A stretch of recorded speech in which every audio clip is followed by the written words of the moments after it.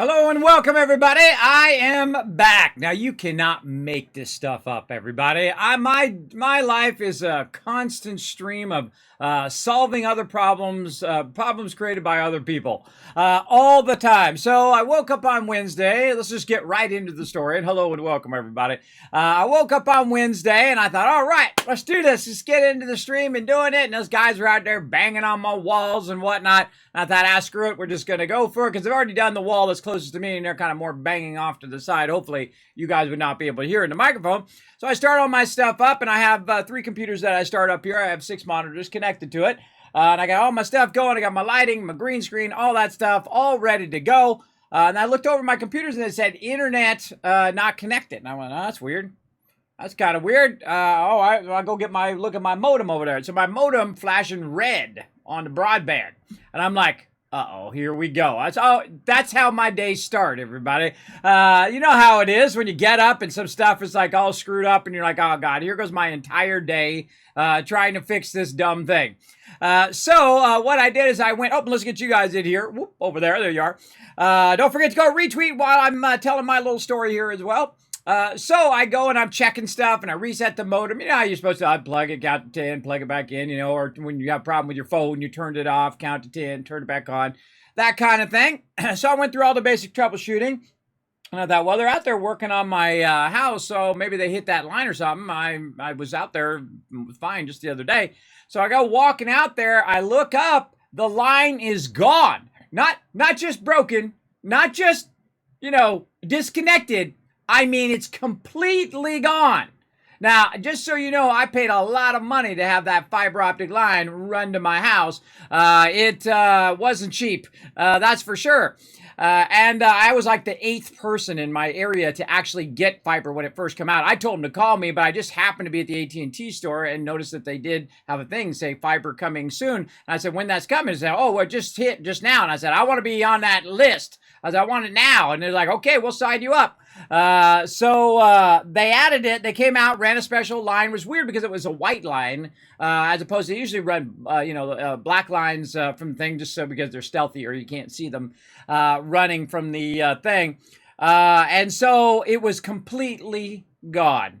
So then the peeps outside are standing there working on the house. And I'm like, whoa, what the heck happened to my line? And they're like, oh, some city worker came by in a big old truck and hit your line and tore it clean off your house. They tore it completely off the house. And now I have no internet. And I do a lot of stuff, everybody. I'm uploading things. I'm downloading things. I use it for the rest of the family as well.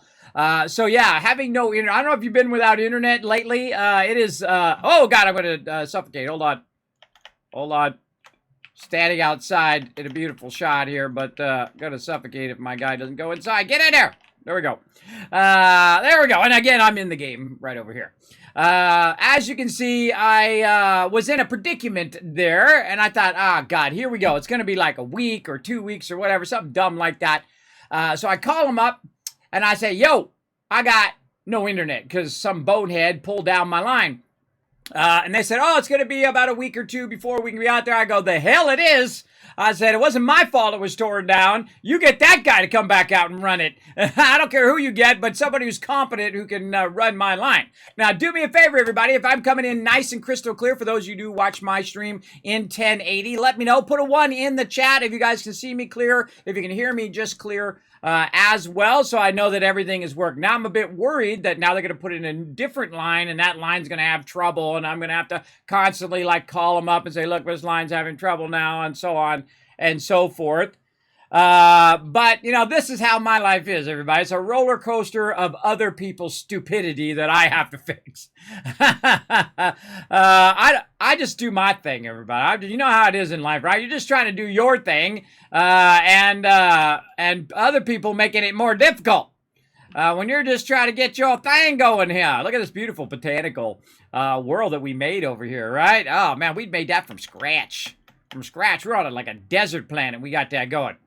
So then I called them up. I said, no, I don't think so. And they said, oh, well, hold on. Let's, see who we can get out and when we can get them out. And I said, well, I need my internet connection up immediately. I need it right back up again. It's not my fault. Don't charge me. I'm not paying for it. I don't think so when some other random person tore it down. So the guy shows up today. That's right, 1 day later. That was very nice of them. Big love to them for expediting someone out. I don't mess around, everybody. I don't ask people what they're going to do. I tell them what they're going to do. That's how you know the difference between the people who are in charge and the people who are not in charge. No, I told them, no, you're coming out as quickly as possible. And so they said, well, the only thing we have that's quick is like 8 o'clock in the morning.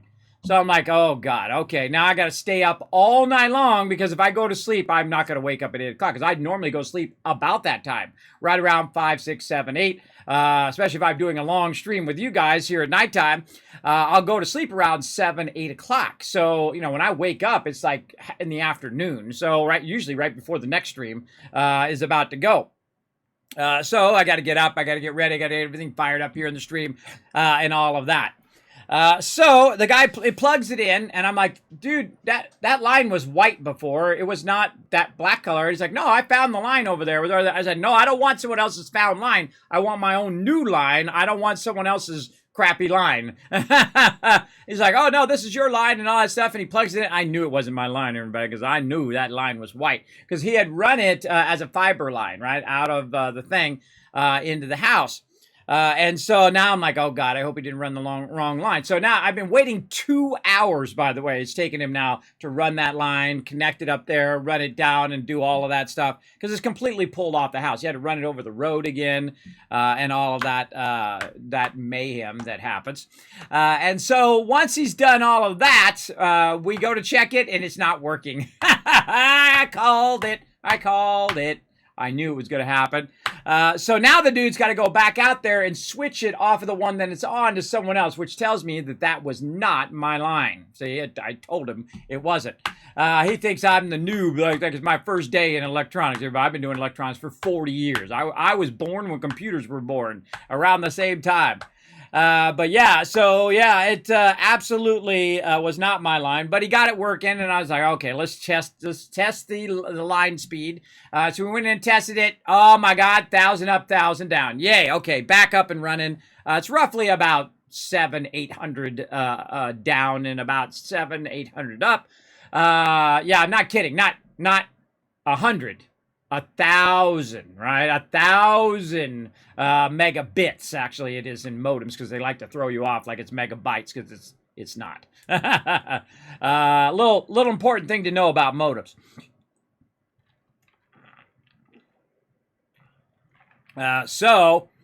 Thought your kids have decided to have fun with a weed whack? Oh, I got another story for that one, Mr. Merkula.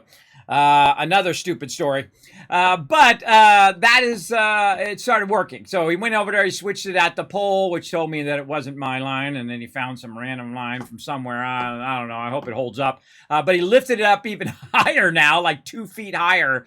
He's like, yours is higher than any of the ones on the street now. Just in case they do that crap again. And I said, they do that crap again, I'm going to be all over them. And that's what I told the guys that are working on the house, too. I said, next time you see someone pull down my line, you send them to me straight away. I said, you wake me up. I'm going to be all up in their face. Say, what the hell are you doing? You're going to fix that line right now. I don't mess around.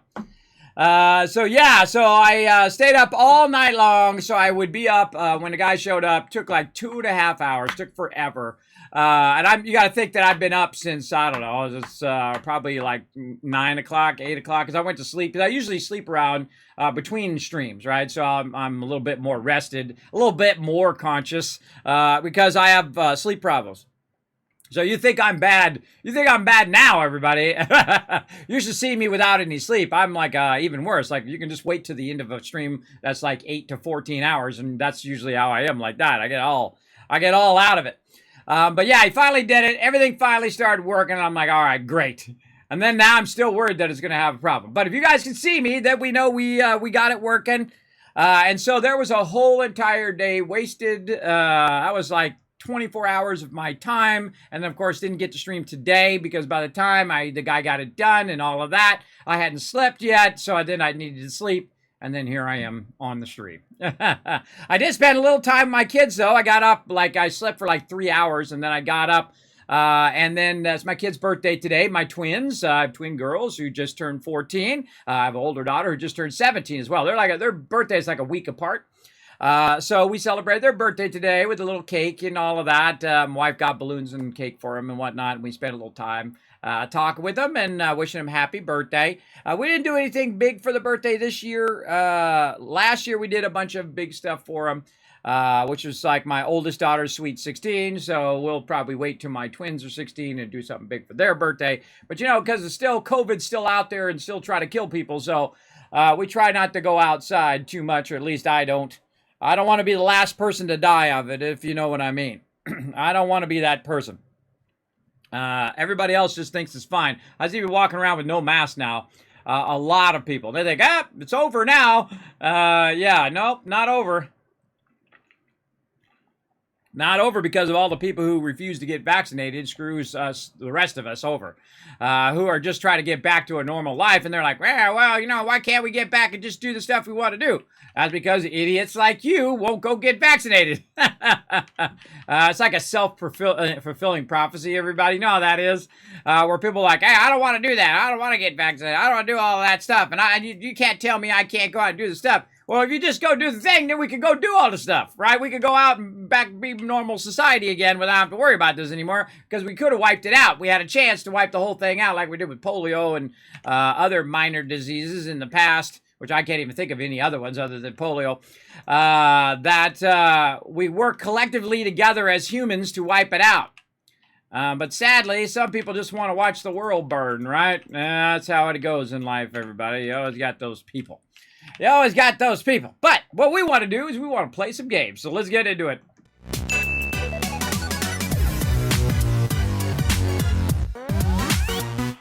All right, picking up all my food here in game. Now we're going to get into this game. This game is called Planet Crafter. I have absolutely fallen in love with this game. It is so good. So awesome. Turn my sound back on. What I'm doing is I'm collecting some squash here, and right now we're basically on easy mode for the win, I believe, for sure. So we're just gonna kind of let our stuff run here, and we're gonna keep kind of backlogging a bunch of this squash here, and a bunch of these eggplants over here, just in case we need to make more fertilizer and all of that. We'll have a bunch of it ready to rock. There we go, and then we'll go over here, put all the eggplants in there, and we used a bunch of this up because we were smart enough to backlog a whole thing full of it, and then we used a bunch of it, and we added all of our sprayers and our various different heat elements and whatnot. Now, the whole purpose of this game is to get your oxygen, heat, and pressure going, and then eventually your biomass. Now, what you're doing is you're trying to terraform the planet. Now, if you've never seen this game, again, what you've done is you've landed on this planet. Apparently, you're a convicted convict. You were going to be set to death, but instead of being set to death, you have the option to terraform this planet. And if you terraform this planet, then you get off scot-free. Now, in every TV show and every movie I've seen, including stuff like Fallout and other series like that, you always get screwed over at the end. So I'm expecting to get screwed over after I terraform this planet. They still come down and kill me, and then they take over the planet. I don't know. I don't know how it ends. Don't tell me. Don't tell me that stuff. Now, if you do have some tips, ideas, things that you've done in the game, you want a backseat game, you're welcome to do that in this thing. Just don't reveal the storyline. I do like to discover that live on stream. Now, we're 35% into insects. That is our next stage, potentially our final stage, because our terraforming here is at 351. Now, what does that mean? Well, 351 right here is your overall terraformation of the entire planet. And we only have one more thing to unlock, and it's at 578. Now, I think by tonight, because look how fast it's ticking off up there, that we are going to get that 578. Now, the funny thing is last time we played for about 7 hours. And we started at like 60, and we boosted it so much that I got to 351 right now. And we got these ones, which unlocked at 79, I believe it is, the level 3 tree spreaders. And we got a bunch of those going all over the place to really boost our oxygen production, which is increasing that terraformation. Now, I don't know what your targets are supposed to be. It'd be nice to know what your actual heat target is and your oxygen target and whatnot. but it kind of shows you that you are progressing underneath these numbers, right? Now, look at the difference between oxygen, which is up here at the top, which is essentially 30 million, right, in ppqs, but in ppm it's 304. You get the idea. But basically, it's 30 million per second. And then heat is 1.3 million. So it's 1/30th of the amount being produced in heat. And the same thing with pressure is 1.5 million. And then biomass is just under a million. So obviously we could keep pumping this up and keep this going more and more. But the thing is always watching out for your power, right? You're always constantly adding more and more power so that you can utilize more and more items to put more and more stuff in the atmosphere. Now, there is some things that, we don't have them there, but they are in here.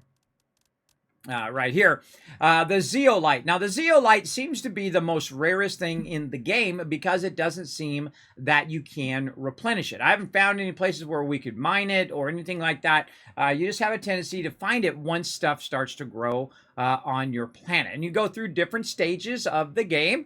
And you're like, well, Kismet, how do I get this game? Oh, Riverdog, I forgot to say hi to everybody in the chat. Oh, my God, I got so wrapped up in my story. Hello to Riverdog, who is my mod tonight, everybody. He's going to keep the chat awesome. Should make sure to make his job nice and easy. Follow those chat rules. Thanks to Notorious TDK coming in showing some love.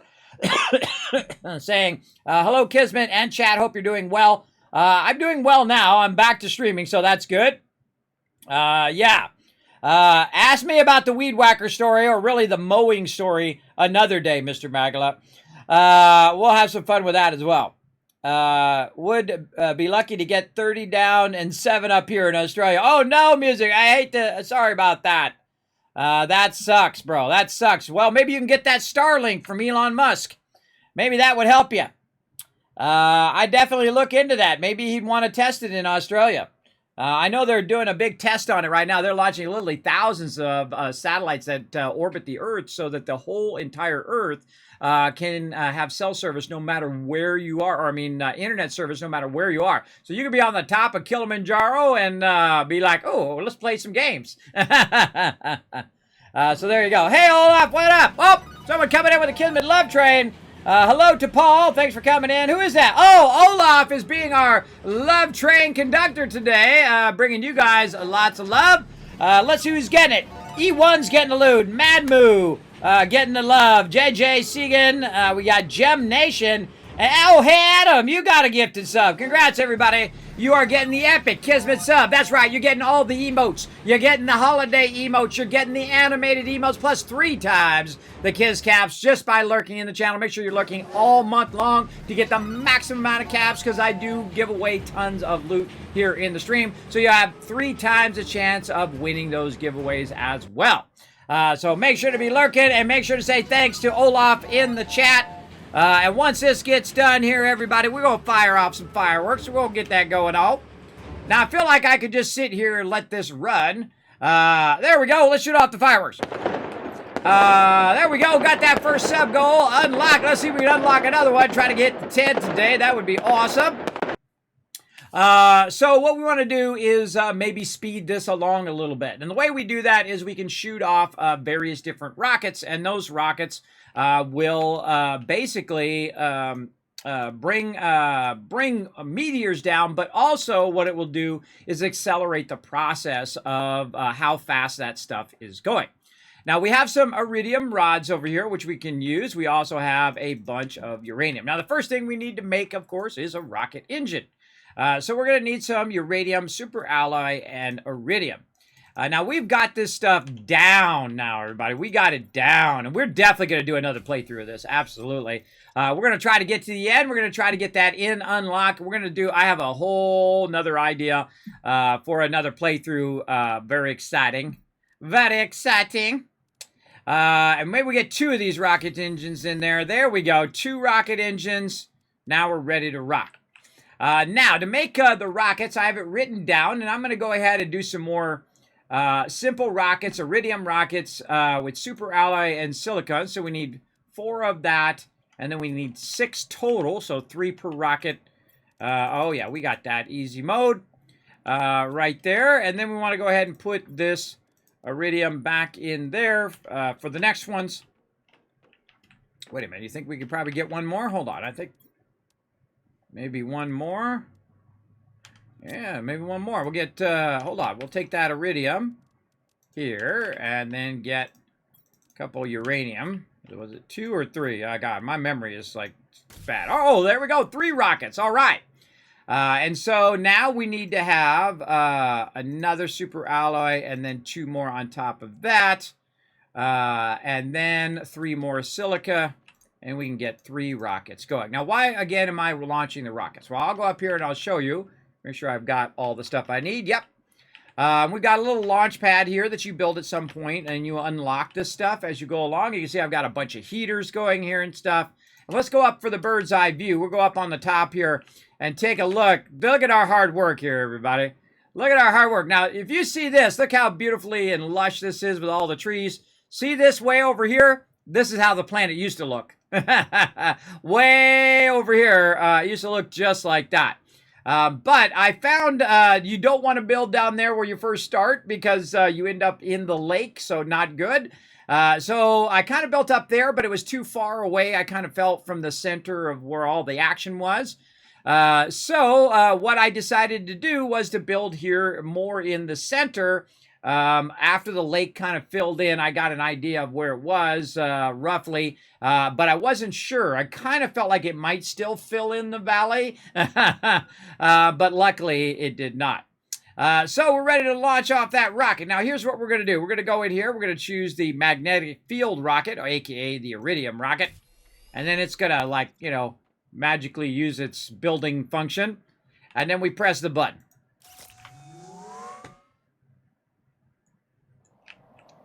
And then off it goes.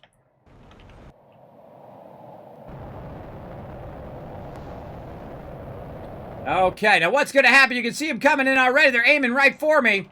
What I did is I just started a meteor storm, basically. And we got a little observation spot we can hang out and watch them come down. Boom. Now, the more dense your area becomes, the harder it is for you to actually see the rockets come down. So I'm a little tempted in my future playthroughs. God, choking to death today. To not put this so close to my base. The reason why is so I can see the resources when they hit the ground. Like right now, I mean, I know they're hitting out there, but who knows where those resources just went, because it's like a gigantic forest here. But I don't really need the iridium now, right? I don't really need it. I can go... The heck? Man, choking a lot today. I can go and... deconstruct. I can go and get it from my miners, which is what you'll see me do here in a minute. So we'll let those come down. Now, I have learned that you can just wait it out for all the missiles to come down, or you can just double launch it anyway and say, screw it. Now, be careful, because one time I launched the second one too quick, and it knocked the other ones, and they flew down. They landed next to my base. Luckily, they don't explode. It just eventually it disappeared. But you definitely want to give it a minute after it launches off of the launch pad before you build the next one. That is for sure. There we go. And then...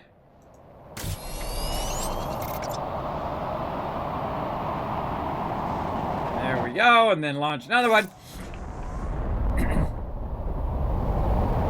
Now, what it should do is do 2 rounds of meteors coming down, and there they go again. I think that's a brilliant addition to the game. Absolutely brilliant. So again, we can go out there and we can hunt those down, but we're just going to let those run.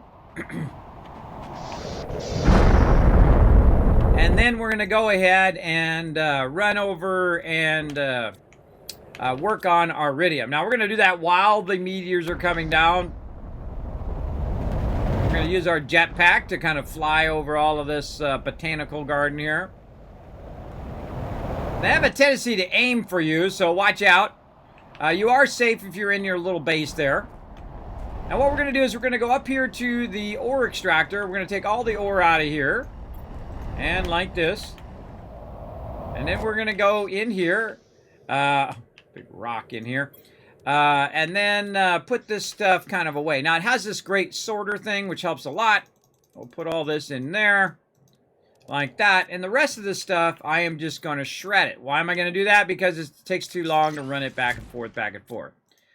I could make an iron thing that's right next to my base where I wouldn't have to run back and forth, back and forth. I find that to be way more convenient to just get rid of the excess.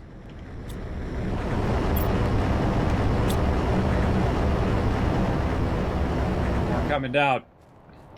And so what I do is just kind of consolidating all of the stuff I want to keep and get rid of all the stuff that I don't.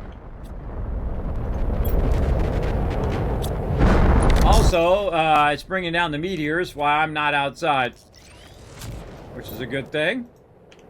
Like that. There we go. Oh, look at you guys. Good way to start the stream, right? Yeah, that's a great way to start. Thank you all. Appreciate you coming in.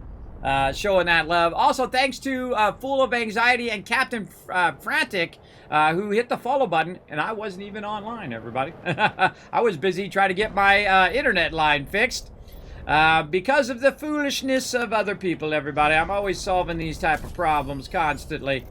Now, what I'm going to do is go ahead and convert these iridium rods right here, because now, look at that. That's all I have to micromanage now, just the rod. So I suggest if you do have extractors going here, stuff's still blowing up, that what you want to do is you want to build a little base by your extractors so that one, you're safe from meteor storms, and also it'll help you with your oxygen, but mostly so you can just get rid of all of this excess stuff.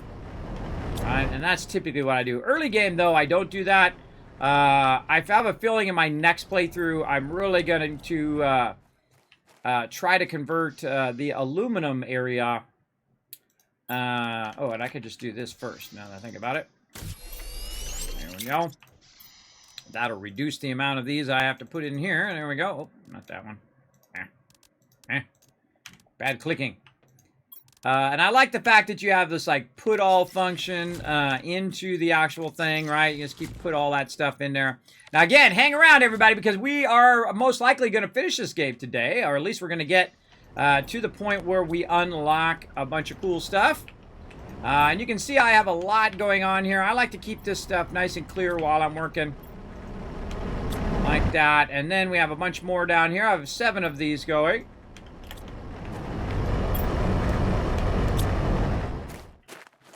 And again, right in here. That rock eventually will go away, by the way. That's right, or palm leaf or whatever that is, I think, in the middle of... oh, it's a tree leaf. There we go. Look at that. Reduce that down to that. And then get rid of this. Now, why am I getting rid of this stuff? Well, I'm getting rid of it so it doesn't stop my extractor. So my extractor constantly keeps running. There is, like, no auto shredder that will just get rid of all the excess stuff that you don't want. That would be awesome if you could add that to it. Because this can get tedious very, very quickly. Why does it choose to put the tree right there? I don't know. And let's just take a few more of these out and then see if we get another one. Oh, one more.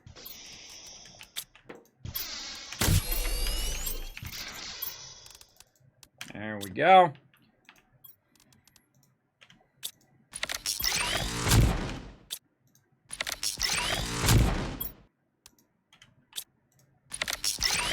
All right, bye-bye to all of that.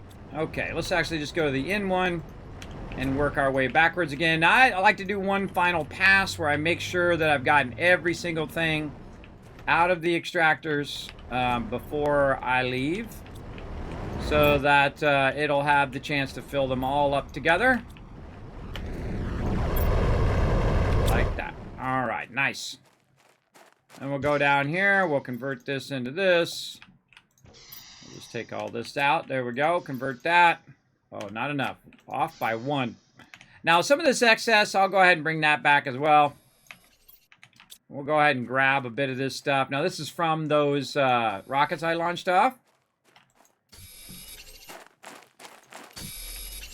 And see, we got a bunch more.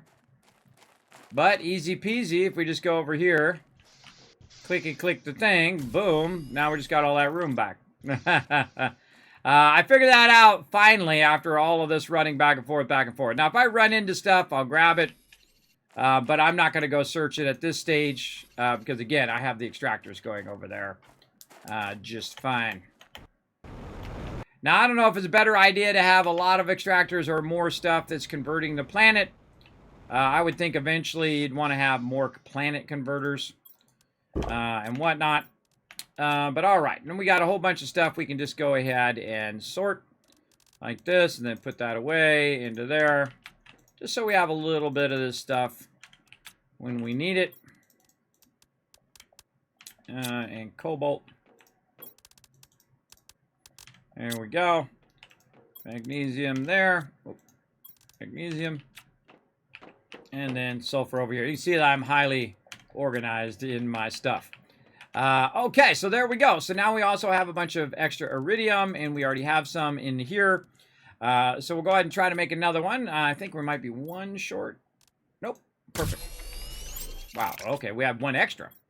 Okay, put that back in there. Now, how many rockets is this? This is 5. This is 9 rockets that we could make, which is awesome. So I'm going to just go ahead and take out all the uranium and all the super alloy and see how many rockets we can get going.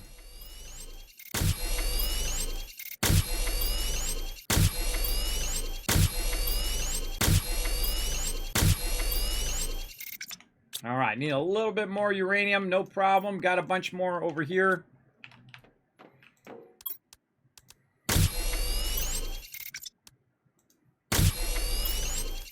That's a lot of rockets, everybody. Wow, look at that. Okay, tons of rockets. Now, we got to put our uranium back. Or uranium. Back. And now we have a problem with super alloy that we don't have enough to launch all these rockets. But that's okay. We'll go launch a bunch of them and go from there. Now, these particular rockets are among the easiest to make, especially if you have extractors. But the great thing about them is they're self-fulfilling, meaning that you launch an iridium rocket and it brings you more iridium. And then you launch it and it brings you more iridium. Had I learned that earlier in the game, that would have made a huge difference. But now that we know, we are ready to rock. Oh, I need to get some silica as well. So let's go in here and find all our silicon, and we're going to grab as much of that as we can. Now, we do have some overflow boxes way back here in the back. That might have some silicon. I feel like silicon is the thing that I really need right now out of all the stuff since I'm launching all these rockets. I probably should have saved it, but oh well.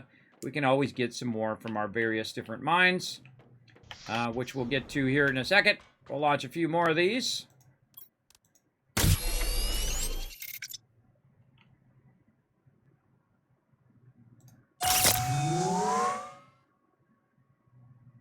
And off it goes. Weirdly, sometimes the rockets don't make like a takeoff noise from up here. Very odd.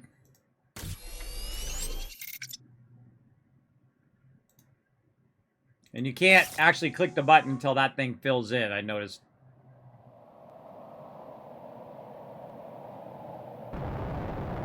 There's another one. And not enough silicon. Okay. Now, while we're trying to get bombarded by more of these things, let's make our way this way. You can see I've got botanical forest everywhere. This is from these level 3 tree items that I just got unlocked last time. And we're going to kind of head our way over here right by this. Maybe pop in here a little bit, drop this stuff off. I don't know why I brought that stuff with me. Run up in here, which is our aluminum extraction. Right here. And let's go ahead and sort this out. Put in all the aluminum like that. And we really want to probably keep a lot of this stuff in this run. But I want to go ahead and take my rockets back. I don't know why I brought this stuff. I could have just put it away. And I want to obviously bring the silicon as well so I can launch more rockets. Now, you can see that we're going to have a problem with super alloy because we're going to run out of that. But we'll just grab that, run it back, fire off a few more, and try to remember to drop this stuff off next time. And all right.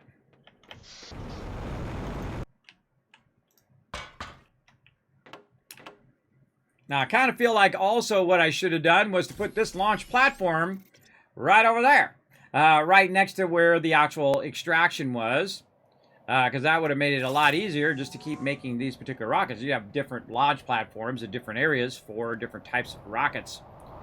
But I typically like to work with one central base. That's how I like to work, because then all of your resources are in a single location.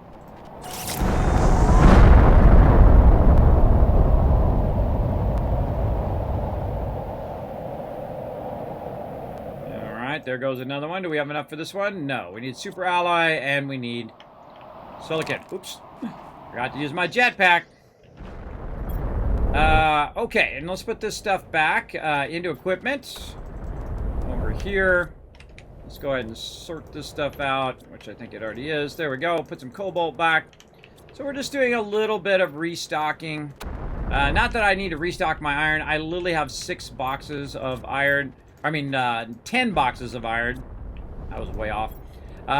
10 boxes of iron over on the other side. You'll find that iron will be, of course, among your most abundant later game. But early game, sometimes it's hard to, like, find it for some reason, even though it's, like, shiny and it's real easy to see eventually. I don't know why. Just visually, sometimes hard, because it mixes in with the other stuff. Now, we're actually going to go in the opposite direction this way. Oh, hello. A little more iridium there. And we're going to get all of our water. Now, we got water and algae going out here so we can make fertilizer. You can see we got it going here in the pond.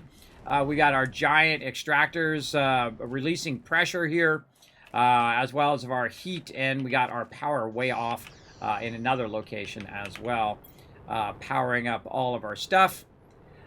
So we need to occasionally, of course, worry about our food and worry about our water. Now, when you first start the game, your food actually is probably going to be the hardest of the two. Water you can make from ice, which is awesome. But that ice starts to go away as you start to terraform the planet. So I suggest to definitely backlog a bunch of ice right away, early game. So later game, you can basically just not have to worry about it. Had I known that in the very beginning, I would have done that more in the beginning. Now, I actually still have some ice in a box right over here. And I wish I'd put a lot more of that away in the early game. That would have made it a lot less stressful that I was going to run out of water or food all the time. But the way I survived was I ran around and I looked in all of the places where I could find water, especially the chests that you find along the way. And I am going to do another playthrough of this game. I feel like we might finish it tonight and might start a brand new playthrough next time. But let's see how it happens. I think we have to get through at least our insects. I don't know if there's one after the insects. Don't tell me. But we're 40% in. Now, I kind of feel like we're going to get to that other one before we get to our insects being done. But I don't know. I'm going to keep firing off the pressure one here. And you can see the pressure's now gone to 2.2 million from 1.5. So that's a huge jump there. We're just going to keep doing that over and over and over as much as we possibly can. Because we don't really need to build any more infrastructure. Our infrastructure is pretty good. What we need to do is we need to boost our current equipment so our current equipment is doing more, right? And I feel like that's the best kind of balance. You want to go back and forth between basically building infrastructure with power and then also launching rockets, which of course will boost it by 1,000 each time. And then it's like a permanent boost that is cumulative, so it keeps going up and up. And you can see it by those numbers up on that board. And look, they're still coming down, everybody. And they're following me too, by the way. The meteors actually follow where you're at. You'll see them start to come this way. See, toward me where I'm at. And they basically just kind of follow you if you do leave the area of where your other base was. Now, it's actually a better place for it to hit over here in the empty desert than wherever it was before. And I launched a bunch of them, so it should keep going for a while. Okay, now we're over here, and we are going to use... oh, boy, look at all that extra stuff. We are going to use this to put all of our super alloy away. Let's keep our silicon this time. In fact, we'll actually take the silicon out of here. We got one of those in there. And again, I'd love to put aluminum in each location so that I could also convert all of this extra stuff into super alloy. And I'll probably do that in the next playthrough. But in this playthrough, we're going to just keep rocking. There is a little aluminum in there, I see, but this right here does not extract aluminum. Now, what I'm going to do temporarily is put a bunch of this back. And I think what we're going to do is just do this. On this particular one, I have the thing over here. We'll just grab all the super alloy first. There we go.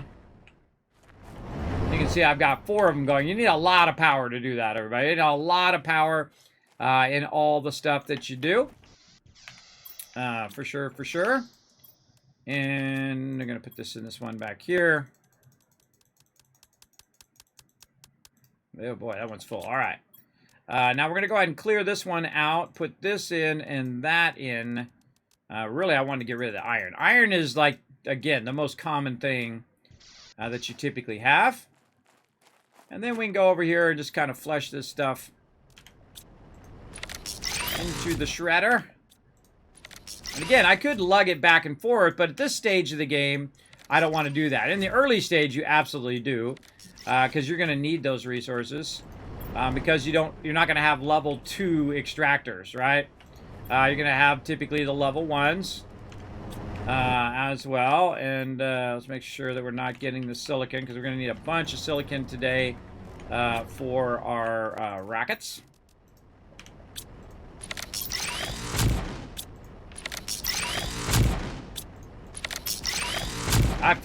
I found this is like the fastest way to do this, to clear this out. And again, you want to clear it out so that it's going to spend the maximum amount of time getting you the maximum amount of super alloy at this point. You can see it's down here showing me what I'm getting. And what you want to do is go to each of these caves that you find and put a mining thing down and see what you get, right? I find that works really well. For sure. Okay, so put that in there, put this in there. Oh man, bunch of silicon in there. We might have to make a couple trips because that's a lot of stuff down. Get rid of all this iron and stuff in here. Keep the aluminum. Now we could probably leave one of these, one of those, one of this, and one titanium and one magnesium. All right. Yep. One of all of that, and then we'll get rid of the rest.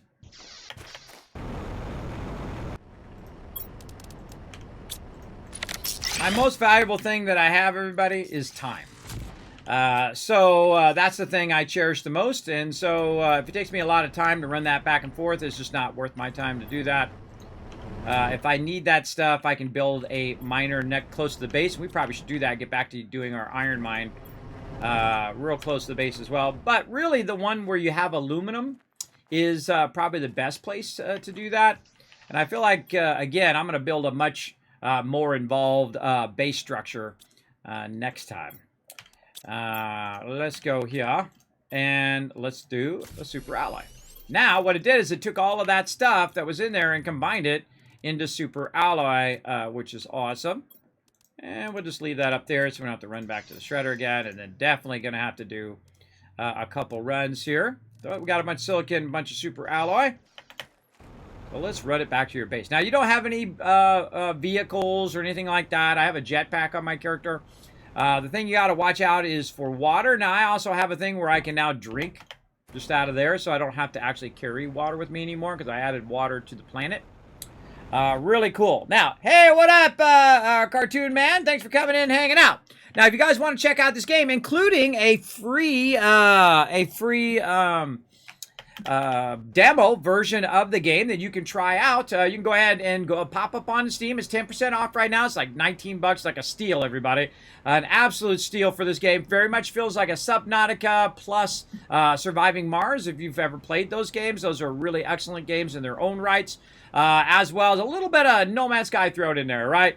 Where you end up on the planet, you don't know why you're there, you kind of figure out what the heck you're doing, right? And there's a bit of storyline to it, and I like that. I like to have a little mixture of all of those things. in there as well. All right, more silica over here. Let's stock this up right over there, and then we're going to get our iridium rods. Or no, we don't need the iridium rods. We need the rockets. And then, oh, as Mitch, I could have just left the silicon on me because I'm going to need as much silicon as I can get. There we go. Now, I stopped, like, individually counting it after a while. I just, you know, launch a bunch, and I go back for more, and I launch a bunch, and I go back for more. Because it's just more efficient just to grab it all out of there and then do your thing and then come back. All right, we're at 408. Now, again, I'm just going to keep launching these as many as we possibly can to try to speed up that number. Now, again, we're about 500, aiming for about 550, I think it was. I've already forgotten the number again. But we're just going to keep shooting these off, and eventually we'll start to see the heat number start to tick off like crazy. And again, also, this brings us back more iridium that we can use. Wait till it clears the tower. Oh, wrong one. Oh, that's silicon. Gotta go get more.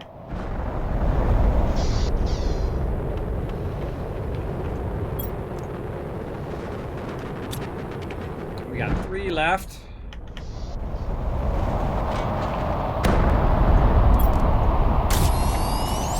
Coming for us. If you do get hit by those, you can actually die. I have been hit by them and almost died. I've not died from it yet, but tonight might be the night. We'll find out. Basically, what you're doing is you're seeding the upper atmosphere. Basically, with these different things. Sometimes you're dropping, like, biomass. Sometimes you're dropping, in this case, pressure. And if you look on here, when you roll over them, which I didn't even notice till the late game, it says down there, pressure multiplier 1,000, right? So we're boosting the pressure by 1,000 each time. And if we have a lot of things doing pressure, then we're boosting all of those things at the same time, which is awesome. Because those are like the easiest ones to make, these ones here. Especially when you have, finally you have the iridium being extracted. But you can also find the iridium as well to help yourself speed along. Now, there's a bunch of different lines to go along, meaning stuff that you unlock at certain stages. I strongly suggest the pressure line, because the pressure line unlocks like your extractors and stuff of that nature. How many rockets do we got left? Well, that's it. We did all the rockets. Awesome. Okay, we'll put that back. And because I don't really care about the iridium coming from the sky right now, normally I would stay here just so it would fall on the ground and I could grab it. But if I run across it, I'll pick it up. Like this. But if not, I won't. I'll just keep running.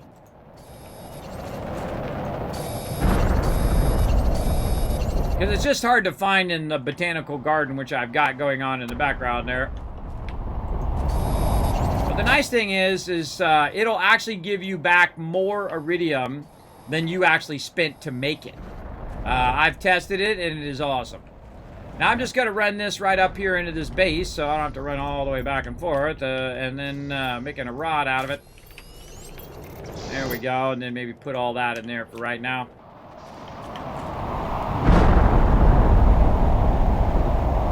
More of it. All right, we're just going to skip that. Let's go get our super alloy.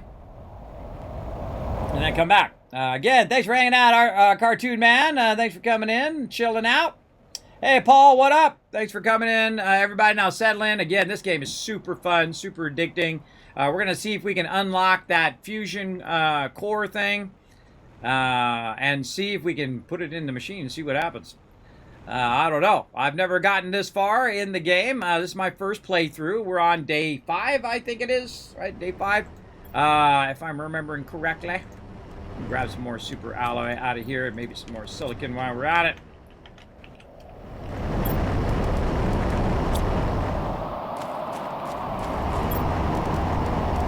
Here, we might as well grab it. It is still coming down.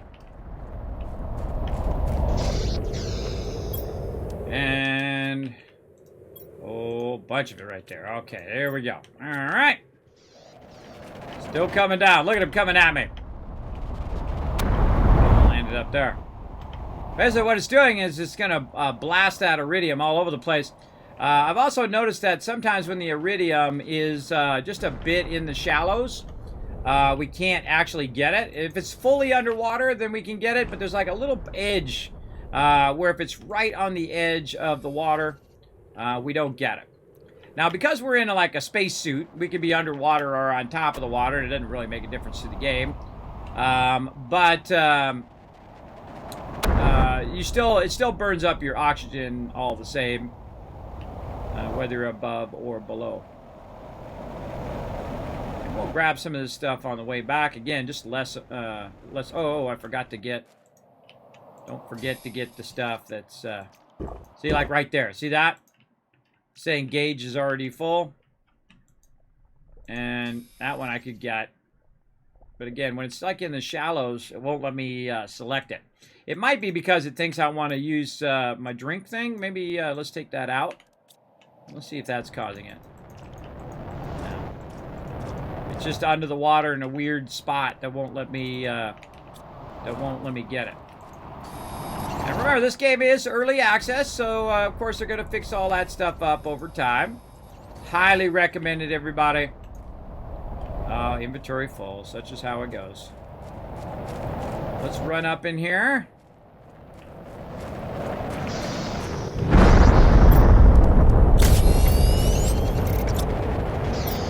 There we go. Nice. And then head back to our base.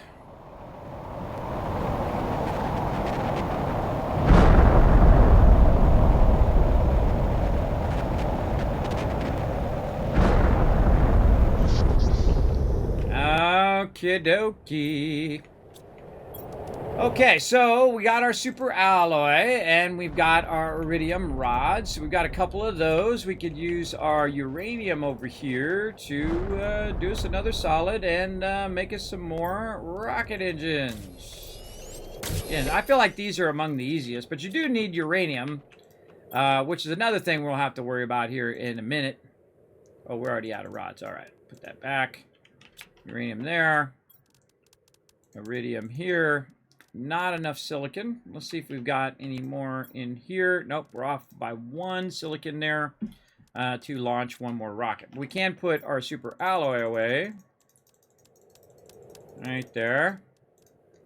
Like that. And then put our rockets into equipment. And then our... not cobalt. Silicon. Put our silicon into there. All right. Now what I'm going to do, first I'm going to eat some food. There we go. How's our food looking over here? Oh, that's good. Put that up. Now when it comes to food, you can pick up the food and then you can put the other one back in so that it will continue to grow.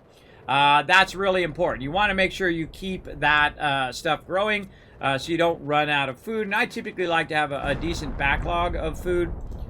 When I am working on stuff. I think in the future also is that I'm going to create little mini bases that have food and have water already, you know, boxes and boxes full of it. So whenever I go over there, I have plenty and build those bases in various places around the world at the very beginning of the game. I think that would be way more efficient than the way I did it. We'll test out all those theories in a future playthrough. Well, let's keep going here. How are we looking? 422. Now, where are we getting to get this fusion thing again? I've already forgotten, even though I've looked at it 100 times. 578. You know what? I'm going to write it down up here. 578.56 GTI terraformation. I'm going to write it down on my little notepad I have over here, which I try to remind myself of all sorts of stuff. Okay, so 578. So we're almost there.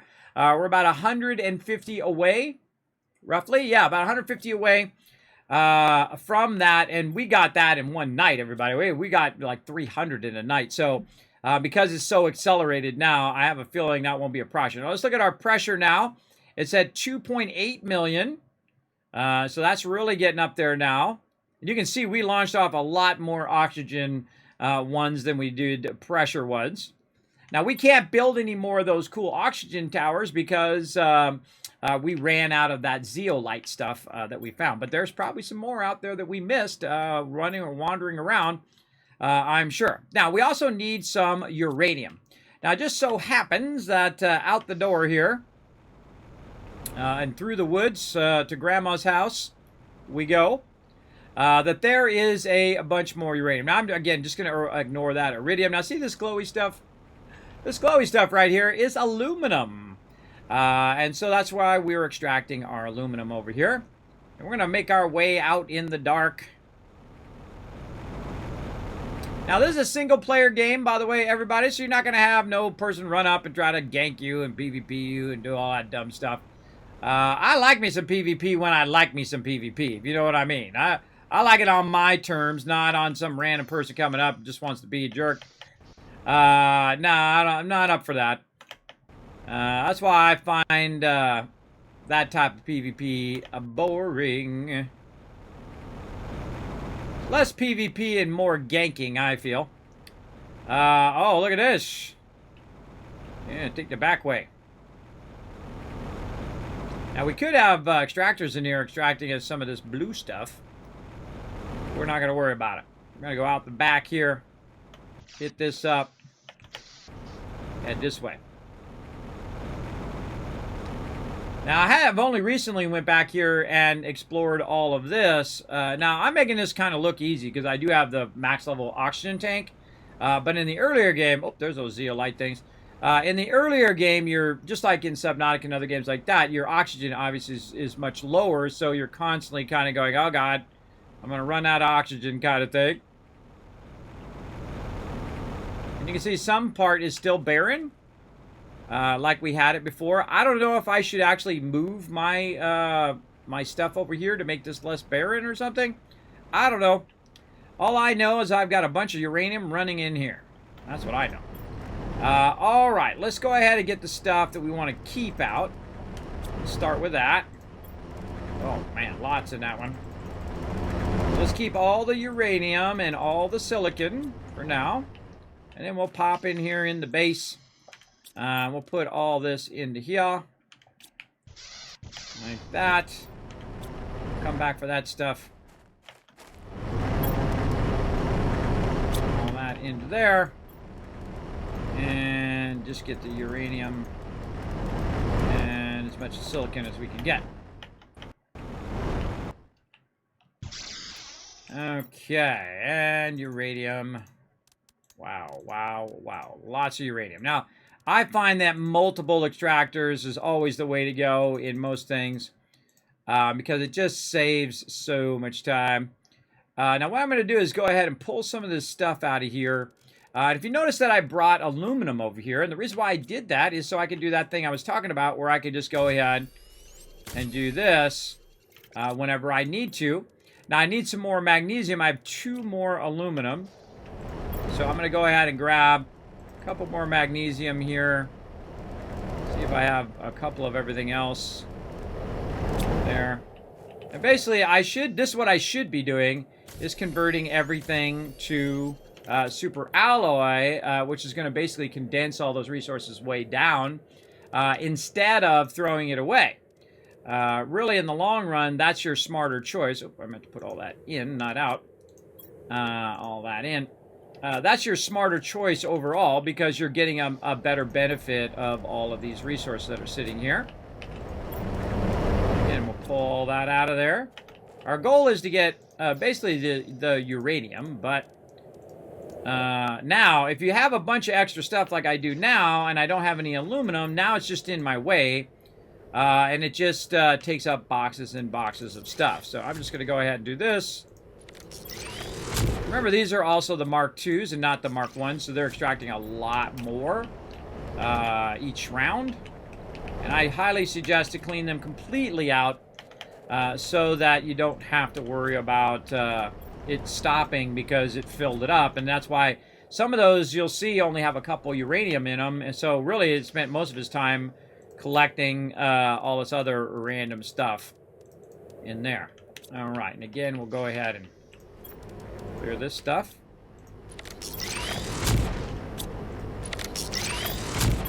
Like that. Okay, now let's go ahead and take out all of this. Out of here, maybe hit some water so we don't have to worry about it. And then we'll grab all this, and we definitely have to do another round. Again, I'd go around and look in all the nook and crannies of the entire game and try to find all the various caves. And then figure out what those caves do. Some caves only work with level 2 extractors, and some caves work with your level 1s, right? Usually your high-end resources obviously needs that level 2 versus the level 1. Look at this. Look at all these trees. Night and day difference over here.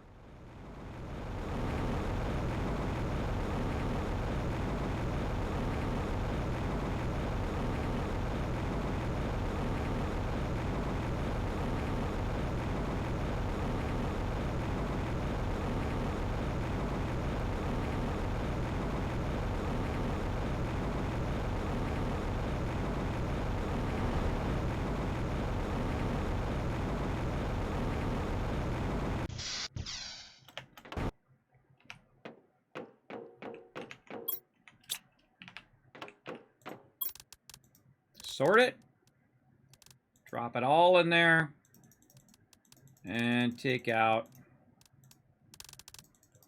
this. There we go. We made a bunch of super alloy there as well. Oh my gosh, our super alloy is full. That's awesome. I love it when that happens.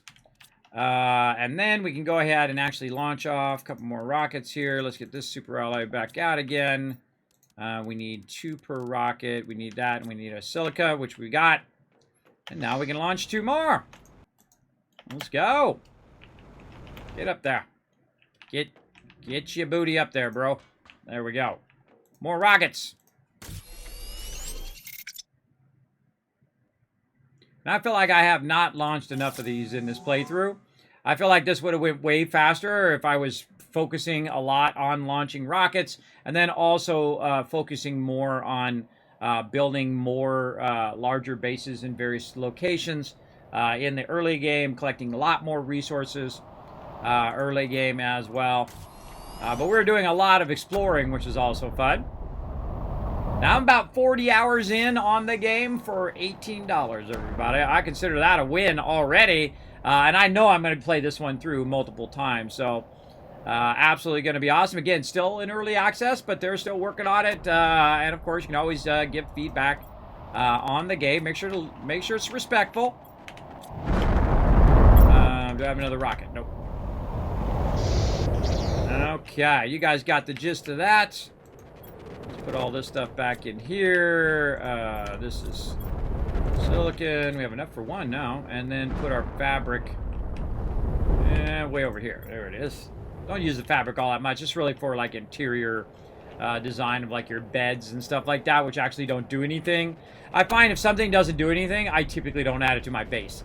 I don't just build bases for cosmetic reasons in the early game. Later game like this, you'll see me start to embellish it a bit. But early game, typically not.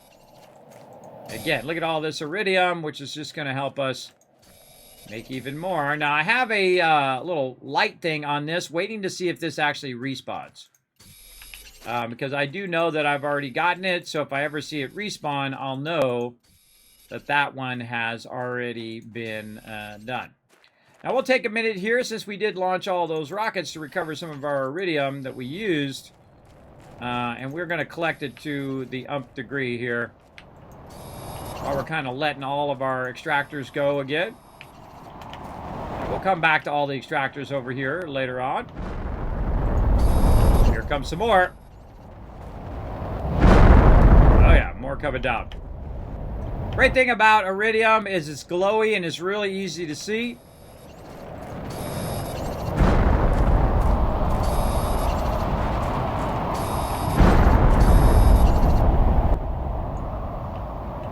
There we go.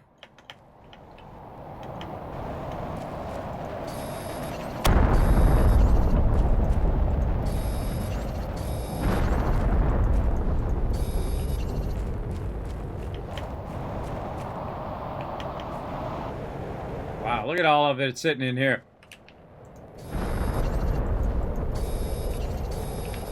Now, the great thing about this is just straight iridium here. Where it's filling up my entire inventory, as you can see, with iridium. I don't have to worry about all that other resources. And I'm also kind of collecting it around this area because it's next to where my little base is here. And then I can just run in here and hit this. 3 of those. Any left in here? No. We probably got one down here we can grab. Oh, God, that's already full again. All right, well, we'll get back to that here in a minute. Again, we brought down all these rockets. We might as well go around and give it a little sweep or so. But the trees really add a difficulty factor to having all this iridium.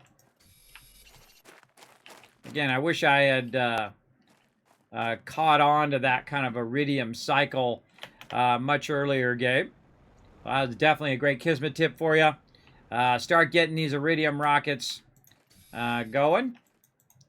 Now, of course, they also use uranium, so I'd also suggest to kind of go, you know, iridium rocket, iridium, or iridium first, then iridium.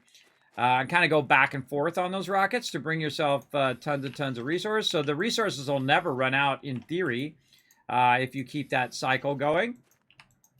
And you can do that very, very early in the game. So might want to beeline straight for the that. Man, so much of it out here.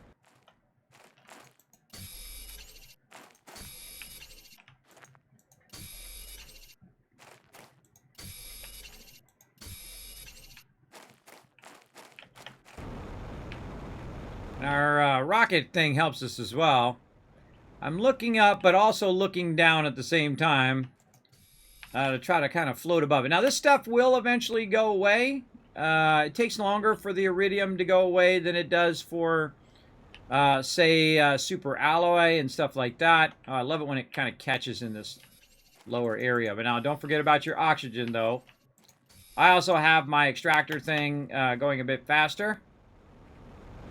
Run back to base, and oh man, there's a bunch right there too.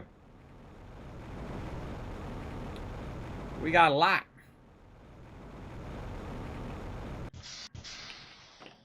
And so we know we're going to use these as rods, so let's just do that because that's nice and easy. There we go. And then we'll just put all that in there. Oh, actually, let's take all this out. See if we do one more. Yeah, very nice. And then put all those in. Okay, let's go get some more. Now, super alloy actually does send down meteors every now and again, but you got to run out and collect them like right away, or they disappear fairly quickly. Iridium, you got some time. These are all my nuclear reactors, just sitting out here pumping out nuclear power. And I could tear these down if I wanted to and just use the other power. But they add that little bit of extra power that allows me to do all this other stuff. Get these kind of ones that are off by themselves over here. A little trail of breadcrumbs.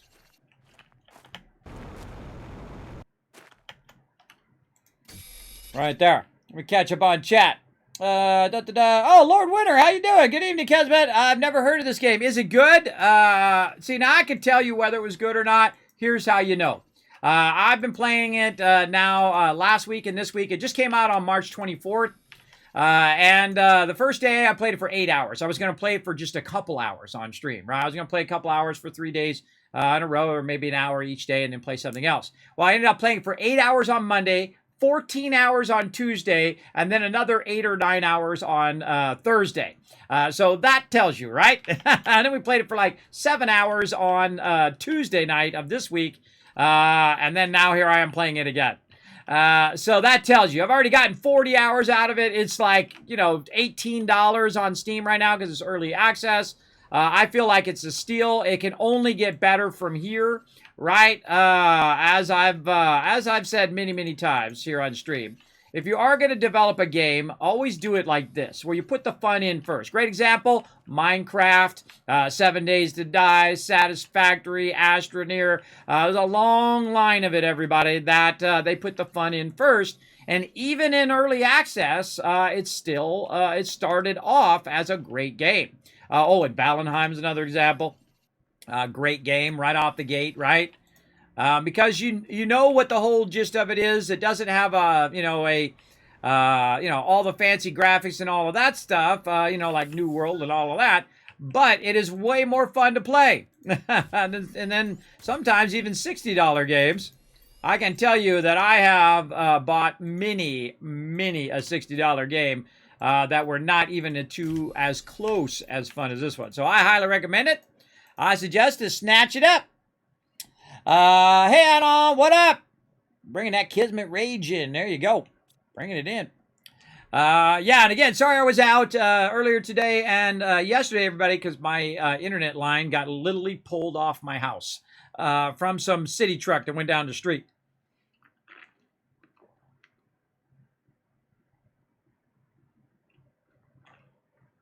Wow, I'm almost drinking up all my water there. Thirsty today.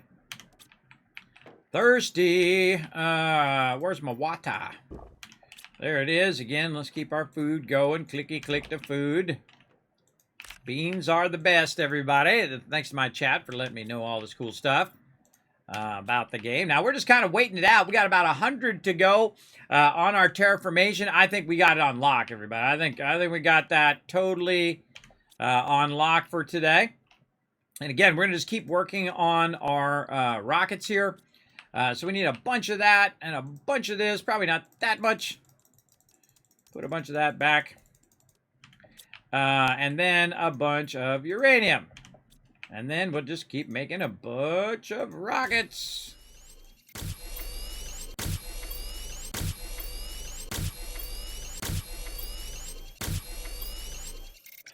I like it when that happens. I like that, everybody. That's a lot of rockets. We got more we can do. All right, let's do more. Let's go. More rockets. We getting crazy today. We're getting crazy with these rockets. If that doesn't make you smile, I don't know what's going to, everybody. When you get to a certain point in the game where you're just absolutely crushing it, right? We're knocking this game out of the park right now. Just absolutely crushing it. That should make you smile. Absolutely, every time. All right, we need our super alloy, and our biggest problem here is going to be silicon. So we're going to go hunt down some silicon. Let's get the little bit that we have in here. Again, doesn't do us any good sitting in the box. We can launch one off and go try to find some more.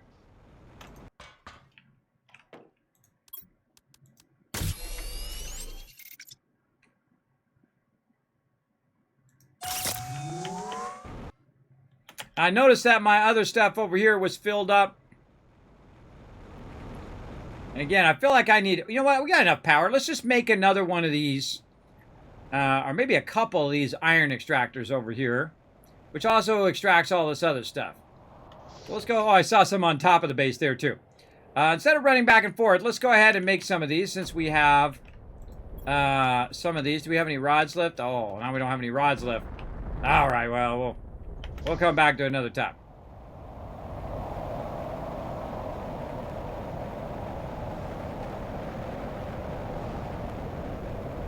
Let's head over here. Now, I like to multitask. I like to have as many things running as possible. And all I'm going to do this time is just grab the silicon out of here. That'll keep it running at least if it has a good enough amount coming out of there. None in that one.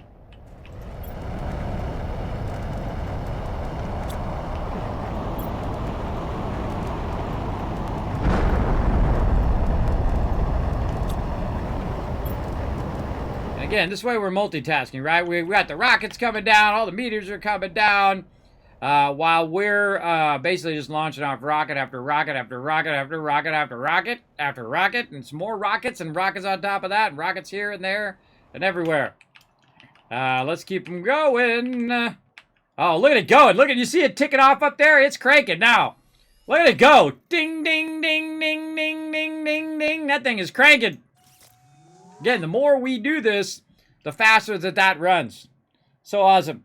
You're addicted to Minecraft? Minecraft, incredibly great game.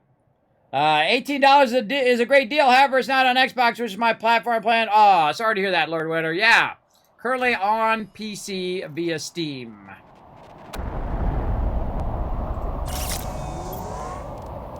Make sure we let that clear the tower first. We made the mistake of building another one right when that was clearing the tower, and we knocked a rocket and went flying toward my base. I'm glad it doesn't blow up on your base. I'll just keep launching these suckers off.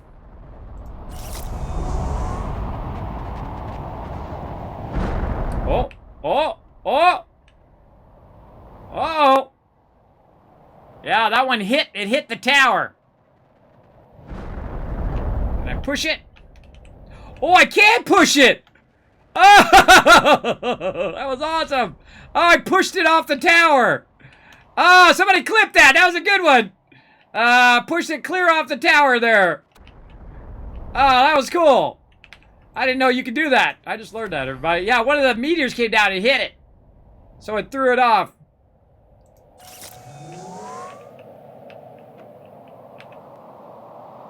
I think there's a rock blocking it or something. Yeah, look, there's a rock right there in the way. All right, that one launched fine. It doesn't matter. It still counts, even if it doesn't go up into the sky. All right, let's get some O2. We're just going to literally have that iridium laying everywhere. And then we'll head back this way. Did we get all of it from over there? I think we got most of it anyway. Let's head back to our aluminum. Though we could grab a bunch of this and just make ourselves some more extractors. You know what? We'll just run over here.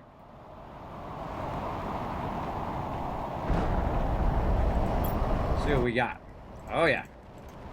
Bunch in there. I don't really care about the other resources right now, just the silica. For now, I'm going to build way more low-level extractors next playthrough. In the earlier game as we go through.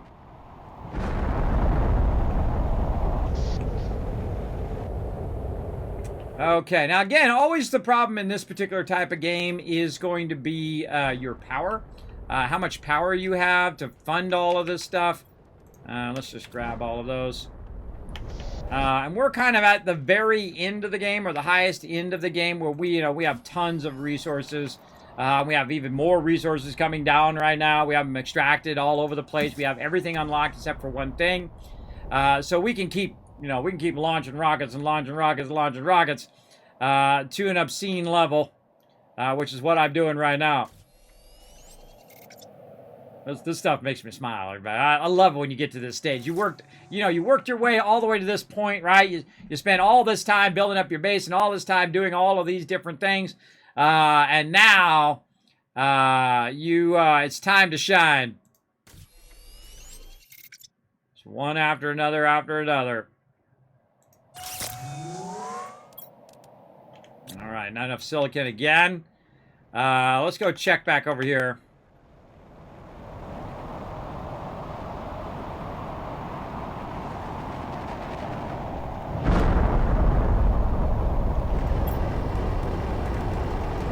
Just take all this out of here as well while we're at it.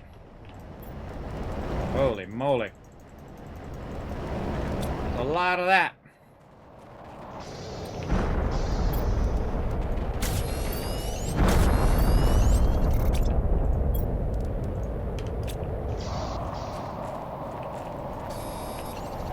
Again, we could go around and pick it all up as well.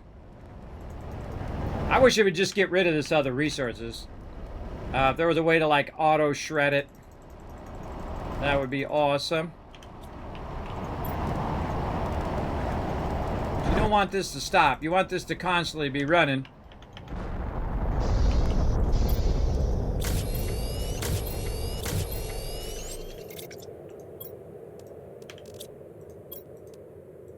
Oh, went the wrong way.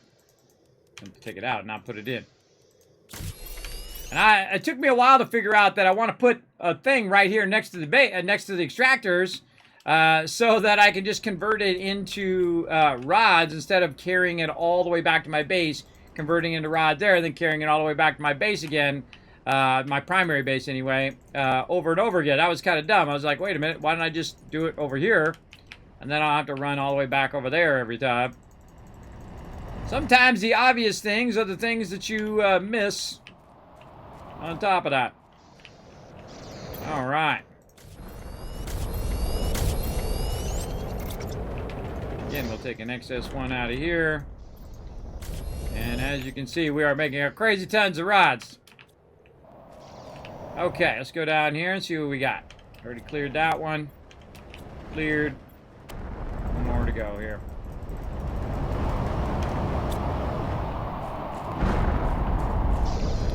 And there. Just take all this back out now. Alright, there we go. Alright, what does it take to make this again? Oh, we need our osmium. Okay, that's no worries. We got that back at the base. Now, we'll make 2 more extractors over here at the base so we can kind of work on getting our silicon going. We're going to fly in the base here. Get to our osmium here. Oh, we don't have enough. We got to get some more of that. But we'll build at least one of them right out here. And I usually, see, I'm very, like, methodical, so I kind of put all of my, like, extraction stuff, like, next to each other kind of thing. This is because it just makes it easier for me to go in and just take the stuff out, right? If it's all kind of lined up together. We have enough power because it went in there and it actually started up. We didn't hear the noise of it turning off my power. And then we'll put these little oxygen tanks over here. Like that. Okay, so we definitely need some more stuff here. Let's just put all that in there, and then we'll just get this out. Like that. Okay. And then we'll put this into equipment for now. Okay, now we need to go get more super alloy. So while we're still coming down. They're going to be coming down for a while. Again, it's just going to be nothing but iridium all over the place. It's going to be littered everywhere. But the nice thing is our thing is going even faster and faster and faster up there the more we do this. Now also what it's doing is it's increasing the speed that we're going to get those insects or get to the next stage of the game, which is what I'm trying to work on as well, to try to get that game stage unlocked a bit faster. And so we're just going to keep unlocking as much as we can, and then eventually we'll also keep making more and more machines, I'm feeling, more toward the end here. And let's go ahead and sort that out. Get our super alloy first and our silicon.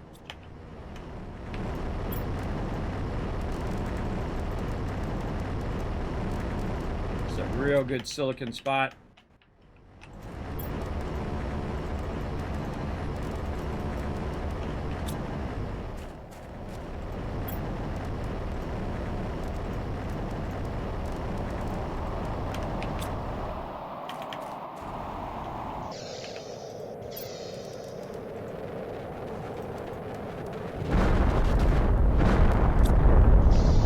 Aiming for us.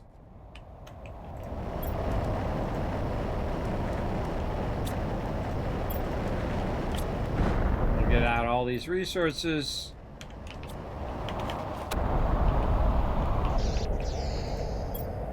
And put this and these two in there.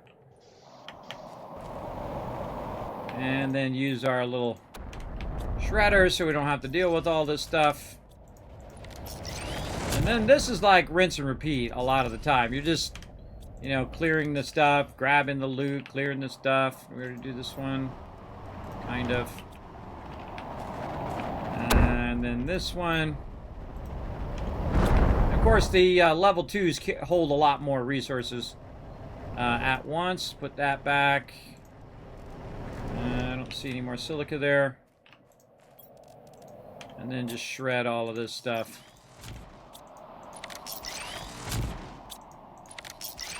This makes it more convenient, again, so you're not running back and forth. But if I was smart, I would have brought up a bunch of aluminum over here and deposit just a crazy ton of aluminum everywhere.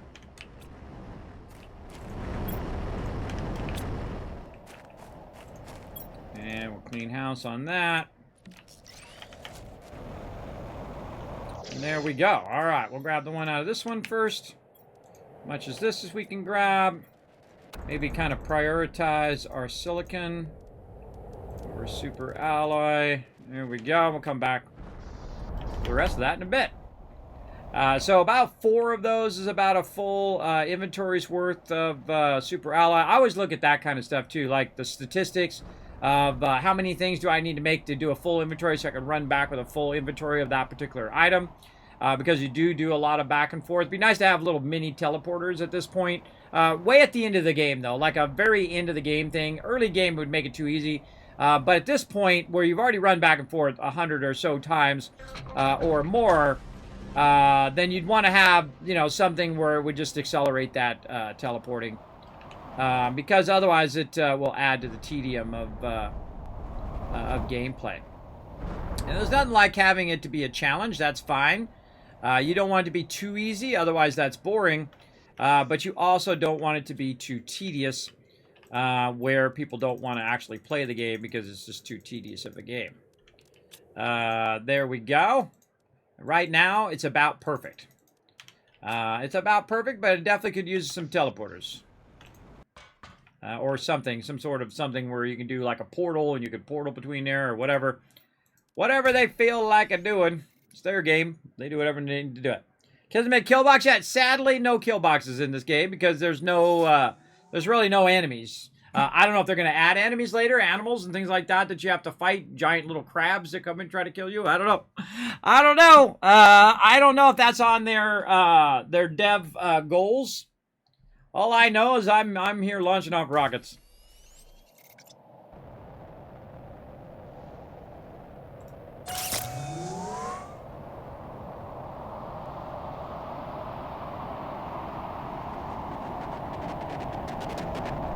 So funny that you can bump those.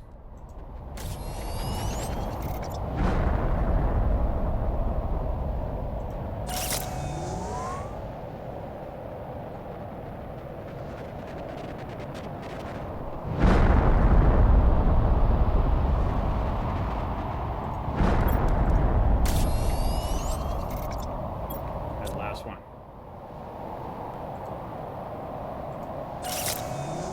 Alright, they got that covered. We'll let that launch. Okie dokie. Let's check in on all of our stuff here. Food.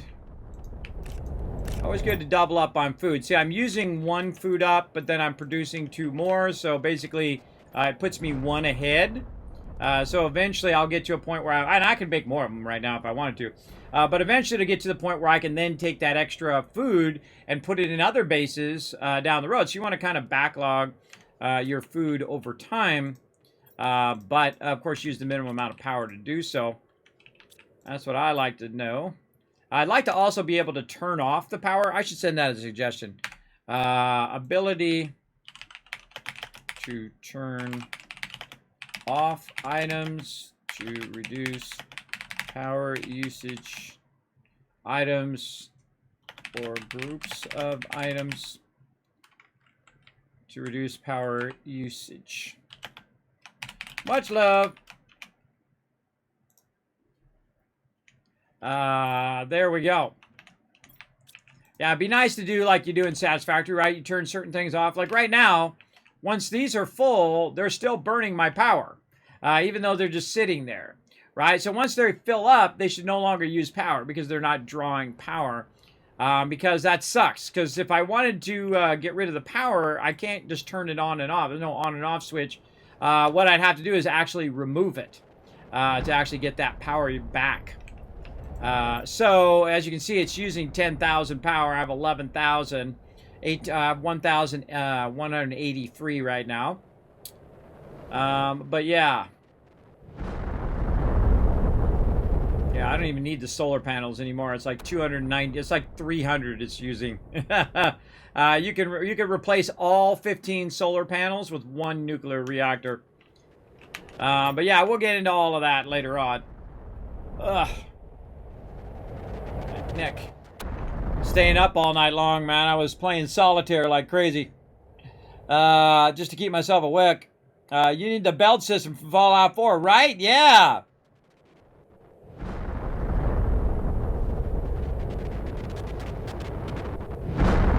Yeah, the Kismet kill box is awesome. Funny thing is, too, sometimes when you accidentally hit your settlers, they aggro on you. and I have a clip somewhere on my YouTube where one of them shot me, and all of a sudden the Kismet kill box kicked in, and boom, they were all dead. That's why you don't mess with the Kismet kill box, everybody.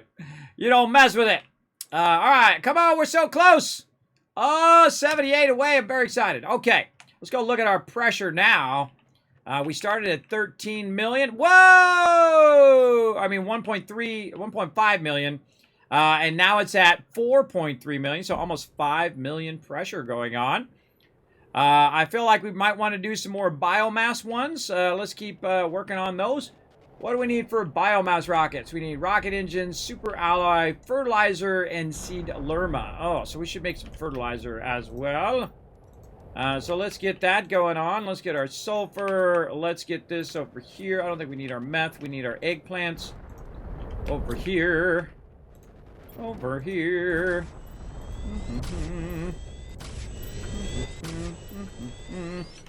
More algae. Okay.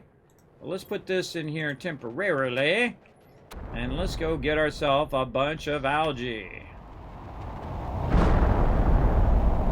Now, algae, oh, look at it all. Look at all the iridium laying around. The algae is done by these little algae spreaders that you put in the water. You definitely don't want to have them too close to the edge like I did that one, a little too close. But this actually allows you to collect little algae samples. And then you use that for making fertilizer and other higher end items. I suggest to put at least as many as I got down. I got 7 of them down. But I feel like, you know, we're going to go mega on the next playthrough. We're going to go mega style. Now, I can go mega right now in the late game, which is way easier than doing it along the way. But yeah, we're going to go big. It's going to be fun. All right. I feel like it's easier also to establish your base and do all that stuff early game than it is late game like this. It's really nice when it falls in the water too. I find that the rocks dissipate a bit more, and then you just have nothing but iridium hanging out in the floor there. Oh, we got as much as we can carry. Have nothing but iridium down there. We'll go collect all that later on, maybe. All right. Now we need to put some of this back into the base. Kind of feel like I should have put this thing closer to the water. Next time, definitely closer to the water. Put all that stuff back out of there again. More fertilizer. More eggplant.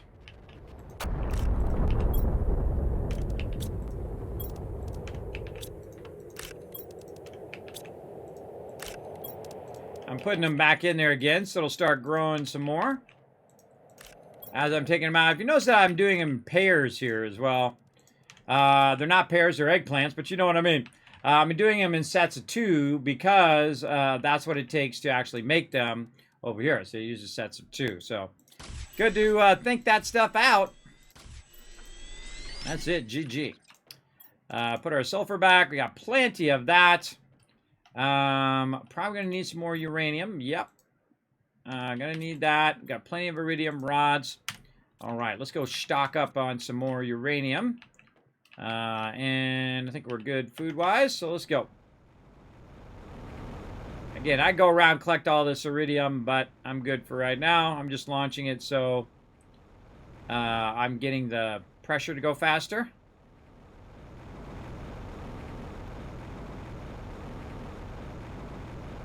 How long have we been going? Man, see, this is how you know you love a game, everybody. Like an hour and a half goes by like that.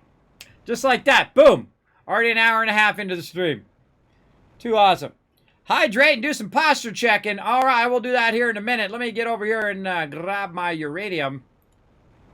I feel like I'm going to use more beacons next time, too. Definitely. More beacons of different colors to help me find my way from A to Z.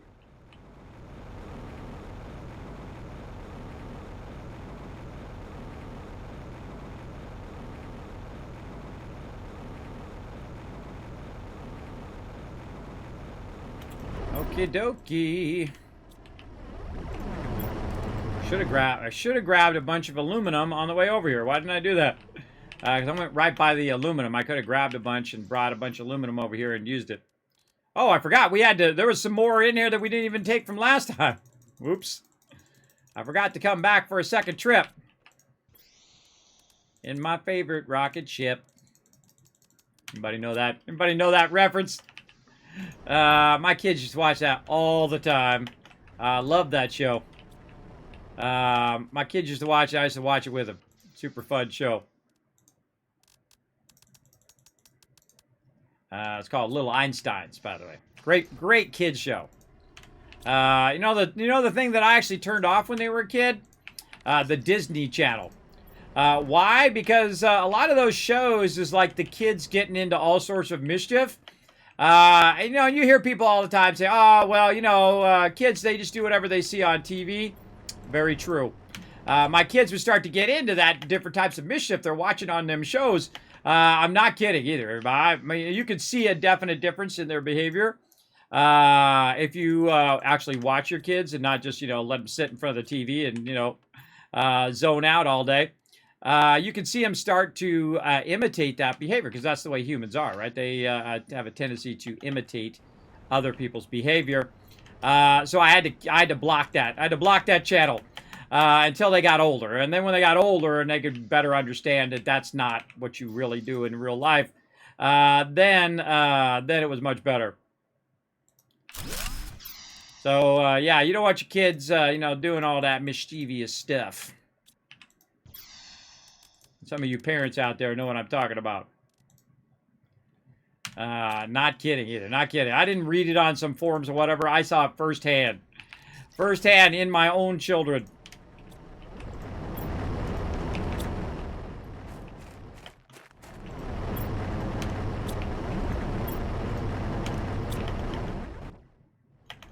So much loot. God, that is a lot of uranium.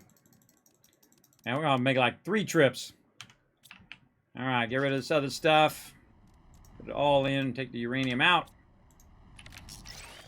All right, good enough. Boom. Okay, we're up for some trips back and forth, aren't we? Let's go.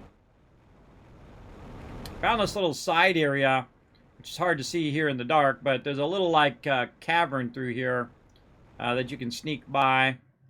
So you don't have to run all the way around. You can just go through this little cut through. And you can see that kind of little red thing there. That's my one beacon that I have. That's my primary base.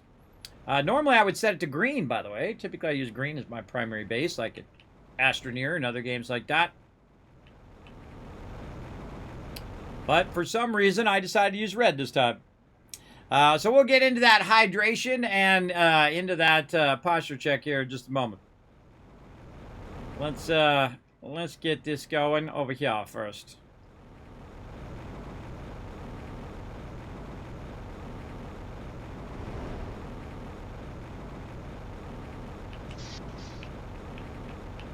Ah, there we go.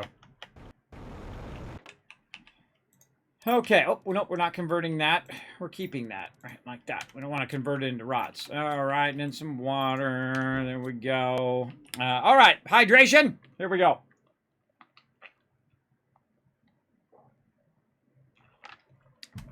Well hydrated. Okay, let's sit up here a little bit, everybody. I have a tendency to slide down in my chair because my chair is so comfy. I got one of those DX racers. It is awesome. It's just like one of the best chairs, or the best chair I've ever bought in my entire life, and I can tell you I've bought at least 50 in my lifetime, at least. I don't even know. You stopped counting that kind of stuff a long time ago. Now I can tell you it drives me a little crazy to have that stuff on the ground there, and I'm using all my powers of self-persuasion to leave it there. Saying, you don't need to pick that up. You don't need to pick it up. Leave it there. Leave it there. More important to go get the uranium as well. Oh, I just thought of an idea that could actually make this go faster. You could convert it into the rods and then bring the rods back, and then, oh, this way, and then convert it back into uranium by using the splitter machine. Yeah. So we put like 10 of these down over here. We can convert them into rods, bring the rods back, and convert them back when we need the actual uranium. So you keep all the uranium rods in there, and just take the rods and turn it into uranium when you need it. That would be a cool little trick. Let's give it a try. All right, so we're going to pull all that out of there. We're going to convert this into uranium rod. Put all that back in, sort it, get all that stuff out of there, and leave all the food and stuff. You see I've got tons of extra food and stuff over here. Same thing here. All right, so we'll go ahead, convert that. Just enough so that we can get all of the resources at once.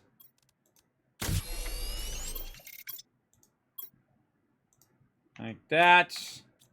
Anything else there? Anything else here? One more here. And then maybe grab some more while we're here. Oh, and there's some more silicon as well. And yeah, okay. Then convert more rods here. Just do a couple.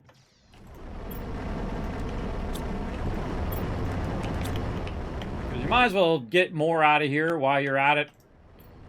Because, hey, you're here. You might as well grab it. Save you on future trips. I checked this one for silica. I did. All right. So that's it. That's all I need to do. I can just make one trip instead of making a bunch. Yeah, that's awesome. That's a great Kismet trick right there. I like that one big time. So there we go. So yes, posture check and hydration complete. Kismet, your twins are probably adults by now. They're 14. They just turned 14 today. My twins are 14, and my oldest daughter is 17. I'm the father of a 17-year-old child, everybody. That's a miracle. It's a miracle, one, that she made it to 17, and it's a miracle that I'm still alive at this point, because for the last 7 years, the Grim Reaper been trying to wipe me out. And I've been fighting him off. Been doing a little Reaper dodging. Just like I do loot dodge or mob dodging in game, I've been doing Reaper dodging in real life. Some of you know what I'm talking about. Those peeps who got bad medical conditions like me, you got to suffer every day. But again, you got to come at it with a positive attitude. You got to get up in the morning. You got to say, I'm going to do something today. I'm going to get something going on. I'm going to fire it up. That's what you got to do. Otherwise, that despair will get you. It absolutely will. All right, I'm going to turn some of this other stuff here into uranium rods. And then again, we can just keep it all in one box. Yeah, see, that's the thing to do, is just keep it all as uranium rods. And then in theory, we could take one of these, like this, and come over here to this thing. And then we put it in the recycling machine, put our uranium rod in there, press the button. Yeah, let's see, we got all of them back. I think so. Yeah, I think so. I think we got all 9 of them back, so we should be able to make another uranium. Kismet just figured something out. Ooh, that's awesome. Same thing with iridium. You can do the same thing. You just convert all the iridium at the place in which you were collecting it, so you don't have to run back just the raw iridium like I did. Just keep running it back and running it back and running it back. That's stupid. You just convert it into something, and then you bring that something back, and then convert it back to its original element. That is awesome. I am totally using that now. That is too awesome. All right, now we need to get our rods out of here. Like this, and get what iridium we have in our uranium there. Some more raw uranium here. And what we're trying to do is we're trying to make rockets. And we're going to make a crazy ton of them here in a minute. Oh, I forgot the silicon into here. There we go. And then, of course, our super ally. Thank you so much to Meat Larf for the follow. Appreciate that. Big time. Now remember, if you are a follower of the stream, you get your own emotes as well. That's right. I had a bunch of follower emotes. Feel free to check them out in the chat down below there. I have additional free emotes for followers as well. But of course, if you are a subscriber, you got them as well. But even if you just hit the follow button, you get those. Plus, you can use Frankerface or Better TTV and also get some free emotes that you can use in my channel there as well. So I try to hook everybody up. Everybody gets some love. Of course, everybody who is in the higher subscribe tier get all those cool Kismet Love Train emotes that actually chain together. You can actually chain them all together across the chat. I'm sure there's somebody in the chat who's got all of those Kismet emotes fired up. Let's see who it is. Come on, someone blow it up in the chat with a big, long Kismet Love Train. Let's go. What do we got? Okay, we're out of iridium rods. But look how many rockets we're about to fire off. We're going to try to do our biofuel. Oh, wait, we have an extra uranium rod. We should really keep our uranium rods with our uranium. And now we know that's a thing, everybody. We know that anytime that this gets full, we just make a uranium rod and throw the uranium rod in there instead. The same thing with iridium. We just keep the iridium rods in there with it. Okay, so we need that. What else do we need? We need fertilizer. Let me try to remember here. Okay, rocket engines, 2 super alloy each, so we're going to need a lot of those. Fertilizer. Oh, tree bark is the other thing that we're going to need. So let's say 3 tree bark, and then 3 lerma seeds. We got a lot of those. Let's get a bunch of lerma seeds. And now we're ready to launch off, I believe. Let's double check again. Rocket engine. 2 super alloy, 1 fertilizer. So 1, 2, 3, 4. 4 rockets there. We could put 1 super alloy back. And then get 1 more tree bark. And then we could launch 4 at the same time. So let's go. Biomass rockets. Getting fired up in here, everybody. Where is it? Right here. Biomass rocket. Let's get that one fired off.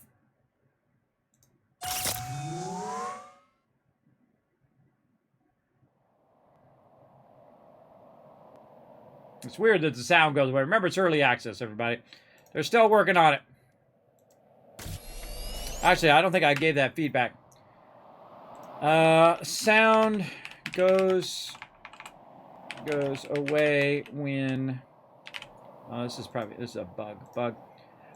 Sound goes away when launching a rocket and standing on top of the launch pad. Much love. Love your game. You guys are doing an awesome job. Love it. Now, every now and again, though, you want to make sure to hit that save button. I'm going to bump this one. Ready? Bump!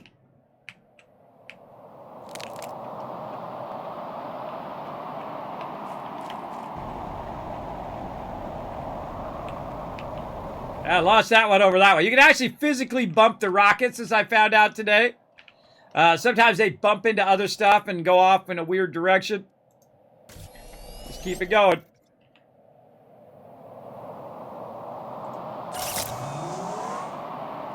If you build them too fast, too, they run into each other.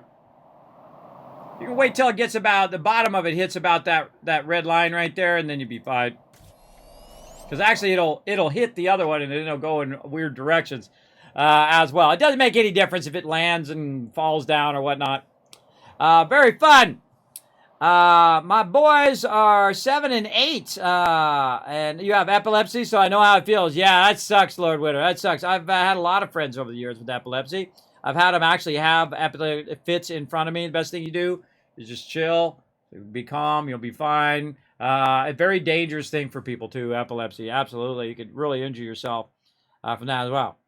A game is made by 2 humans beings that isn't that crazy. I know, right? Did you know that No Man's Sky was made by 4 people? Or I think 5 people. 4 or 5 people. Same thing with Valheim. Sometimes more is not better.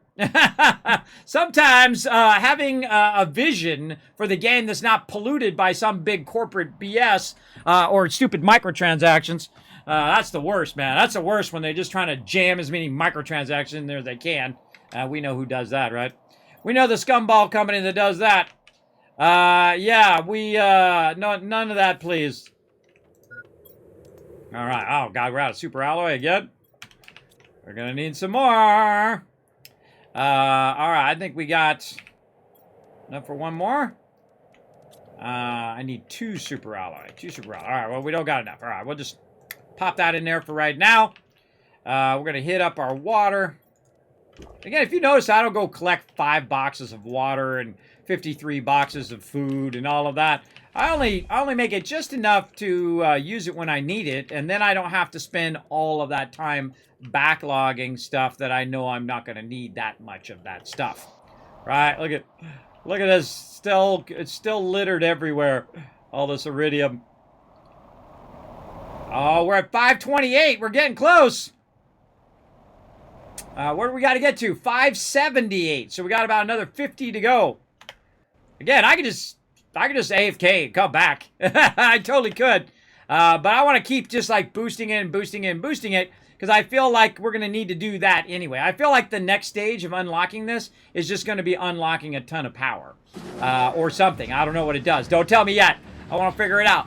Zarkade coming in with 27 months of sub love, everybody. Show that love in the chat. This is the people that keep this stream going. Using that Twitch Prime and also straight subbing to the channel. Appreciate all of you who do that. All right, let's go. Get that over there. And this over there. And we'll go sort some of this out over here. Really, again, I should take the food out of here and move it out of that corner. I don't know why. Oh, when we forgot to go back, we forgot to go back for the uranium too. Look how scatterbrained I am, everybody. Oh wait, we don't need to go back. That's right. We don't need to go back because we converted it into the thing. All right, let's take all this food out of here, because it's like, why am I not putting the food in the one back here where I'm not really managing it? There we go. And that's a bit better. And then take all this out of here and put it in these primary boxes, which is where I'm looking to get all this stuff sorted. All right, there we go. We want to keep our silicon in case we want to launch more of those rockets. I think we're going to work more on the other rockets. What else do we need on those other rockets? Cobalt. We're going to need on the Yuri rockets. So let's save a little cobalt as well. And then we're just going to ditch all the rest of this stuff here by going here to the shredder. It puts the first 2 lines in there, by the way. I've noticed. So if you sort it and you've got your first 2 lines is this, what you can do is do this and then put it back in again. And then you can then put the first 2 lines in, kind of like that. Take out what you don't want to get rid of. And then flesh it. So much super alloy. I love it. I'm loving it. Now this definitely will have to make multiple trips, because this is going to be stuff that we can't condense right now. But again, it would be great to condense all of this stuff into super alloy and then just have boxes and boxes and boxes of super alloy, and then use your, whenever you need the raw resources, use your thing to turn it back into its regular resources, right? I would also keep, several boxes of the stuff as well, just for convenience factor, so you don't have to pick it all back up again.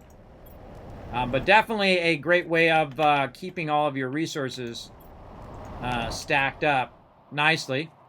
And I feel like, again, once we do this again, we're going to really heavy go on aluminum at some point. Aluminum is one of those things you need a lot of in the very beginning. Let's put the rest of those in there. And what else do I want to take? I take a little cobalt out just to get this in 2 trips. All right, then we'll get rid of that. Now, again, it'd be great to have like a vehicle that you could fill up the vehicle more than you could fill up your backpack. Or in addition to your backpack, or have a teleporter at this point, and then you can teleport over there and drop it off. And even if it was beyond the very last thing, it was like, okay, you're just waiting for the last little bit of your terraforming to do. This way you could feel like you're accelerating. And the jetpack does get faster over as you upgrade it. But I feel like it still takes a long time for me to get from where I'm at all the way over there. And then all the way back and forth and back and forth. Another thing I might want to do in the future, too, is not put the base right next to it. Put the base down this way a little bit so I don't have to go as far as well. But it'd be nice to have some way, maybe even add teleporter in the base and then like a portal or something very much like Valheim does. Be great to have that. Do you still play Star Citizen? I don't really play. I've never really played Star Citizen. I have dropped about $2,000 on it before I became super poor like I am now, and I got sick and had to quit my job at Apple, which really sucked.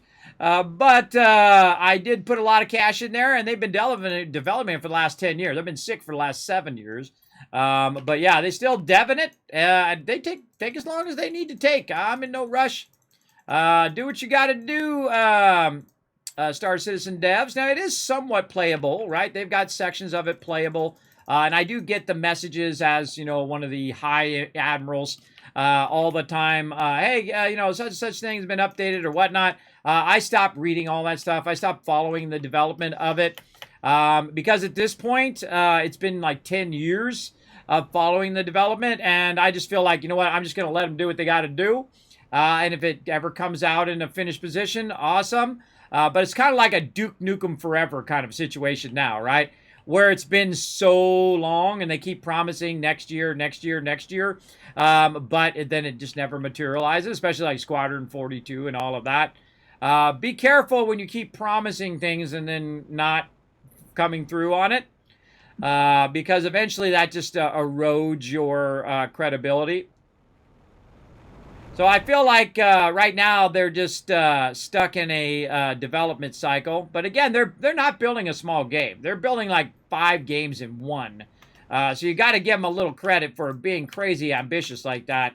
But I think by the time they're done developing it, the technology that they're using is going to be obsolete. They had to develop their own technology just to forward where they're at. And right now, they could be just using Unreal 5 to produce it, and then modify the Unreal 5 engine to accommodate the larger size that they're doing as well. So, I don't know. I should develop a game. You would play it? I would. If I had any game, if someone said, "Hey, Kismet, if I gave you a bunch of money, which game would you make?" Right? The game that I would make, without even a second thought, would be a game I love, one of my favorite games of all time, called Taipan. Taipan is a little game that was on the Apple II, before it was the Apple IIe. And what you saw was you went to the moneylender, or you either started off with money, a loan from the moneylender, or you started off with guns. Now, in 1989, I think it is. Actually, I think I have it somewhere. Hold on, let me get it. Yeah, right here. Boop. Right here. In 1989, if I'm remembering correctly, or 80, oh, it's 86. So I was 16 when I was playing this, and I stopped on the day I was playing it, which I have to look at closer here. Hold on, let me blow this up here so I can see what day it was, because I don't remember. I'm 50 years old. I don't remember. Let's see. It was, you still can't see it. I think it's May or June or something like that. But I actually played it so long. I played it for 126 years in the game. And I played it to the actual day I was playing it on. And I used that Polaroid. You remember those Polaroid cameras? Yeah, I used a Polaroid cam to take a picture. You can actually see the young Kismet in this picture, taking a picture in the background of this green monitor. Now, this is how monitors used to look, everybody. They were green with white text on it. And so what you did is you got a bunch of various different things. Like you can see here, you got opium, silk, arms, and general that you can go ahead and pick up. And then you go and you sell it to another location. Now, the biggest trick to it is you put it in your hold over here, which you put it in your ship's hold, or you can put it in your warehouse. And so you can put like 10,000 of it in your warehouse. And then what you would do is you go to another location, you come back, say to Singapore, and all of a sudden, or I think this is Hong Kong, you go back to Hong Kong, and then boom, the prices jump to 10 times the amount in which you bought it from. Then you sell 10,000 of it, and that's how you make $2.51 trillion with a T in 1986, everybody. So Kismet was already making trillions of dollars in the 80s before some of you were even born. That's right here. This is the proof right here that I was crushing games before most people were even around. So this is one of my favorite games of all time. I love the trading aspect of it. Also, you got a bunch of guns. You can see I have 347 guns on there. So the pirates would try to get me, and I'd blast all the pirates, and I'd grab all their loot as well, and then I'd sell it and repair my ship, and you get a bigger and bigger and bigger ship. My ship size was 12,360 units with 347 guns. That is a very, very large ship. It's 12,000 storage capacity in there. So there we go. Oh, I got to get my water going. But there you go. There's the proof. This would be the game that I would remake. I don't know. If you guys want to do that, I don't know how great of a game dev I would be anyway. Because you got to have your heart in it, everybody. Because game development goes on for 5, 6, 7, 8 years. It goes on for a really, really long time. And you got to have a lot of funding, right? Because you've got to pay for all the developers and whatnot. And, you know, everything can go off the rails. Who's going to distribute it for you and all of that fun stuff. But I would totally do that. Kismet was a tycoon when I was not even born yet. See, Lord Winter, I told you. I told you I am the OG, the original gamer from back in the day. I was there again before most of you were born. I was gaming it up big time. Holy moly. Okay, we got plenty of super alloy now, don't we? Let's throw some of the super alloy in here. And then, let me close that down. Now, there we go. Let me go ahead and take some of this and put it back where it goes. Again, faster to put it in, take this out than it is to put that in, if you know what I mean. There we go. Okay, we got that. We got to make some more trips.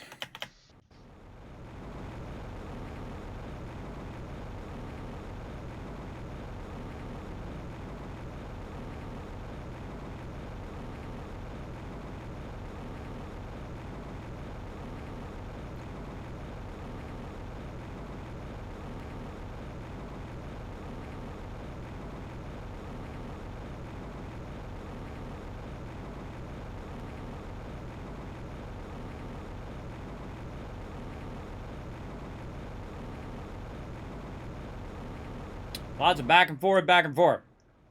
Play games back when computers were the size of walk-in closets.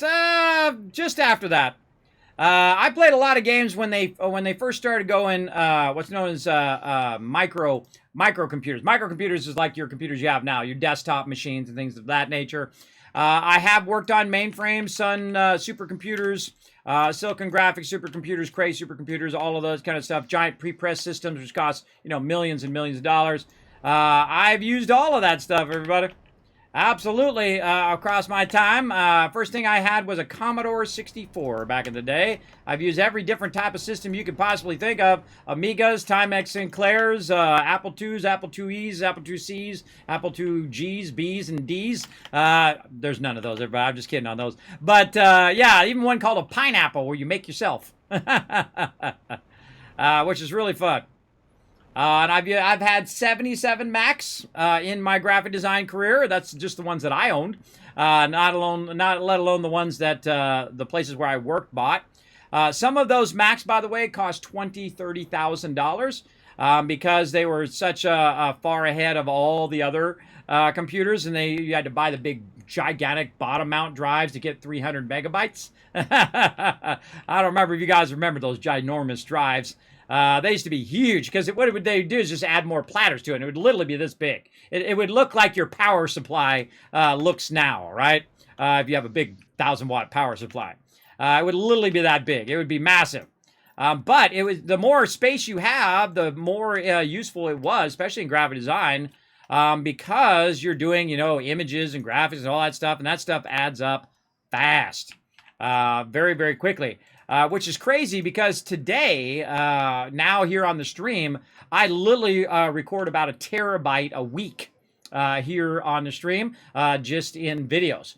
And so then I take those videos and I put them up onto YouTube. I literally have terabytes and terabytes and terabytes worth of videos up there, hundreds to thousands of videos up on my YouTube channel. I put every single video up there. I know, every single stream, except for a few that got corrupted along the way.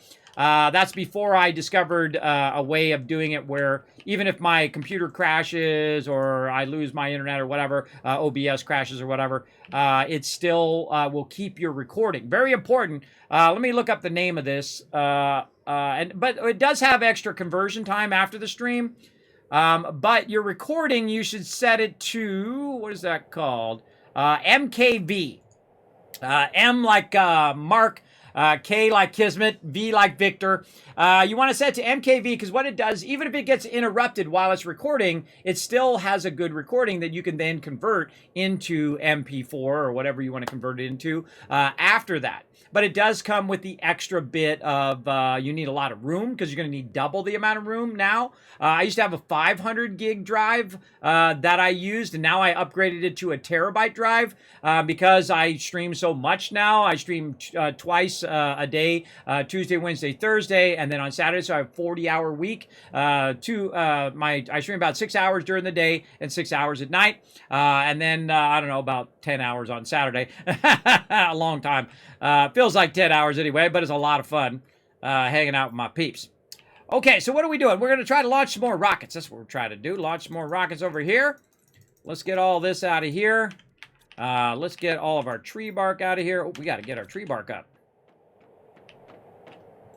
Finally figured out how to turn this the other way so I don't have to run all the way to the other side every time like I was doing. I was running. It's funny. I realized that, I don't know, like one of the last few times before I tore my base down, is I had this thing on that side, so I had to keep running to the far side every time you got. I'm like, why the heck did I? I can just rotate it around. So it's on this side, and there's not one. There's one over here too, but I just rotated it around to over here, and then I realized it's actually on both sides anyway. So I was running past the actual thing every single time and just getting it on the far side. It's actually on both sides. You don't have to do any of that. You can just pick it up, as you saw. I just did. How many more we got left? 5 more. All right, how we doing? Oh, we're so close. What do we got to get to? 578. Okay, I think this is probably our last bit of rockets before we get to this next stage. So let's get it going. Remember, we were under 1 million before we launched these off. And we'll see what we got now. We actually, a lot of these things that are growing these trees here also do biomass, which is what we're launching off here. Oh, I need more Lerma seeds. Gotta get my Lerma seeds in here. You find a lot of these when you're wandering around. I don't know if I need that many, but whatever. Whatevers.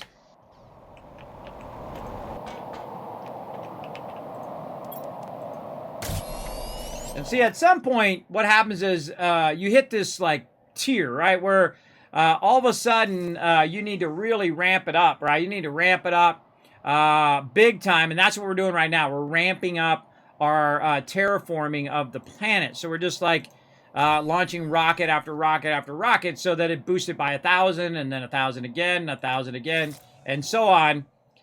Just so we can make that number in the upper right-hand corner go faster. And we're kind of working our way through all the different ones. And if we need to, well, it kind of seemed like it was a little off there.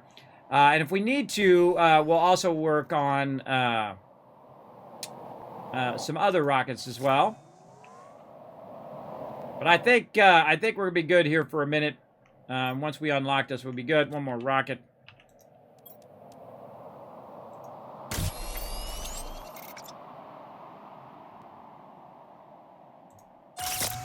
All right, lots of those. I think I kind of feel like I want to put my base right next to that platform. So I can just come out of my base and end up in the platform. I just realized that. Hopefully I remember that. If I forget, everybody, you guys remind me. I'm going to build my base where I can just go up a ladder and then walk straight across to the launch pad. Or put the launch pad where it's turned away from me and just come right out of my base into it. That would be cool. Okay, then we can put all this stuff back. Right over here. And then over here, I always like to put my stuff back so I'm not looking for it later. I know it's back in its appropriate box. We can also go in here and see if there's any more Lerma seeds, which is going to tell us roughly how many more of these bio-rockets we can launch. Let's take some of this stuff out of here, including this high-end stuff. Try to put it down here in Seeds 3. Did we make a Seeds 4? We did. All right. Take those out of there. We'll work our way backwards here and put all of this into here and then do something like that. I should probably take some of these. Either 150, either 200. All right, let's take these Shanga seeds out of here for a minute. Let's do some organization. And then this one. And then we'll maybe get those. And then so I'm putting the high-end ones in Seeds 3. And then the lower-end ones in the lower-end thing like this. All right, this is 200. This is 200. Now, these are all for putting these into your seed things, which should seed out all of the thing. Now, I don't know if I should have done the desert and all of that part out there too. But again, we're gonna mega. This is just a first playthrough, and then we'll do a mega run after this, where I'll just go nuts. You'll see me just go crazy as I do. I kind of scale up everything that I do into that mega level. But I like to do just a normal playthrough, right? You just try to get to the end of the game and try to explore it and enjoy it. Oh, we're 50% through. Oh, awesome. Oh, and there we go. We're almost there. So close. All right. Oh, we're looking at our biomass now. How's our biomass looking? Oh, 1.6 million. So we just boosted it by 1 million as well. And hopefully that biomass helps with our insects. How's our insects doing over here? Oh, yeah. Look how quickly it's ticking off for the as opposed to the way it was before. 1,000, 2, 1,000, 3, 1,000, 4, 1,000. So about every 4 seconds. You know that's unlocked. Now, that's another thing. Again, I just AFK now. Every 4 seconds. How many do we need? We need 100. So it would be what? 60? We need 40%. 40% times 100. So 400. Let's say roughly 400 times 4 seconds. Hey, Suri, what's 400 times 4? 400 times 4 is 1,600. Hey, Suri, what's 1,600 divided by 60? 1,600 divided by 60 is approximately 26.6666. There she goes with that 666 stuff again. She's possessed. Suri, it's crazy. That's 26 minutes from now. We're going to have that done at the rate that we're going right now. Now, of course, we can also increase that rate, make it even smaller, but basically like in the next 30 minutes, I think we're going to have that insect thing unlocked. What we're waiting for right now is finally to get this last thing unlocked, a fusion energy cell. I don't even know what it uses. We're going to find out here in just a few seconds. Pretty excited about it. Big time. My first machine had Windows 95 on it. There you go. Is it Mac, aka Apple, mainly designed for music production? Actually, it was designed as the artist's computer. It revolutionized, and that's actually how I made all my money, everybody. It revolutionized the field of graphic design. Graphic design is any product that you see. If you see text or graphics on it, whether it's a magazine, it's a cereal box, it's a t-shirt, it's a poster on the side of the road, a billboard, it's CD labels, anything to do with graphics is considered in that big umbrella, like business cards, letterhead, stuff like that would be a low example, calendars, things of that nature. It revolutionized all of that. Kind of like they did with the iPod with music. Well, they did that before with the thing. Now, what they did, though, is they stole it from Xerox. Xerox originally made the GUI that we use today. And then Microsoft stole it from Apple. So instead, there are a whole bunch of thieves thieving from the actual people who came up with it. The only problem is the people at Xerox and also the people at HP, by the way, because Steve Wozniak, which is the real genius behind the actual creation of the Apple, and Steve Jobs is more of the genius that got the team together for the Macintosh. What he did is he actually had to go to HP and say, look, you know, I'm going to make this computer. Do you guys want to get in on this? And they're like, nobody needs a home computer. People are so stupid, so non-visionary. There's so many non-visionaries, and they're just like, you know, punching numbers and pulling down the little adding machine, that they can't see that that's going to become an incredibly huge thing in people's lives over time. And then eventually we would connect all of them together so we could talk like this over video, right? Video and graphics at the highest degree, way more than 640 by 480, which is what it used to be in the old days, right? The old square TVs. Now we're at 1080. I could even do 4K if I got the card for it. I could pump out 4K video to you guys right now. I don't know if you guys really want to see me in 4K anyway, so. I feel like for 4K and 8K to truly kick in, they're going to have to find a way to compress it way, way down. Very much like I warned the music industry, because I did a lot of graphics for the music industry, Motown, Capitol Records, all the biggest of the biggest back in the day.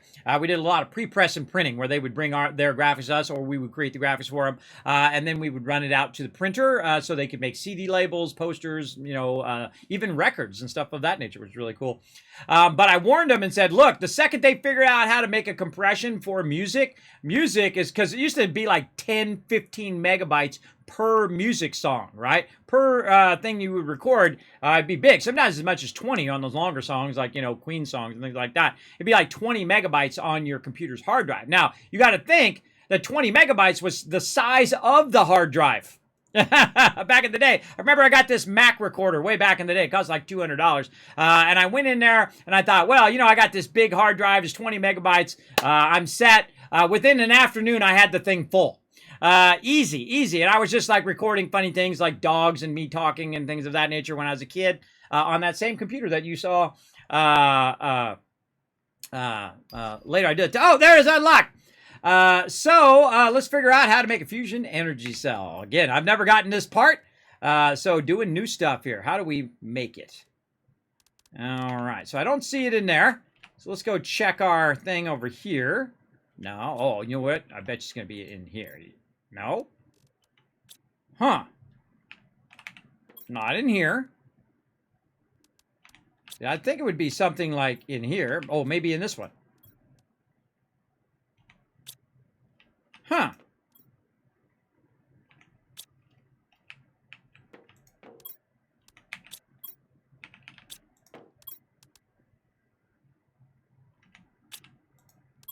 Can we not make those? Weird, it's not in there. A cell of nuclear fission. Not in that one. And I'm just going blind. Oh, there it is. See, I told you I was going blind. Totally going blind. All right, so what we need to do is make these. Now, to make the pulsar quartzes, we need those zeolites, but we've already used up all the zeolites, right? So now we got to decommission some of our oxygen stuff. It's okay because, you know, we got that ticking off like crazy.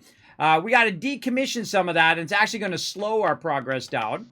But I'm going to go out here to some of these ones that are real far away. Let's go this way. Actually, I should probably just decommission the ones by my base because it's annoying that it's like right in my face when I come out here. Darn, you know, trees and stuff in my face. So we're going to go ahead and take this out of here, and we're going to decommission this one so that we can get our zeolite back. Now, what else are we using our zeolite for? We're also using it for our power. Now, we definitely don't want to pull our power out, but we could probably live without a few of these. So let's go ahead and decommission a few of these babies that are just happen to be right here around the base. Where's this other one at? Over here.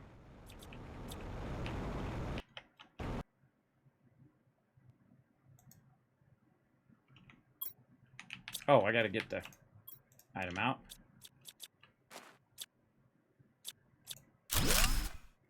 Okay, now what happens is instantly all the trees disappear, as you can see. All the trees go bye-bye. At least in the general area of where that's at. The trees further out, as you can see, remain. But that's from us seeding as well. So now we have 2 zeolites. I forget how many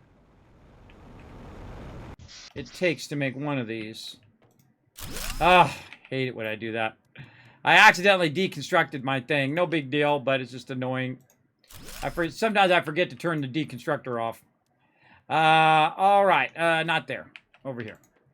How many we need? We need 1 per, and then we need...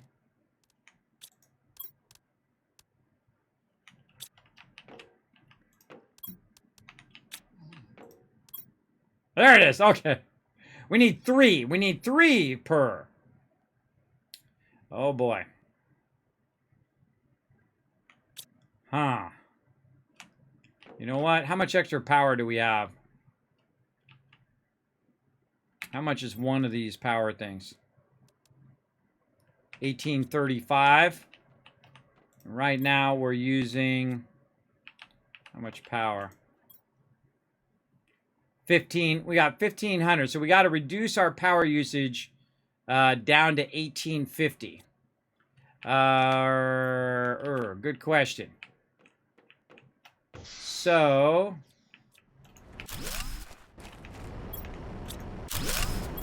decommission some of those as well.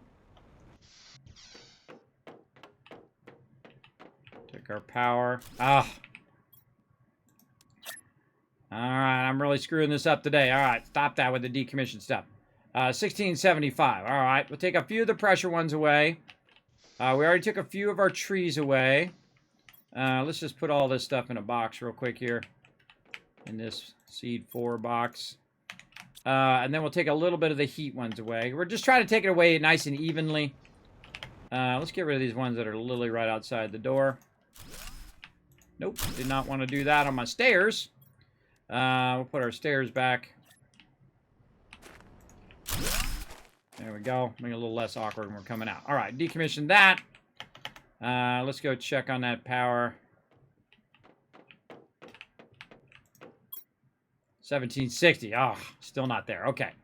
What's using a lot of power? Probably going to need to decommission one more of these too.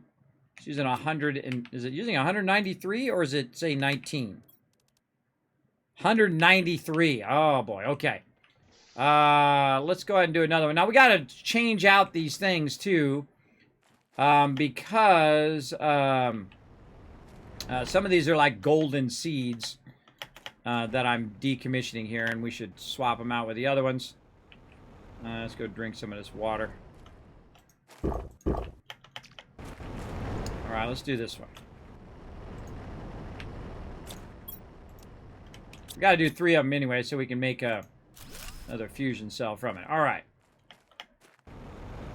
So we're going to do that. We're going to try to get more than, and then if we get to decommission that, 1953. You're going to have three left over. All right, here we go. And our power stayed on. It didn't go and turn off. Oh, about 100. Okay, so about 100 extra. I think that's more than enough. Again, we didn't lose too much. I feel like it's still going to be ticking off over here. Yeah, still going good. 1.3 on the biomass. 3.9 on the pressure. 1.2. Everything looking pretty good. The oxygen went down by about 7 million. But this is still ticking away over here. Let's count it again. Let's wait for it to switch. 1, 1,000, 2, 1,000, 3, 1,000, 4, 1,000, 5, 1,000. So it only added an extra second, but that 1 second adds up to a lot, right? Hey, Suri, what's 400 times 5? 400 times 5 is 2,000. Hey, Suri, what's 2,000 divided by 60? 2,000 divided by 60 is approximately 33.3333. 33 minutes. So basically it's gone up by about 7-8 minutes. So that's not too bad. Not too bad. So we'll let that run. And now we can go ahead and make our, basically take out some power to make more power, which are probably going to dwarf these, I think. I don't know. I have never made it before. So I don't know. I guess we're going to find out here in a minute, aren't we? Osmium, I've got plenty of that laying around. Oh, and some I put in this box too. Right there. But I can always, I'm also extracting it too, so I can always run over and grab it. All right, there's one. And then I think we can make a second one. Again, don't tell me. We'll go find out. This is kind of in-game stuff. I like... Oh, we need to make one more of these pulsar thingies. Uranium in iridium. Iridium. Uranium.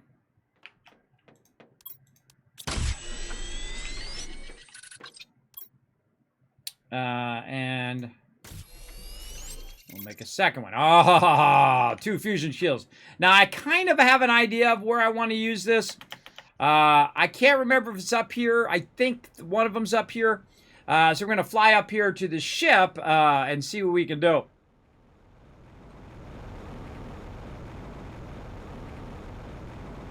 And we know we have about 118 power free. Now, I don't know what this thing does up here, so I love this moment when you first, like, figure out what stuff does. It's very cool. I got a little base up here as well. I like to have a little base so you know, have oxygen, all that stuff. And we're going to run through here till we get to this thing.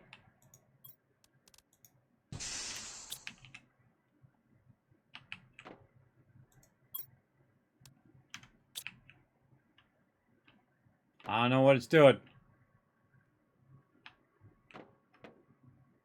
See, I feel like you got a fusion energy cell, you put it in the fusion thing, and it should have done something, started up or something. I don't know. Is there a button I got to press? Kind of a little anticlimactic if that's actually the whole animation for that, because it should go make a big old, you know, dee noise. I don't know if it's working or not. Let's work our way back out of here. I wonder if I could build it. Can I build it just right here? There's a question. Can I just build a screen right here? Oh, I didn't bring any of my stuff, though. We need a little bit of resources. Oh, look at this box over here. We get some from right there. I find in this particular thing, for some reason, the boxes keep reappearing. Not the stuff in the boxes, but the boxes themselves. Wow. Oh, wow. I never went back here. Oh, look at this. See, this is what I love about this type of game. How do I know I haven't been back here? Because there's a bunch of stuff back here that I didn't even pick up. Oh, look, we can make more stuff, too.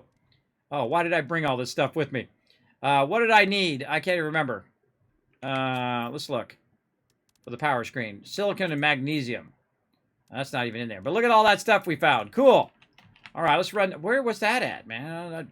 Oh, it's off to the right there. Oh, maybe those doors.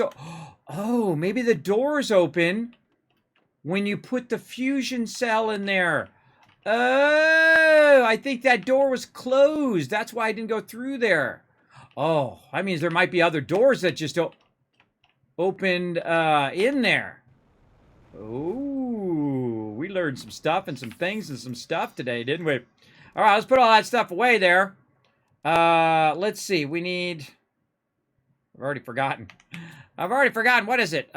Silicon, magnesium, and iron. Well, we got an iron. Let's get that. Silicon. We'll just go out here and try to find some. There we go. And some magnesium's easier. It looks like this stuff. I feel like one of the fun things in the early game is just to... let's run down here and get some water. Is just to figure out what stuff looks like. Right? Like, what does uranium look like? What does cobalt look like? And all of that. That was a fun early part of the game that we did in our first playthrough here. Just trying to figure out what it is.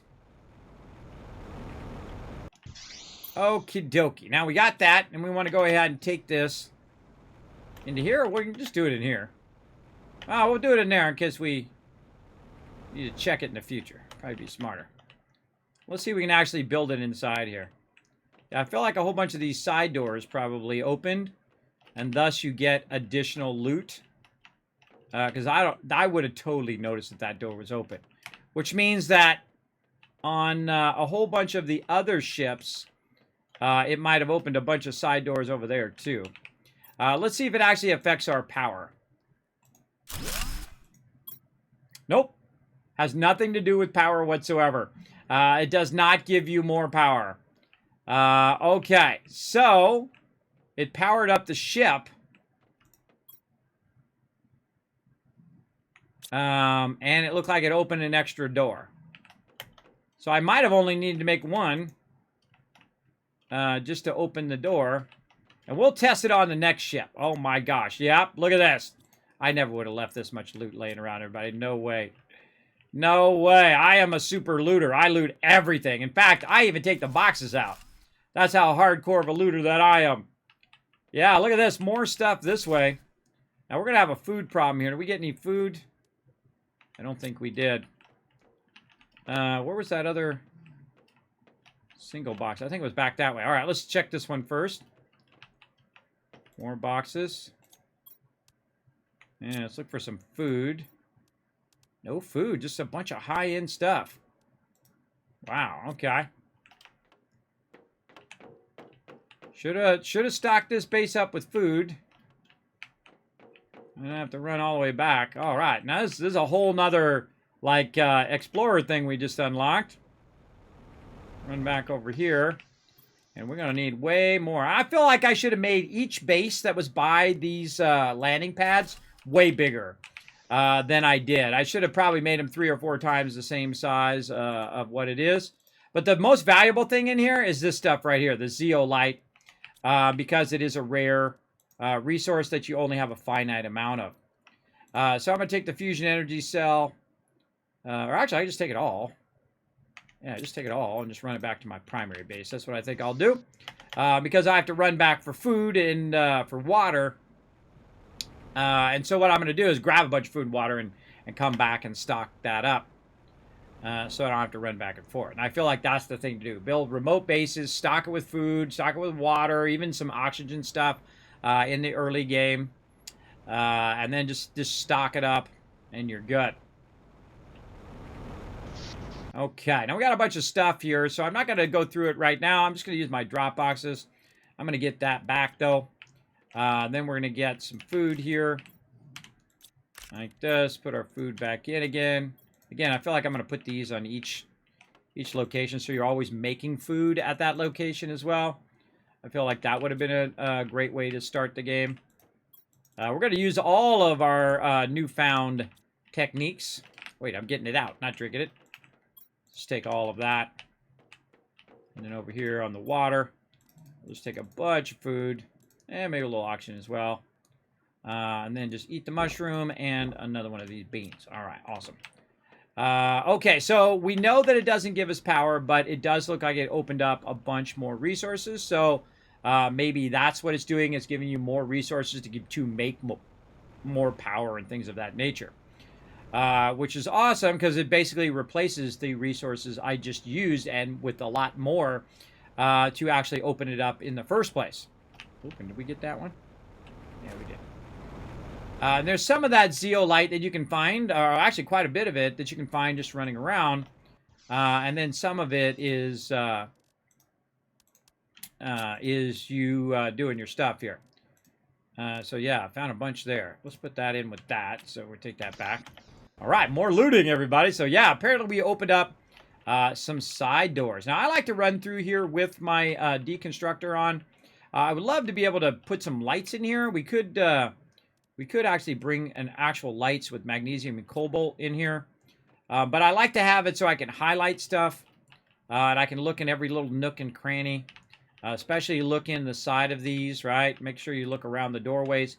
Because there's stuff hiding in there. And I missed a bunch of stuff by not looking around those little corners. Now, I was also worried about my oxygen as well. So, all right, this has definitely been looted. Nothing there. So we're just going straight. And then this one got opened, which was the other one we found back here. Let's get that. So that doorway open. Well, we could test it. All right, so this is this one that comes straight down. So we could go take it out. Let's go take it out of there and see if that door closes back up again or if it's like permanent. Yeah, see, you hear that noise? It sounded like the door closed. And here's our central way. I was right. Okay, so yeah, it's like a puzzle. In-game puzzle there. Very cool. Oh, I love that. After I looted all this, though, I would definitely take those back and convert those back into all the other stuff as well. But very cool. Okay, so we looted all that. Let's make sure there's no hidden walls or anything like that in the ships. Wow, it's like a double looting of the same place. That's cool stuff, everybody. I love that. That's a brilliant idea. All right, that's already been looted. All right, so we looted that one. That one was already there from before. We're probably just looking for the ones that have the circle doors. And that one's not open, and this one is. And we already looted some of this. But we were getting to the end here. There we go. Grab all that. And then I like to take them out, which is a great feature of the game. You can take those out so you're not rechecking the same boxes over and over and over again, which really sucks. Big time. Okay, don't see anything else there. We don't need this because we know that'll still draw power if you leave that there, because we know that's not doing anything. Now, the question is, should we leave it in there or should we take it and put it in another one?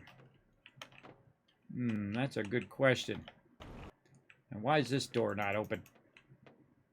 I want that door open too.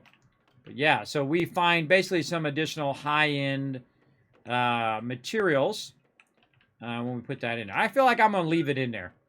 I'm going to leave it there because I feel like in the next 30 minutes we're going to get the bugs anyway. So there's no reason for me to take it out of there. But let's go ahead and grab and leave the aluminum. And I feel like the resources are the least most valuable stuff in there. Right there. And then all of this resources is the most valuable.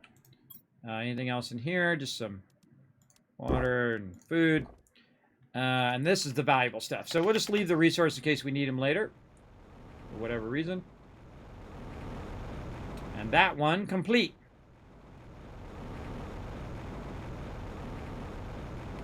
And we'll run back to the base.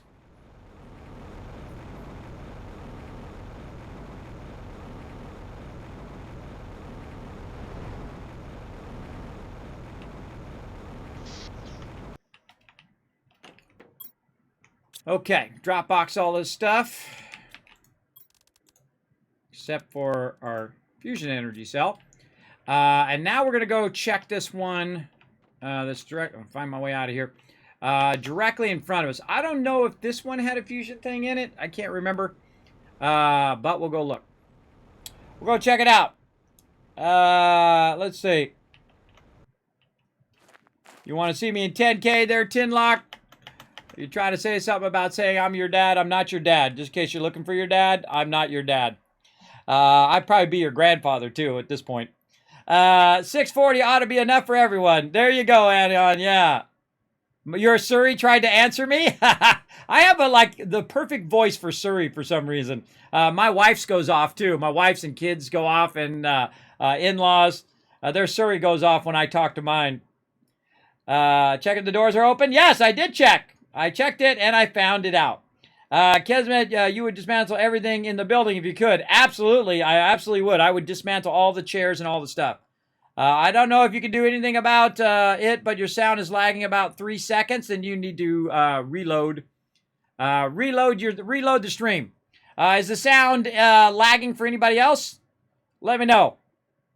It sounds like it's on your end and not on mine, but I did just have my internet connection reestablished because someone drove down the street. One of the city workers drove down a big old truck and knocked my internet line off. So let me know in the chat, everybody, if you guys are also lagging or if it's just him. And I take your word for it. If you say it's lagging, I'm going to double check it. I'm going to double check it with the rest of the chat. Okay, yes, okay. Let's see, we looted all of this. We got in here every little nook and cranny. Now, it's really useful when you have a base nearby that you can run out to. I suggest to put a base right in front of all of this. I actually had that base that's over there now, right here. But we might want to take a minute and build another little base here. Just so, in case we do run out of oxygen, we don't have to use those oxygen things. Let's just grab whatever we can find here.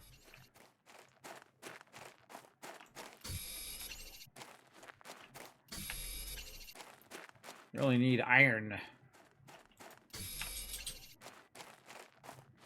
And silicon. Ah, there we go. There's some iron. I can run back to my base and get it, but I mean, literally just sitting on the ground here. Be way easier if it wasn't dark, though. Always seems to be the way it goes whenever I go to do this type of thing, and that's when it gets dark.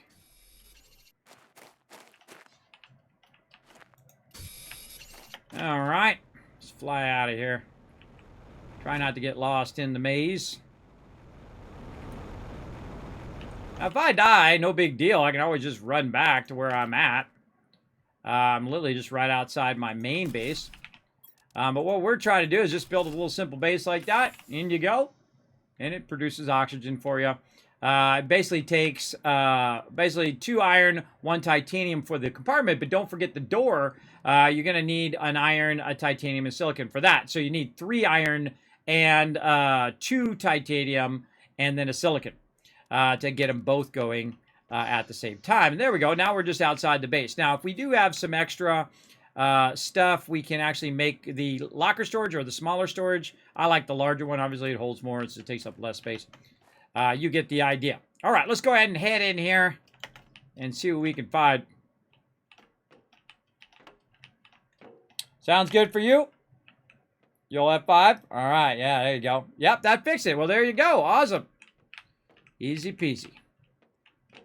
That sounds like a Twitch thing to me. I pride myself on the quality of my stream. I am at 1080. I have a fiber optic line so that I can stream at 6,000 up. That's right, 6,000 up to you guys. You can watch the stream in 1080 as well. And I'm kind of looking for any spots that I might have missed in here too. Anything that I might not have, walls or whatnot. Little sneaky hidden walls or chests that I didn't see. Just try to see if it highlights anything. We got plenty of oxygen now because we have the level 3 tank. Alright, so nothing really over that way. We got some stuff on us. Yes, we should drop that off. Let's go get some more iron.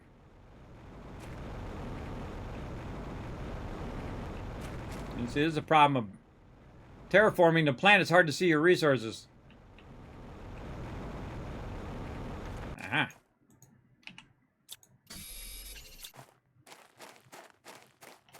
And we'll get some silicon while we're at it, too.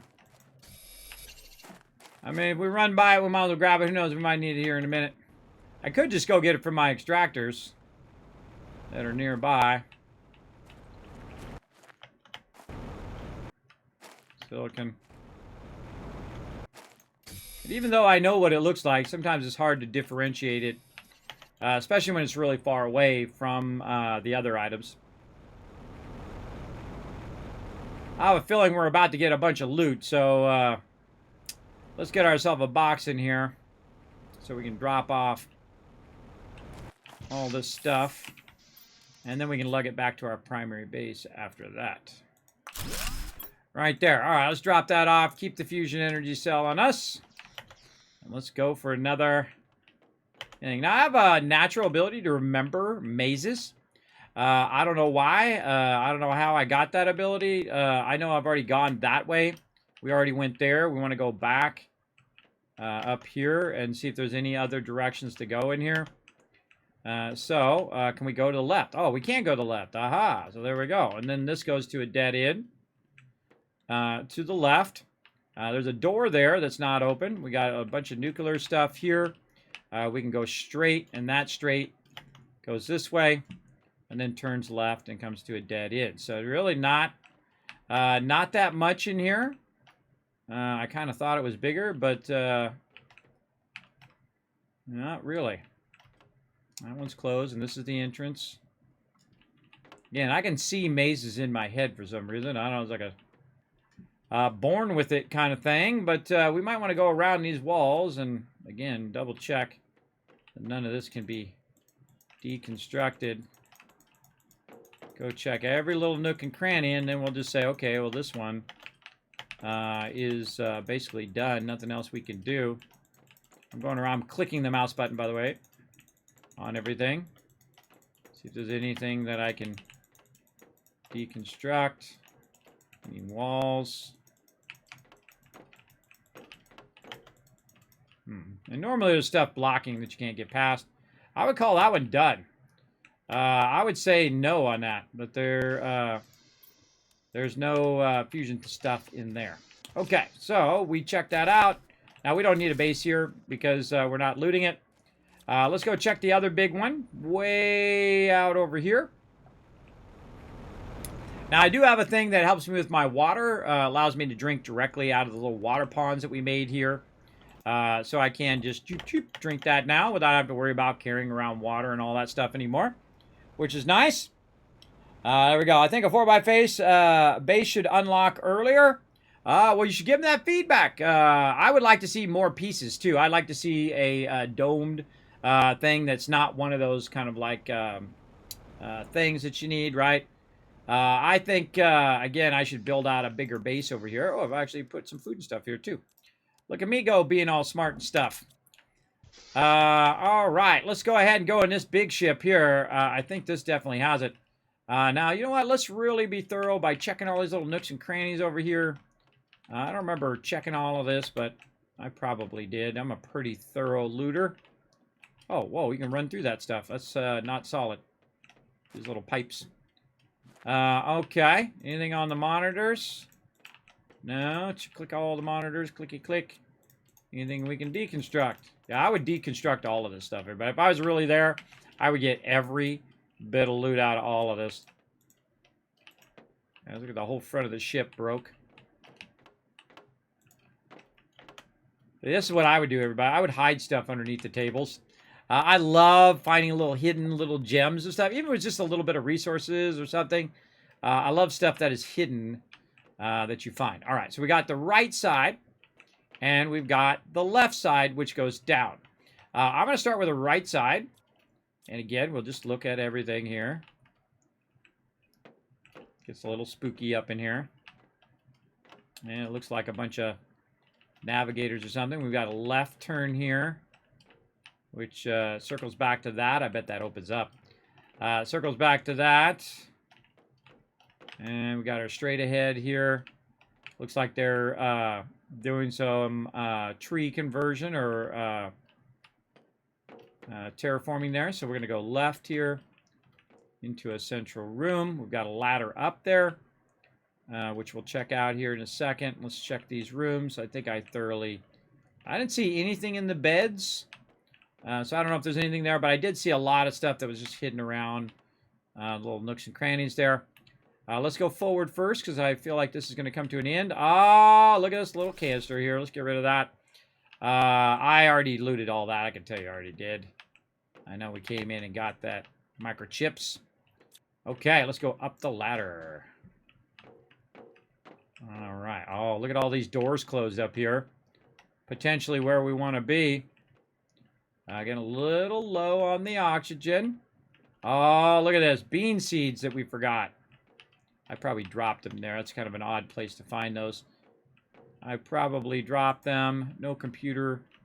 Oh, you know, we definitely want to check all the computer terminals.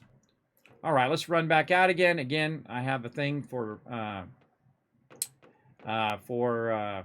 mazes, so I can just run out without getting lost.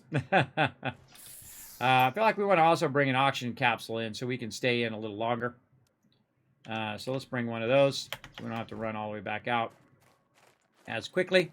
You want to let your oxygen go almost out. This way it'll fill up the most of it all the way back up. Okay, and again, we're going up. We were going in here. This seems to be like the bridge. All right, the flight crew and whatnot up here. Definitely some doors to check out later. And now we have gone to ladder. We went back here in the corner. This is all dead end, dead end. Is there any doors in here? No doors seem to be in this section or that section. And over here. This other door probably goes back out. All right, now we'll go to the other side here. And since we're already here, we might as well just replenish our oxygen.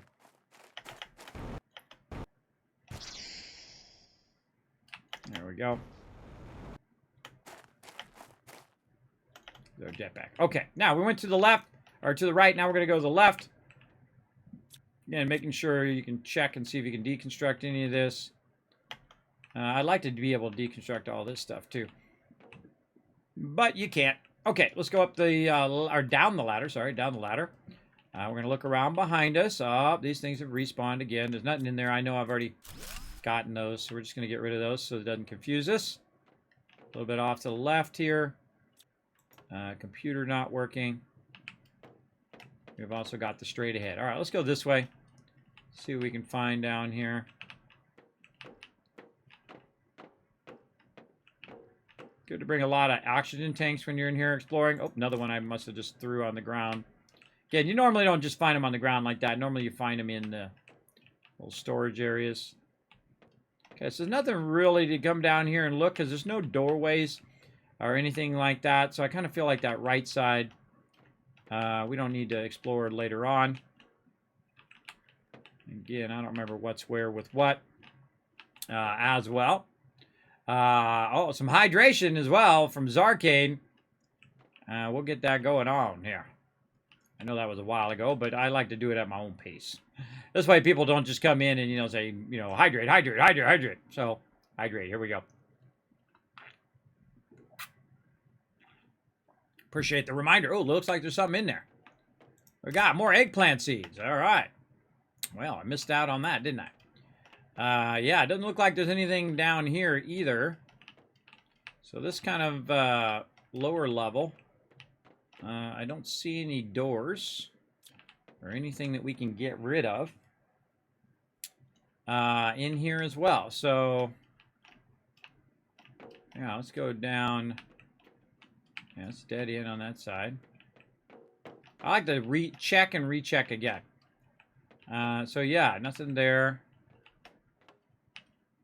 Left here is that. On the right here is this. Okay, so this first one we've already kind of cleared, so we don't have to go and do that one. Like that.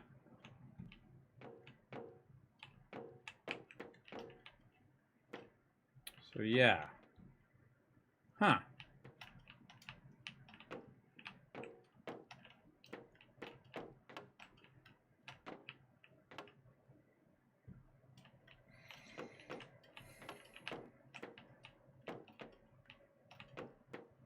Goes up, and then there's... I thought there was a second ladder down. Maybe that's in a different ship. I remember something like that. It's like you ladder down. Like that, and then you ladder down again. No worries, we got our oxygen capsule. And then we ladder down again. Yeah, it must be the other ship on the other side. Yeah. I could have sworn it was this one, though.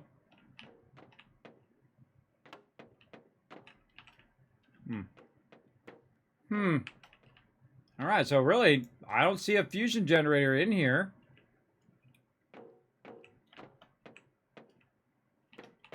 Must be the other one. Okay, so that's a bust in there, too. No worries. We'll take all the loot, leave the water and some food, and we'll leave the thing. Man, you think a big old ship like that, though, would have more to it. Hold on. We're going to take one more look here. We got to the left, and then down.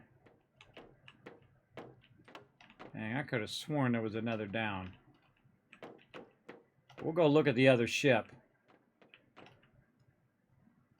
I think the other one was the other down. Nothing that way. And this way. This with that left corner and straight. This goes to a thing there. Maybe I just went past it. Let's just keep our eyes out for that actual fusion generator thing. There, and this one goes up. Oh, up.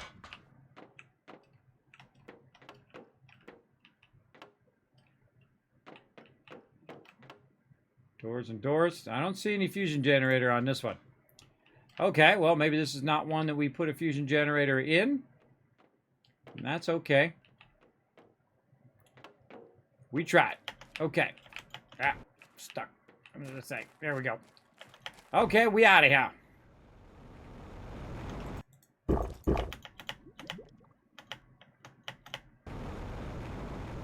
Let's go try this other one.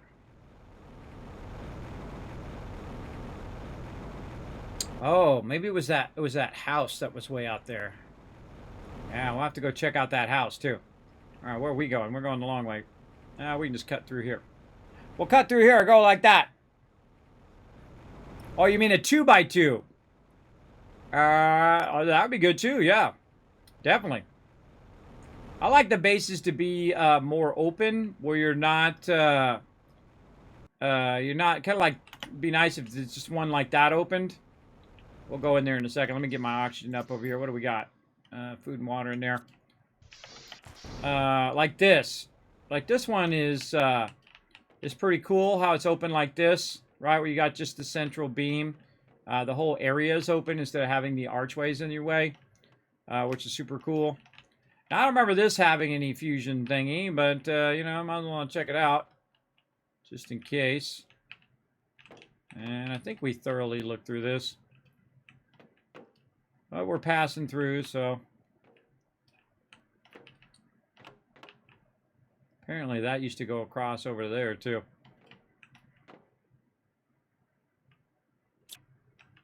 Have my deconstructor thing on, just in case we find a hidden wall or something. Oh, all right, we're out. Oh, look at what I see over here. See, there we go. See, sometimes, you know, you're not even looking for it. Pops right up. All right, zeolite. Nice. Okay, onward.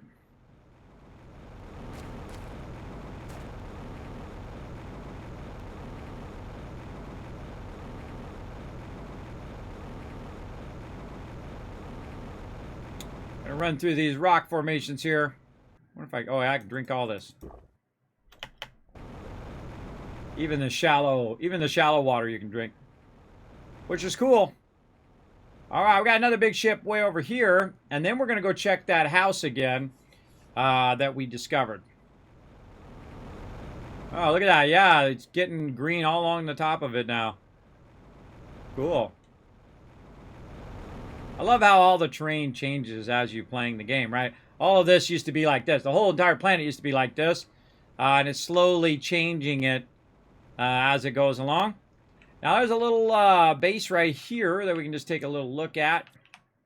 See if we got anything in here. I don't quite remember if we checked all this thoroughly. Again, it'd be nice to get those doors going. See, I thought it was going to give me more power because that's what I really want. But no.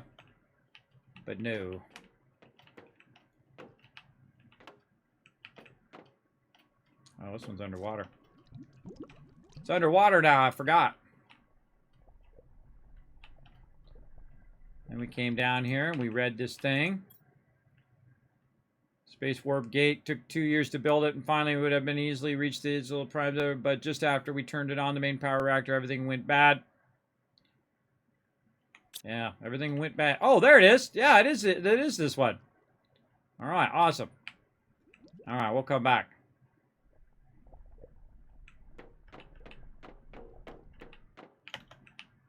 Get stuck on the edges a lot. We'll come back. We got to do our oxygen. Got any oxygen things in here? We do. All right, let's put all this in here. I feel like we're about to get looted up.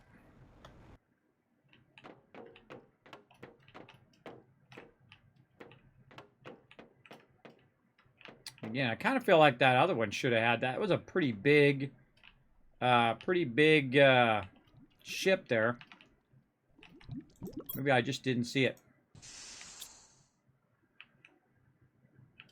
All right, got in there. So we heard some doors open. So let's start from in here and work our way backwards. And we'll know which door is open because one, they're round. I typically find. Oh, this one this was already open before. Typically, they're round and they'll have loot in them. Because I super loot. So I know that this has all been looted pretty thoroughly. Let's go in here. Okay, now trying to up. Yep. Now this is why it was probably saying, hey, Kismet, there's a chest in there. And I was like, man, where's the chest at? I can't see the oh my goodness. Oh, the locker storages too. We should have been checking those. Oh, now it makes me want to go back to the other one. Check the locker storages if there was any of those in there. Oh, another one over here. Mama.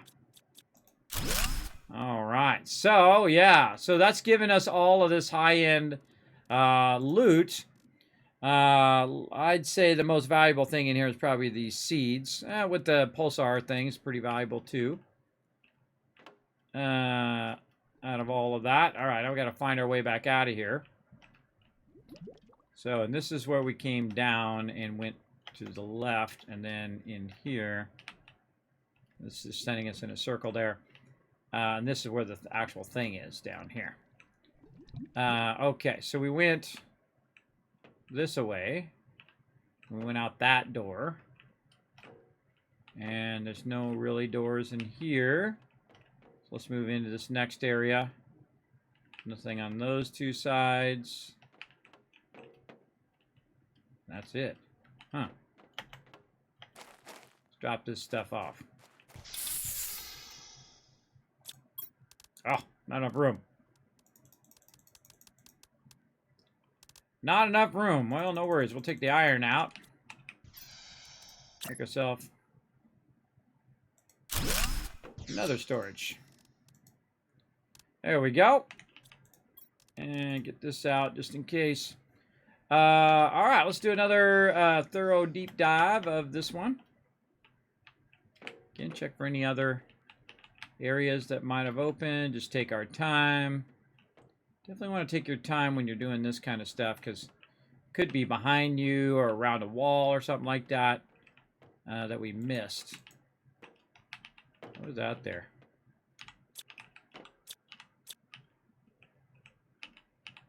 Definitely something out there. Look, there's something lit up. How do we get through this door?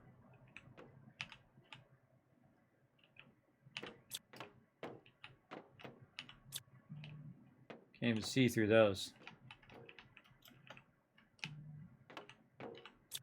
I want to know all this stuff. Okay, so no such luck there. This is where the water is. So that's the low side where we just came from. We checked that. We checked this. Really, that's all there is in here. Just that bit. And so I think it was just that one door was it. So I don't really feel like I want to leave my fusion cell here, because this is not really that useful.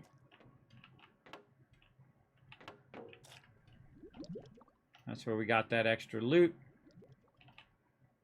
And again, just trying to check and make sure I've really thoroughly looted everything in here. Kind of feel like I did. Up in here, we just had the one message there. Get our fusion cell back. Okay, well, we looked at it as best we could. I don't think there's anything else to this ship. And I don't know if there's any other locations. So we did the ring one. That other one didn't have anything, and the other two didn't have anything. But there is a little spot in this direction that we can check out. Let's get our oxygen up. Let's do a bit of loot runs. Now, I actually don't need all the resources. Leave that. Maybe take the oxygen, the zeolite, leave all of that stuff. Take all of this. Leave the iron and default resources. Maybe take this one. Just take the actual good stuff that we found and run it back to our base, which is this way. And then we'll run out there. We'll check that house for it as well. Let me catch up. Yeah, that fixed it. All right, cool. I thought it would be an encoder problem. I have a separate machine which encodes my stream. So I have a streaming PC and a gaming PC. My gaming PC just does one thing. It plays the game. My streaming PC does all the rest of it. So I do have a standalone machine. So that gives me a huge advantage. Oh, look at this. Look at all the trees we've converted over here. Gives me a huge advantage when it comes to streaming. I can stream at a much higher level, and it's not the frames per second are not being drawn down by the game, or vice versa. It does make it a lot easier. Even if you have a lesser machine, like my streaming PC is a much lesser machine than my actual gaming PC. And if you'd like to see that, you can go ahead and follow that link right there. Check out the website, kismet.gg. I have all of my resources for my stream and all my equipment and all that stuff listed on there. If you want to know all that information. Isn't there 2 fusion generators in this game so far? At least that's what I've found. Could have been same one, as they're different. They are different ways in the zones. I've found 2 so far in there. Now I have my own like generators, but I'm talking about the ones that I've seen so far. And I thought it was in that big one, but apparently it wasn't. It was over by the other one over there.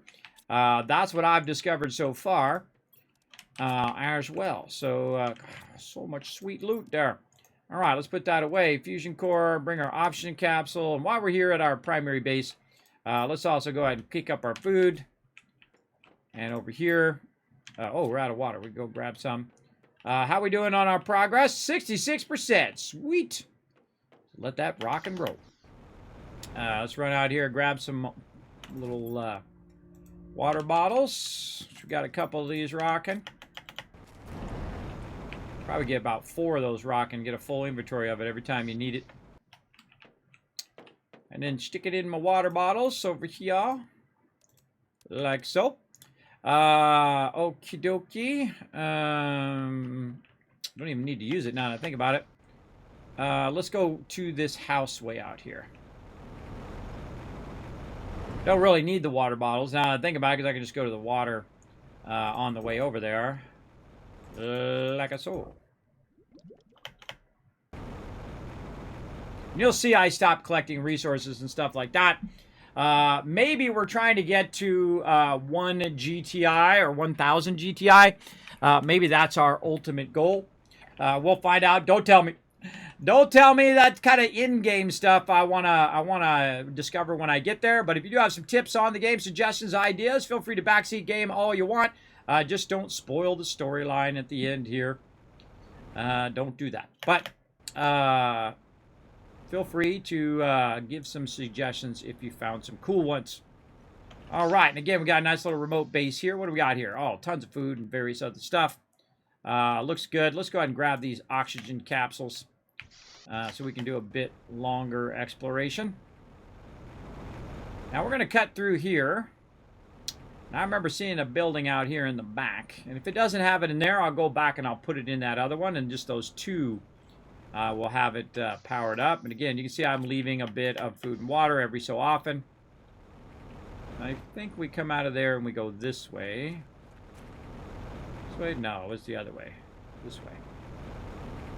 Yes, southwest. We should be looking for those little zeolites while we're running around.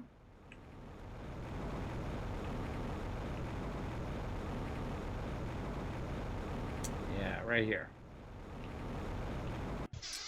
Okie dokie. Now, I found this really late game. A whole bunch of this stuff that already existed. Someone else had come in and basically created a veggie tube here, which I don't think I can take out. But you can use the veggie tube. I did not land over here by where this was. This was like a previous convict that they sent. This is all part of the storyline. That they sent over here, and he landed right here. And basically got screwed. You can see he's starting to, do some pressure stuff and whatnot. But eventually ended up where he failed at his mission to terraform the planet, obviously, or we would have not been sent here. And so he also has a little underground base there. I don't know how to make my own cool underground base like that. But we're going to go down and we're going to check that out. Now, I don't think this works for oxygen. Yeah, these other ones don't work for oxygen. And I put this base over here so it's easier for me to find my way back. Let's just max out our oxygen here first. And we'll go down into here. All right, yeah, this is the one that has the thing and then the thing again. Now, it's kind of cool that you kind of read a bit of the storyline as you're reading this. And it gets more and more ominous the further and further down you go. And you can see it's got a whole bunch of these little pods. You can't use these, sadly, and you can't deconstruct them. I've tried it big time. It's getting harder than expected. Air's getting toxic is what he's saying there. Again, we can go check out... Let's check out the one behind first. Right? No, we want to go forward first.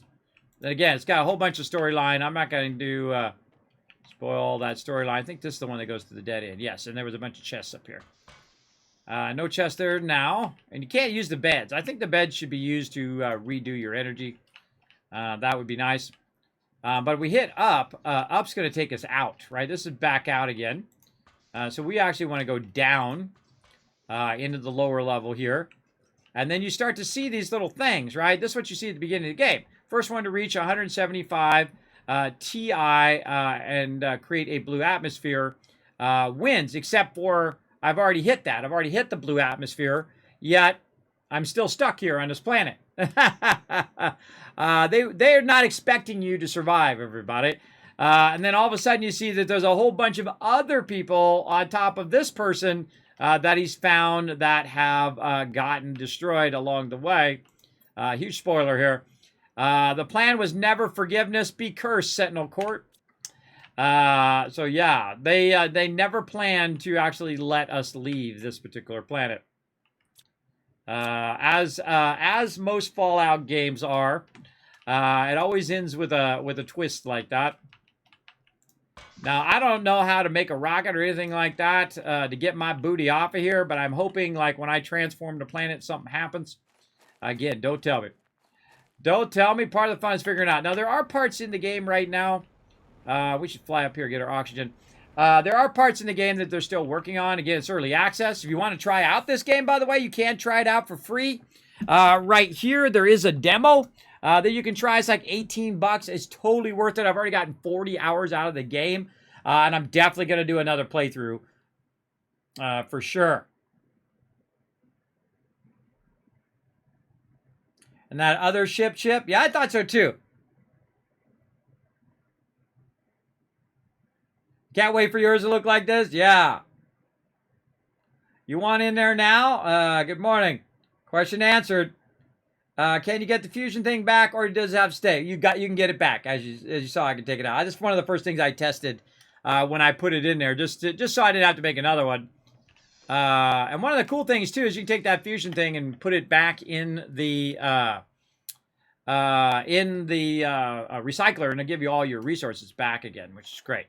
Okay, so it looks like there's nothing else that we have. So let's go ahead and put this back in this one over here. I kind of know where all the stuff is now, at least most of it. I'm sure there's some stuff that I haven't seen yet along the way. And I'm always looking for this zeolite when I'm going from A to Z. There's probably some golden chests hidden somewhere that I haven't come across as well. I don't know how many total golden chests I've gotten. I think about 4 so far. I don't know how many total there is in the game. If you guys know in the chat, feel free to let me know as well. One of the cool things about jetpack too is you can take shortcuts over the top of rock formations if you can get up that high. Look at this, all filled in with water now. There's a ship down here, but this is not a ship that you can go into. I would think that other gigantic ship would have the ability to the ability to use a fusion generator on that one. It's weird that they would have that big giant ship way out there and doesn't have it. Maybe they're still working on that ship, and maybe they'll add that later on.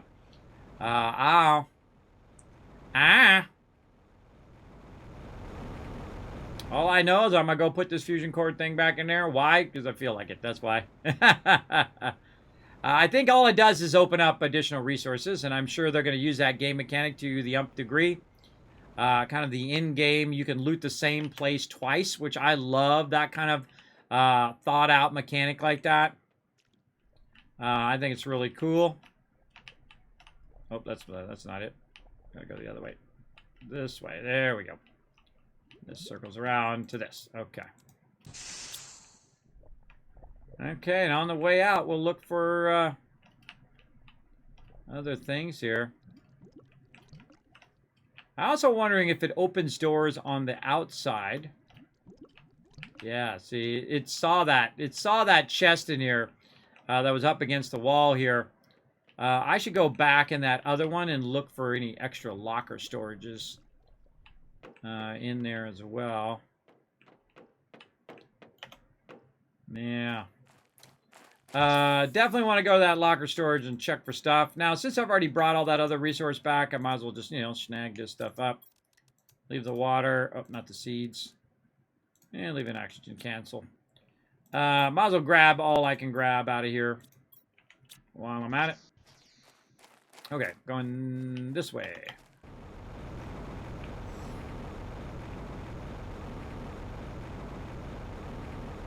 Now, it would be cool that that gave you more power, because I actually gave up one of my power things to go power those up. But I feel like in the long run, you can go ahead and use the resources that you got back to make the fusion generator thing again. We'll see.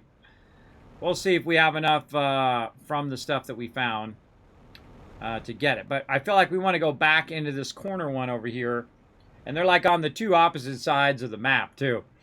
Which I find a brilliant layout. Makes you have to chug your way over there.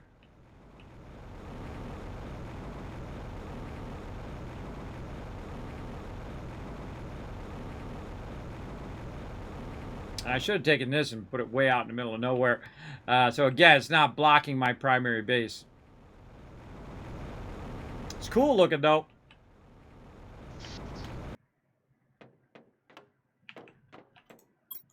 Okie dokie. More seeds. We'll just put this in the drop box. Oh, someone is dropping the boom box. Who we got? We got Fallen coming in a bit ago with the follow. Thank you so much for that. And I'm going to call you Op for short. Coming in, showing some love as well. Appreciate everybody hanging out on the stream. Welcome, everybody. My name is Kismet. We're playing a wonderful game called Planet Crafter. Now, if you dig this kind of game, hit that follow button, because I play a lot of these type of games here in the chat. Oh, thanks also to River Dog a while ago for watching my back. Appreciate you as well, River Dog, watching my chat. Big time. There you go.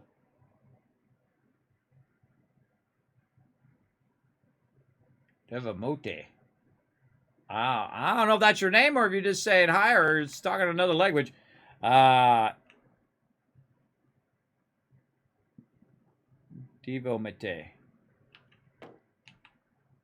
I don't know. I'm terrible with people's names. I butcher everybody's names. Everybody. I got sleep apnea and vertigo. Constant ear imbalance that makes my brain not function as well as it used to. There was a time I could remember stuff, everybody. Back in my youth. I can remember stuff and talk like a normal person and, you know, go more than 5 minutes without thinking, what am I doing? The drawbacks of medical conditions and also getting a bit older. It does happen. All right, let's eat that stuff up. All right, now we don't have to worry about that. All right, let's go look at our thing over here. Are we loaded? 70% almost. Our stuff's still popping off over here. Let's, again, go back over here to this side. Just give it another check. I forgot to check for those chests. But man, I could have sworn that one way out there had one. But apparently not. Maybe if you got these two powered up, that one opens up. I don't know. I feel like we definitely want to give it one more look, though, now that we have both fusion things in there. Maybe these, when you put the two fusions in, they open it up in the other ships, too? I don't know. Oh. All right, again, let's go in here. We know this one straight ahead got opened by the fusion generator. So, oh, look, the thing's back too. Yeah. And so we can go ahead and look and see. I don't see stuff there.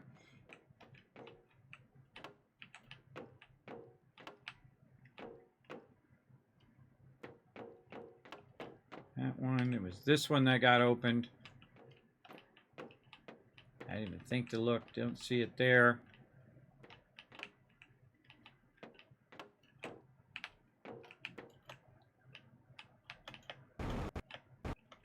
Behind there. And again, we already know these are empty because I already went back here, so I'm just gonna get rid of those. Nope, no other chests in there. All right, cool. Well, now we know.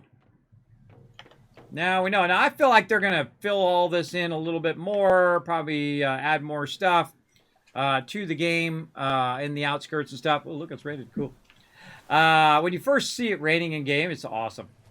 Very awesome. Let's go check this stuff up here. See if there's any way to get in this. I know I can climb up over it.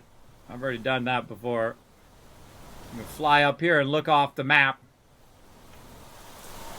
I'm literally standing off the side of the map here, and there's actually, oh, of course, that's when it gets dark. Actually, a whole bunch of off-the-map stuff that we've done, which is really fun. Oh, thanks for the lurker, I am Death. Gonna head out and have a good night, kids. Have a good night. Thanks for the lurker, love. Appreciate it. There you go. It's April. It is April. I feel like a red alert potential bot right there. Let's see what the next thing that person says. Okay, so I think we did all the things we can do. Now we're just waiting for this to kick in. We already got all the stuff out of here. Oh, well, we got some more stuff we can grab. All right. All right, let's head back to the primary base, and then I guess all we're doing is just boosting at this point. Boosting that terraform index. I feel like you're trying to get it to 1,000 GTI. I think that seems reasonable. That would be a pretty select target. All right, more Dropbox action. Over there. Okay, let's see. What do we got in here? We want to get all of our Z-Light out first. I got a rocket engine. Oh, look at this. Some explosive powder and stuff from when we deconstructed that. Get our really nice tree seeds and stuff. Bacteria samples. Sort this. This is the good stuff. Zeolite there. Sulfur. Where's our 200% here?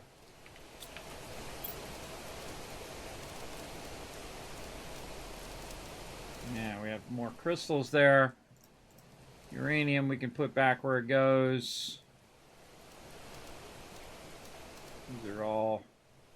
Those are all seeds and not trees, right? We're looking for the trees. We took a bunch of those trees down, and now that I think about it, what the heck did I do with all of the tree things?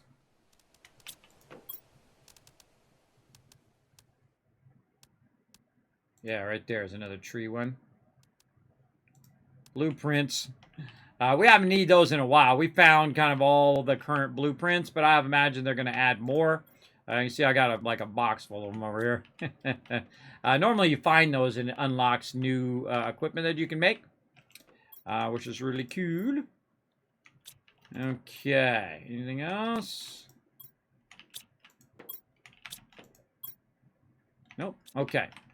So we ended up with getting 6 zeolite back. And how many of these can we make? Well, we can make 6 of those. But can we remake this? We need 3 more of those. So we could make 3 of those back again.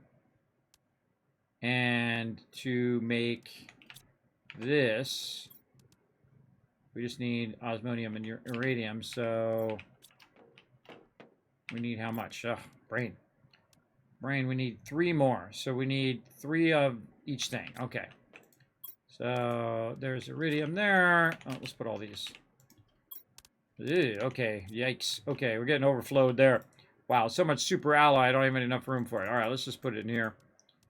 All of that stuff. Our current pulsar thingies, our explosive powder, just to give us some room. All right, iridium. We probably need more of that. Uranium, we got plenty. Oh, actually, wait, hold on. We don't need to do that. We just walk over here. Remember how I was talking? That we could just go in here and put an iridium rod in there and then just nope. Get all of our resources back. Yeah. I'm glad I discovered that today. Oh, inventory full. All right, then we'll go back over here. Nope. We go over here. Oh, osmonium. That's right. Osmonium. So we'll put this iridium in here. I hate leaving stuff on the ground because I'm always afraid it's going to go away. And then osmonium, which we need to get back. But I think we deconstructed some stuff. We deconstructed some stuff that gave us that stuff back. Apparently not. Okay. Let's put this in our seeds. Oh my gosh, even more stuff in there. Yikes. All right, let's put it in with the chips and with the seeds. Okay, so the thing we're missing is our osmium, and that is okay because we have it cranking away over here. Let's head up this way. We'll take a shortcut. Take a shortcut over there and grab our osmium. Now, there's actually several places for osmium. I only found one place for uranium. Yeah, find some good spots. Find some good spots. I want to move this extractor on the other side. You know, I think I will. If we got enough room here, let's do it. Let's go ahead and take this out. Take that extractor out. That should give us all of that. And then instead of running all the way down or all the way around every time, I just thought of it. I could just run up here and try to put this at the cave entrance. Up here and see if it gives us the same thing.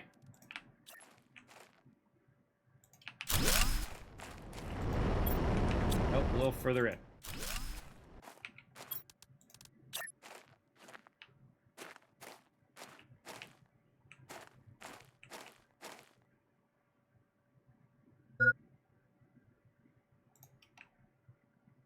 Ooh, so finicky.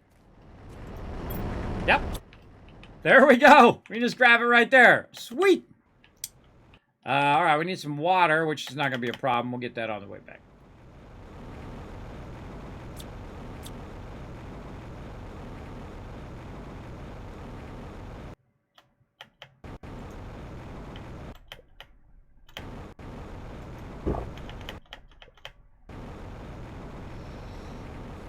Yeah, I like that better. Much closer to my primary base with having it up there at the top. Okay, we didn't get much of it though, but at least we got some of it. Again, let's just Dropbox some of that. And then we're gonna go back over here. Again, we're retrying to make our fusion generator here. What do we need? This. Need this stuff. Uranium and iridium. And then uranium, all of this stuff. I forget what else we need. Go over here and see. That's it.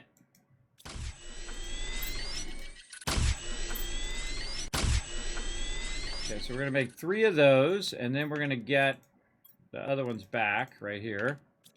And that should allow us to get this going on. Yep, all right, and then we'll get some super alloy out of here.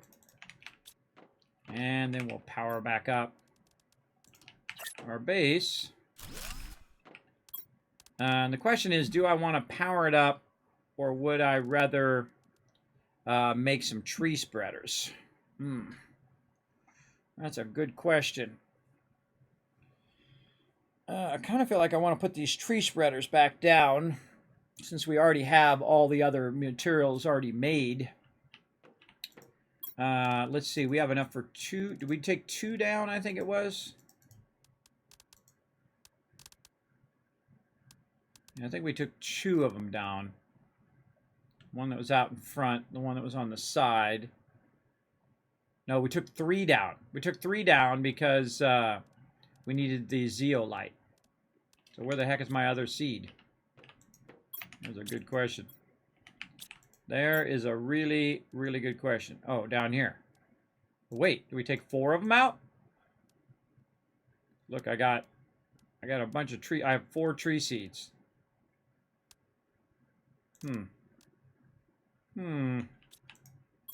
Good question. Well, let's see what else we need. Oh, I know I can make 2 of them. What did I do with the... I did take all of those out. What did I do with the other fertilizer? Oh, I probably put it in the thing. In here somewhere. Nope. Not there. Let's try over here. Ah, here they are right here. 1, 2, 3. Where'd the other one go? Did I leave it behind or lose it somewhere? Good question. Did I put it in one of these overflows? Nope. Put it in with the seeds. We have to look all the places in which we were fooling around with stuff today. Not in the chips, not in the seeds, not in the seeds, not with the bio nuggets, not in that equipment, and not this equipment. Because again, look, I'm 1 short. I bet you I dropped it on the ground. I bet you that my inventory is probably full. It's probably laying around somewhere, wherever we deconstructed it at. We need to make sure we have all of that stuff. All right, well, let's go put it down again. Which one was the last one I took out? So I took that one and that one. I think this one was the last one. Or no, the one on the other side. Move it this way. Where was it? Oh, back here in the corner.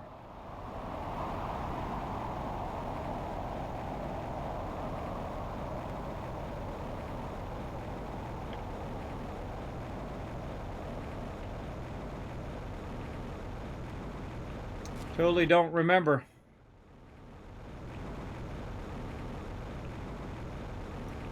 I don't remember. I'm gonna stick these in the desert.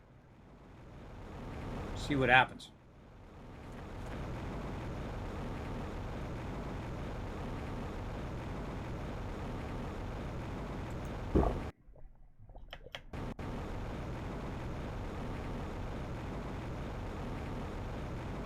Right here.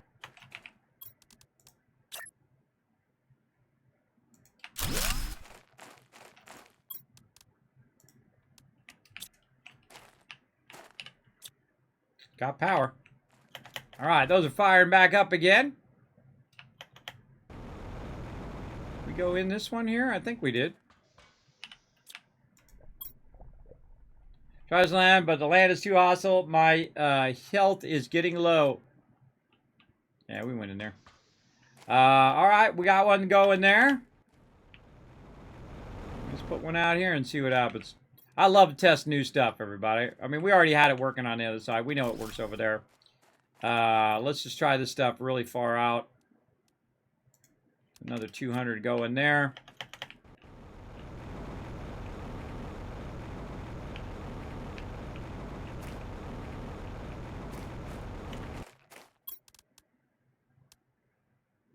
Oh, bacteria sample. We need to go back for a bacterium sample.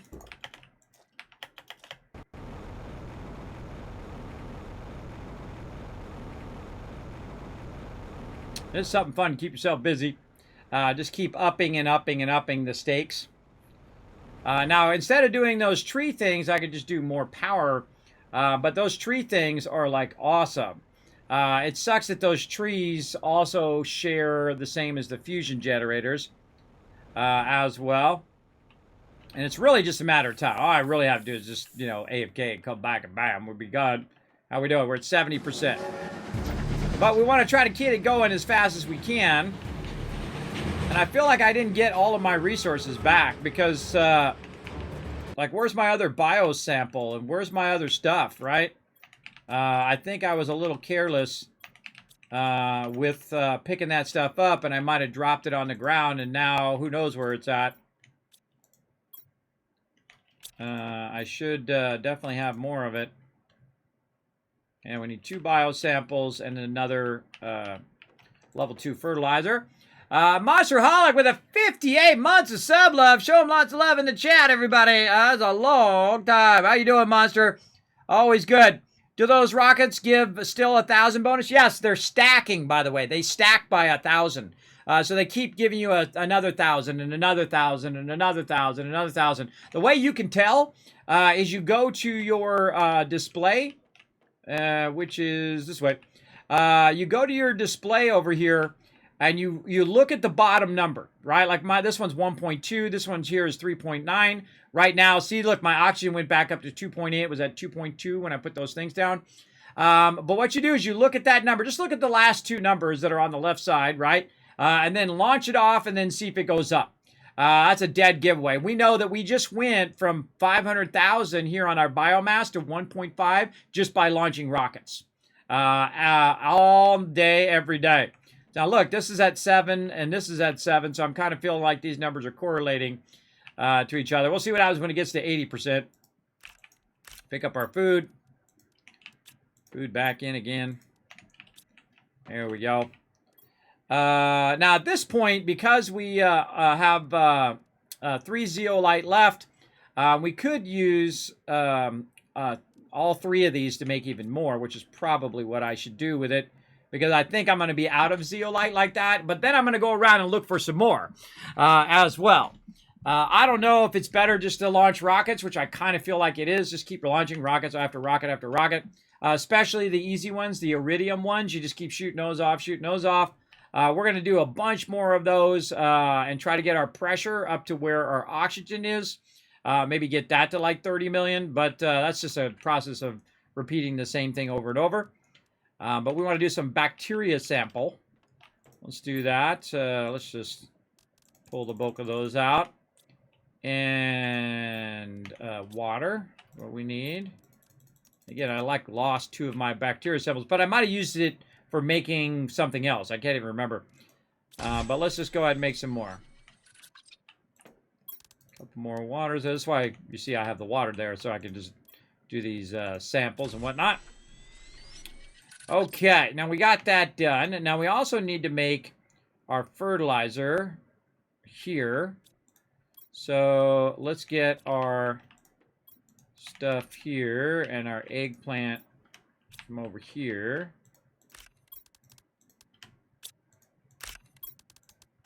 There we go. And then forget whatever else we need. Squash. Oh, we need to make fertilizer first. Then we need squash and methane. Get that out of there. And then we have some squash in here. And then we can make another one of those, which should give us 4 of those now. Yep. Okay, we got our 4. We've got our 2 bacteria samples. We have our 2 zeolite. We need another tree bark. There we go. And I think we can get 2 more going on. So let's just get those going first. Let's make sure that we have the trees. Yes, we have 2 tree seeds. Then we're going to have to make another tree seed. Now, I'm just moving it away from my base, so it's just a bit easier for me to navigate around. It's going to be cool to watch it fill in the desert with trees.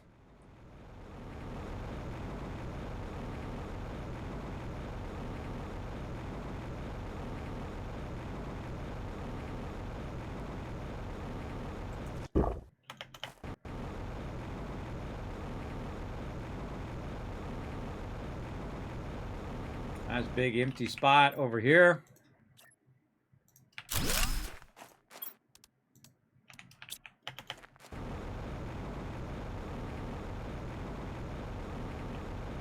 I still feel like there's stuff that I haven't seen yet that we'll hopefully discover as we after we get all this stuff kind of set up. All right, now we got to go try to make one more.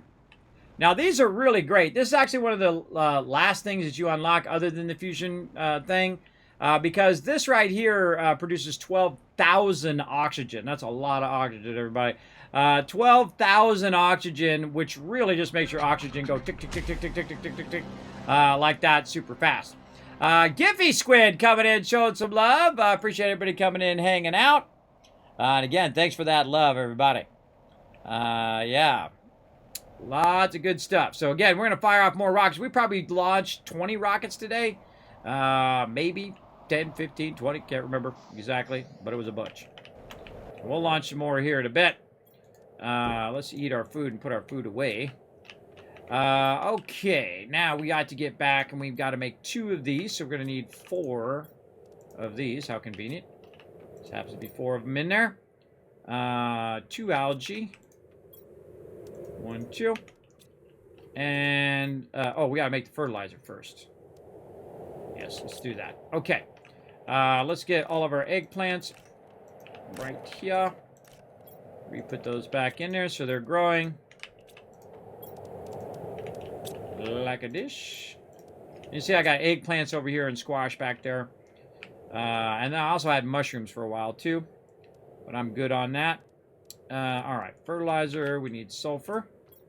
And we need another sulfur. Where did we drop that sulfur? I think we dropped it in the drop box, didn't we? We're seeing it somewhere.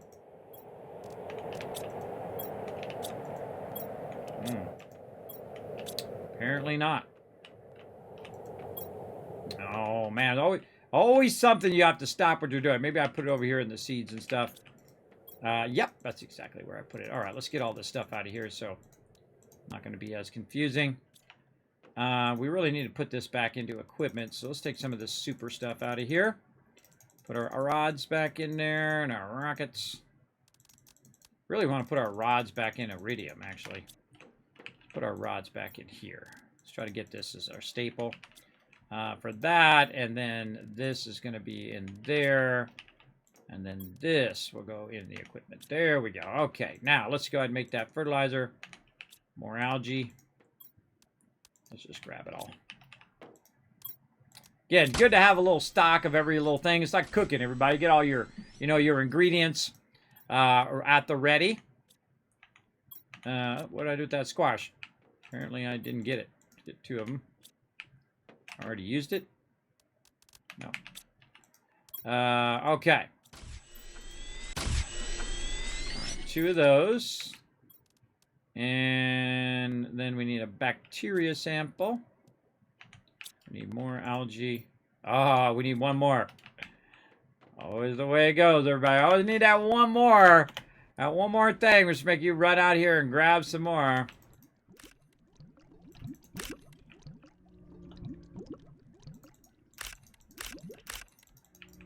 And might as well grab a bunch while we're out here.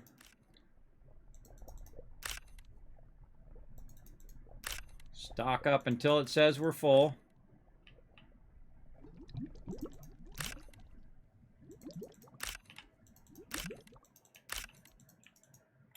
What hotkey is jetpack out of curiosity? Spacebar. And you want to hold it down. So you keep on jetpacking. If you jump off a cliff, make sure that you jetpack toward the bottom or you'll splat at the bottom. Important little tidbit of knowledge. Jetpack is totally worth your time. It's one of the best things in the game. I think that definitely speeds up your ability to get around. Oh, I only need 1 more. Okay, we're trying to squeeze 1 more of these in. I think we're good on all of that. We just need some tree bark, and our tree bark is now empty. All right, perfect. Okay. Let's go make another one of those. Let's make sure that we make our tree thing that we have. And we got some new seeds. Did we put them over here? I don't think we did. Let's go over here. And yeah, here's our walnut one. Any more seeds in here? These are all just regular seeds. And we'll just keep launching off those biomass ones. I kind of feel like we'll just keep doing those. Because we have a lot of this lerma seeds left, and we might as well just burn up all those lerma seeds now that we're not really using the spreaders all that much. So we'll just keep burning those up. Okay, we got to go over here and make a mutagen as well. So we need another bacteria sample. And then we need a methane cartridge as well. And luckily, we're getting a whole bunch of it right out here. Like so. Okay, and mutagen. And we still have the extra one. All right, awesome. Then we go to our little DNA manipulator here. We put the... Oh, wait, I got an extra one in there. Huh. That makes me think there's one out there that doesn't have one. Oh, I bet you there's one out there that doesn't have one. You know what? Let's just make another one anyway. Let's just do it. I bet you it's one of these ones in the back. One of these ones that are close that I never put it in there because we stopped playing last night. Now that one looks like it's working. Why do we have that extra one? Were we going to make another one? Is that what we were going to do? That one's got one. I can't remember why I made that other one. It's nice that I did, but let's go check it. Now, see, this is all grown in here. This one? No, it's got it.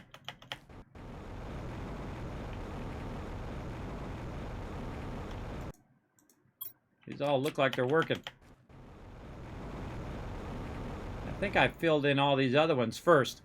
We're going to take a little swing around here and see if I put it. It's weird I have that extra what?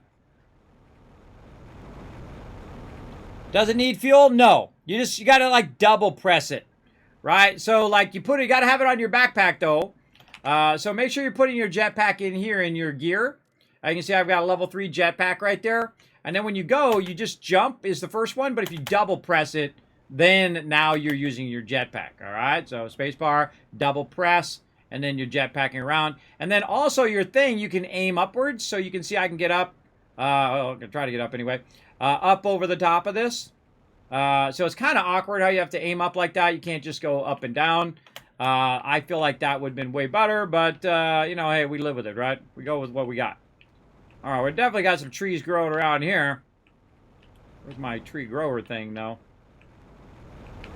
Over here.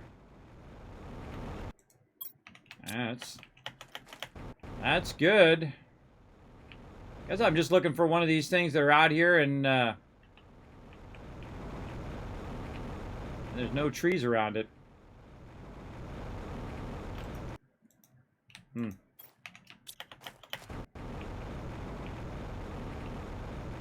Now, as you can see, I put a bunch of these down.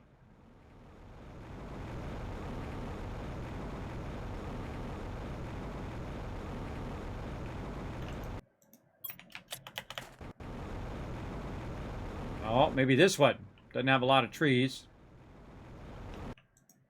Yep, that was the one. Ah, okay. We had one of those being inefficient over there, everybody. I knew there was a... See, that's how I remember stuff, everybody. I go, wait a minute, there's an extra one in there? Why is there an extra one in there? That's because it went to that one that we didn't even do. So that means it's going to go even faster. Cool. Now we got to get over here and pop in here to give ourselves some oxygen. Good to have bases all around the place, everybody. Especially early game, you should put them even closer than what I have them because I have the jetpack and I have a larger oxygen tank. So it really does help out a lot. Okie dokie. So we did that. And now we should be ready, right? Yes, we just need a little bit of tree bark, which is not too hard because we can just go right here. Get a bunch more. And this is still sequencing, I bet. Yeah, it's a 70%. Let's go ahead and get ourselves some resources here. Like so. Okay, we got that. Let's put this tree bark away over here. We only need the one. Okay, so we need to put this down, and we need our thing first. What can we do while we're waiting? Let's do our food.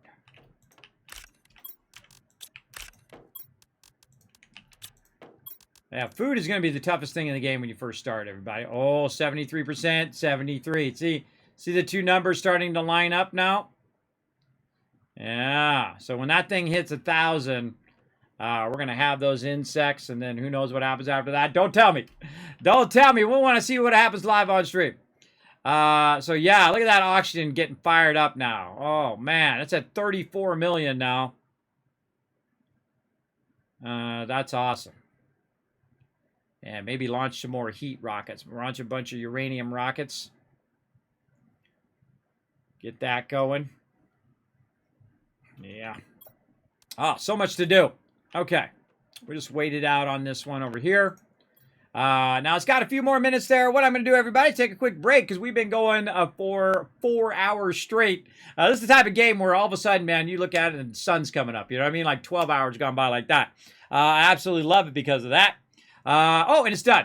All right, we'll come back and we'll do that here in just a moment. I'm going to take a quick break and I'll be right back. Enjoy these AFK highlights.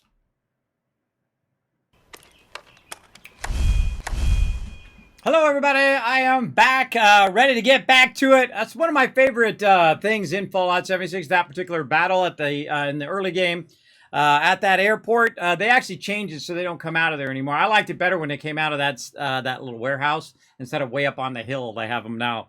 It sucks. But all right, let's get back to it, everybody.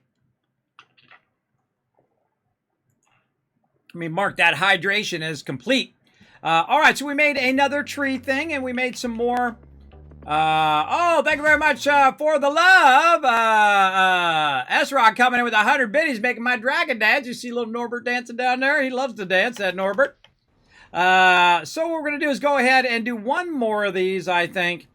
And then run around and see if there's any more zeolite that we can salvage from anywhere else in the game. I know there's a cave that we have not looted that we need to go to.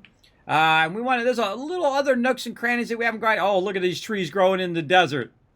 Awesome. Wow. Neato. Neato.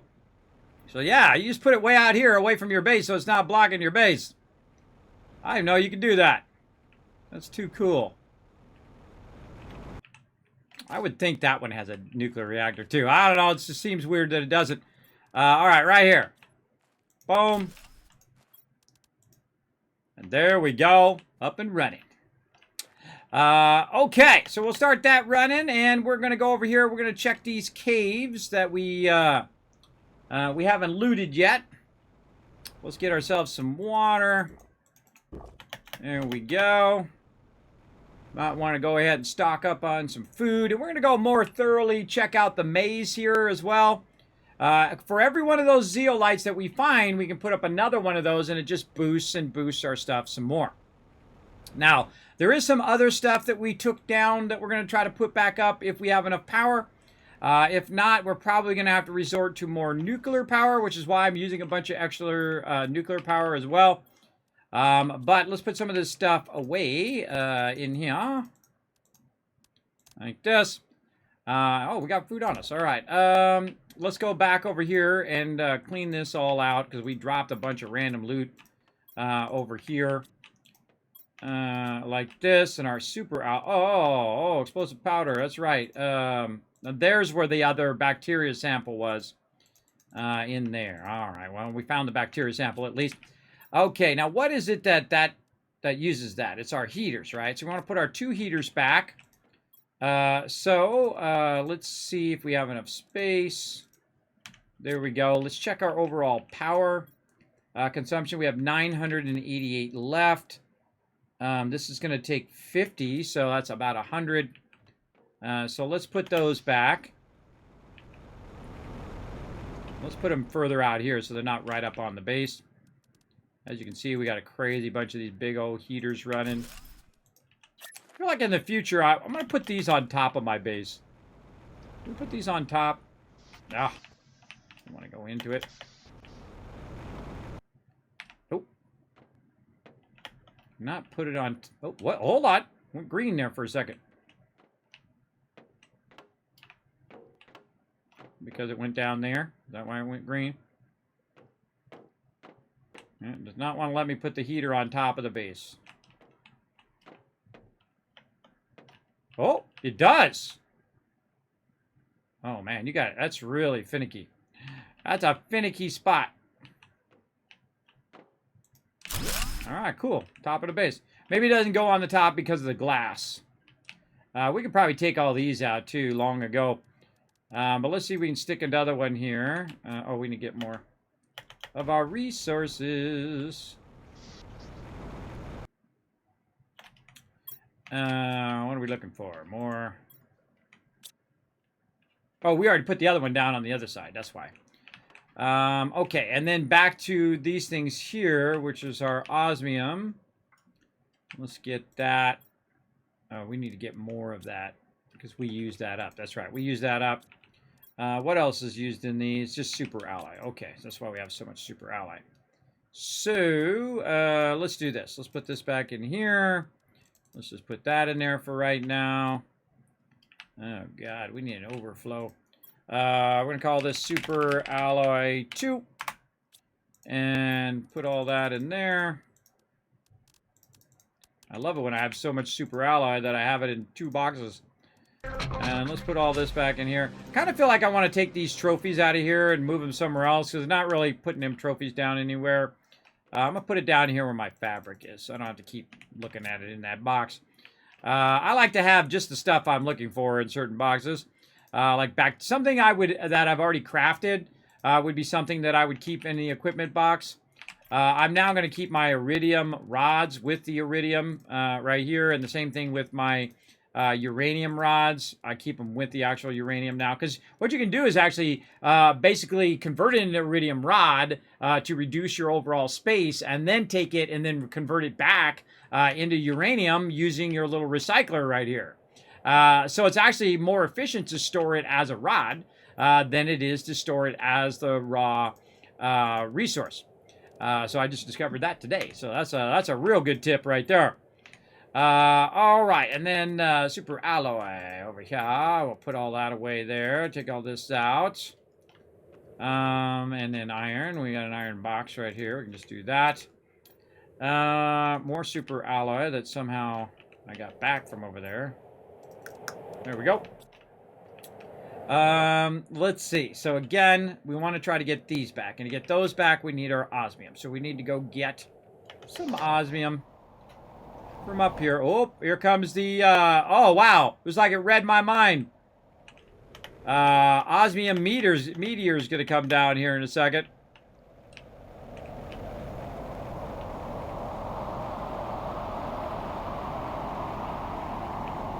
Maybe it already came down.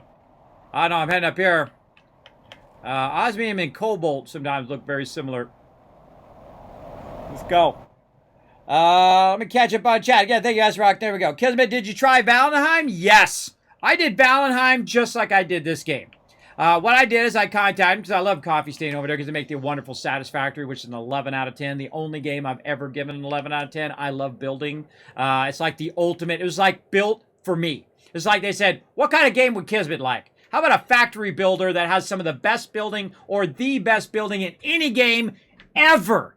Ever, everybody. I have played thousands of games. I've played games for 40 years, and I can tell you that Satisfactory has some of the best building ever. And you know why? Because when you're trying to put something down, you could be on top of it, underneath it, from the side, or whatever, and you can actually manipulate it and tell it which direction you want it to go. You can go up, you go down, you go outside, you go at an angle, you can do whatever you want, and you can rotate it around, and then do it from really far away, too. So you're building way over here, and you're building this thing, and you're building this bridge, and it's going across here, and then it's coming right toward you, or going this way or that way. It is incredibly well thought out, and every other game should take note. That's for sure. So, getting back to the story. What I did is I saw that this new game called Valheim was coming out, and I got a code before anybody, really, because I contacted Coffee State. I said, hey, Coffee State, how you guys doing? I love Satisfactory. I see you're coming out with a new game called Valheim. I see it's like a survival game, like an Ark-style game, or 7 Days to Die, or whatever game you know is a survival game, much like this game. And I said, hey, send me a code, and I'll play it on stream as a learn to play. Now, typically, my learn to plays are only like an hour long because I will load up the game and then I'll play it a little bit just to give you guys a little gist of it, right? To give a little love to the indie devs who need, a little bit extra advertising and a little bit extra love because they don't got, $500 million budget to, put on advertising. And so I played it for about 5 minutes. And I was like, nope, this is a primary game. And then moved it over there. I forget how many hours I have in Valheim. Let me look. Let me look over here. I knew right away. I could tell, everybody. I could tell when a game is really well made within the first 5-10 minutes. It's a feeling that comes over you when you're playing it. Let's see. Valheim, number 7 in the total amount of games. Hours I put in games, 341 hours. And we're going to come back. We're going to play it again, too. We're going to check in. Once they get a bunch more updates in there, we'll play it again. We're going to play through 7 Days to Die right now, Alpha 20. Still got to get that Twitch integration in there. I'll get around to it. But eventually we'll circle back to Valheim as well. Now, speaking of 7 Days to Die, 7 Days to Die is about to pass up Fallout 4, which I have about 2,700 hours into there. That's a lot. That's a lot. That's a lot for me, everybody, because I don't play the game like 12 hours a day, all day, every day. One of the reasons I stream in the first place and why I do this, as opposed to being a graphic designer or work for Apple like I did, is because it's something I can do if I get too dizzy or my medical problems start to have an issue. I can just say, sorry, everybody, I'm getting too dizzy. I need to go lay down. And then I cut off the stream. That's just it. And I don't do sleeping streams, everybody. That's creepy. That's creepy stuff. I don't even know why Twitch lets people do that. That seems super creepy to me. But then again, a lot of things seem creepy to me that don't seem creepy to other people. I don't know. People watching you sleep is like a red flag for me. That's weird. Yeah, so I love Valheim. Valheim, another 10 out of 10. Absolutely suggest it. A wonderful, wonderful game. There we go. Those trophies mount on the side of the wall like a shelf. Really? Did you try the X series? X series of what? I don't even know what you mean, X series. I don't know what you're talking about, but that's not uncommon. For me, anyway. All right, let's just grab all that out of there and let it keep rocking. I love the fact that I moved that to the closer side. Now, when you first start the game, by the way, a lot of those like tunnels like that. Oh, see, I didn't press my spacebar quick enough. A lot of those side tunnels like that are blocked by ice in there. You can't get to that stuff that I went to. But if you have, I think you have a jetpack, you could probably maneuver your way up and over if you wanted to, but then trying to get back out might be a problem. Yeah. But you really don't need that stuff until the later game anyway, because you can't build anything with it until you get to the later game. All right, so there we go. We got our osmium. We got this crazy ton of this, which we'll go ahead and actually get rid of some of these other resources here. Hey, boy, here we go again with our way too much resources stuff. This resource actually builds up pretty quickly. And I usually have a lot of boxing. I got to think all of this took iron too, but if you look over here, that's iron. I have iron box number 1 over there, and that's 2, 3, 4, 5, 6, 7, 8, 9, 10. These are full of iron, all of these. Now, why do I keep it? I don't know. I just, it takes more effort to take it out than it is to leave it there. That kind of deal. All right, there we go. So lots of osmium is what we need. Let's get this out of here. And a lot of super alloy as well. And then we'll just keep cranking these things down. Oh, we got to check our power. How's our power looking? We're at 885. So, yeah. And these take 45. So, let's just round it to 50. We'll put a bunch more of these back out here. Now, we took these down so we could use the resources temporarily to build fusion generators. I wonder if you can put these on top of your base, too. Let's try it. You definitely put it on there without windows, but it looks like when you add the windows in... I wonder if I can take the window out. No, I got to take the whole... Once you put the windows in, you have to take the whole compartment out. That sucks. I wonder if I can put the drills up here on the top. I would think no. But, you never know. All right, I don't got time for that. Let's just throw it over here. We can try that out in a future playthrough. Okay, more osmium, more super alloy. This makes me want to move my iridium stuff back over here.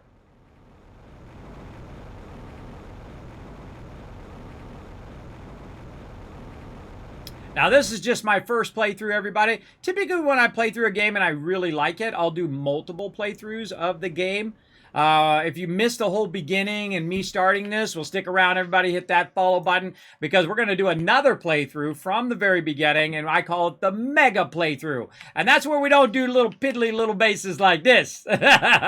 Or even the one that I've already got. To me, that's a tiny base, everybody. That's a little baby base. You wait till we fire up that base in the future. We're going to go hot and heavy on some serious mega building for sure. What are we doing over here? We're getting this blue stuff. Let's see if it's got some more. Wow, we got one more, really? Oh, well, it's enough for at least one more. Let's head back out here. There we go. Caught myself. Caught myself. It's outer space, like X Rebirth. This the latest game is X4. Put another building on top of it. Removes the window. Oh, that is a great tip. Thank you, Cap. Appreciate that. That is a real smart tip. Yeah. Do we got the resources for it? Let's go see if we can just put. Let's try it. Oh, I love doing stuff. And normally when I'm doing Learn to Play, I'm only going to play it for a few hours. But I've played this for 40 hours now. That's how great this game is. It totally gives you that Subnautica feel. If you've ever played Subnautica, Surviving Mars, No Man's Sky, stuff like that, this is going to give you that vibe right away. And I love Subnautica. And also the second Subnautica, which is not actually an expansion. It's actually a whole nother game. Let's put it right there. And then take it out and see what happens. I put the window back, I think. I think if we put it there... Nope, it's just covering it. So the smaller one is going to just cover it. Let's try the bigger one. Whoop. Get up there. Stop being so crazy. Okay, so the smaller one, maybe it's how it also lays on there, too. Let's try the bigger one. What do we need? One more iron and one more titanium. That's why I have a whole bunch of boxes full of stuff here. But I like to keep a good amount of resources at the ready. Now, if you tell me something, I'm going to try it. I'm down. I'm always down for trying new stuff. Let's try it in this one here in the back. Oh, that's got my solar things there. That's got my thing there. I got to try it in this one up here.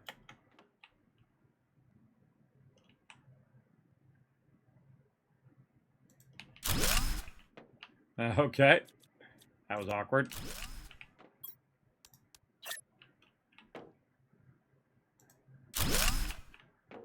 Oh, build it over there. Okay. Awkward. All right, let's take these ones out here in the corner. Maybe I'll line up a bit better.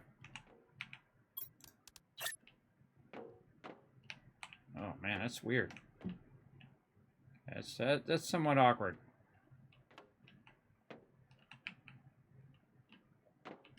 Okay, that definitely needs some work. Vertical snapping needs some love. Okay, we better send that as a feedback. What if we just aim it up above us here? Like that. What does it do? Puts it over there. Remember, this one is early access, everybody, so they're still working on it. Yeah, that definitely needs some work. Maybe it's because the windows are freaking it out. Let's go...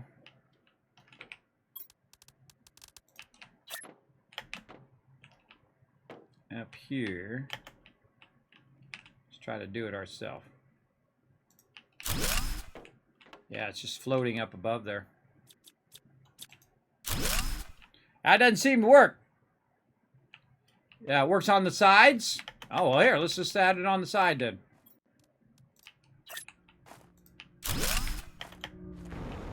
My question is, if it takes out the window, like it just took out this window, and then if you take it back out again, does it put the window back? It does not. So hey, it does work on the sides. Doesn't seem to work on the ceiling, but awesome nonetheless. That is a good tip for taking it out of your side windows. So very nice. Okie dokie. So, oh my gosh, we're almost to 80% now. Okay, what else can we do? How much more power do we got that we can squeeze out of here? Maybe go get some more uranium power. Squeeze out as much as we can. 748. Okay, we got plenty. What do we feel like doing? Maybe go look for some more Zeo stuff.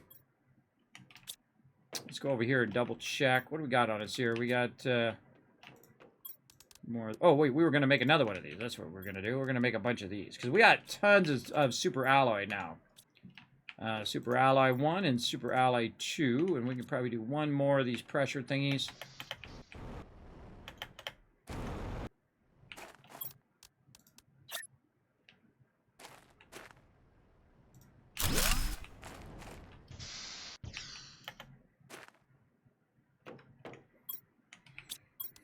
Yeah, I feel like these drills are going to be our easiest thing right now. We could launch more rockets, though. Let's get our stuff into here. Take that stuff out. Take this out. Take our silicon out. Take all this super alloy out of there. Put all that into there. There we go.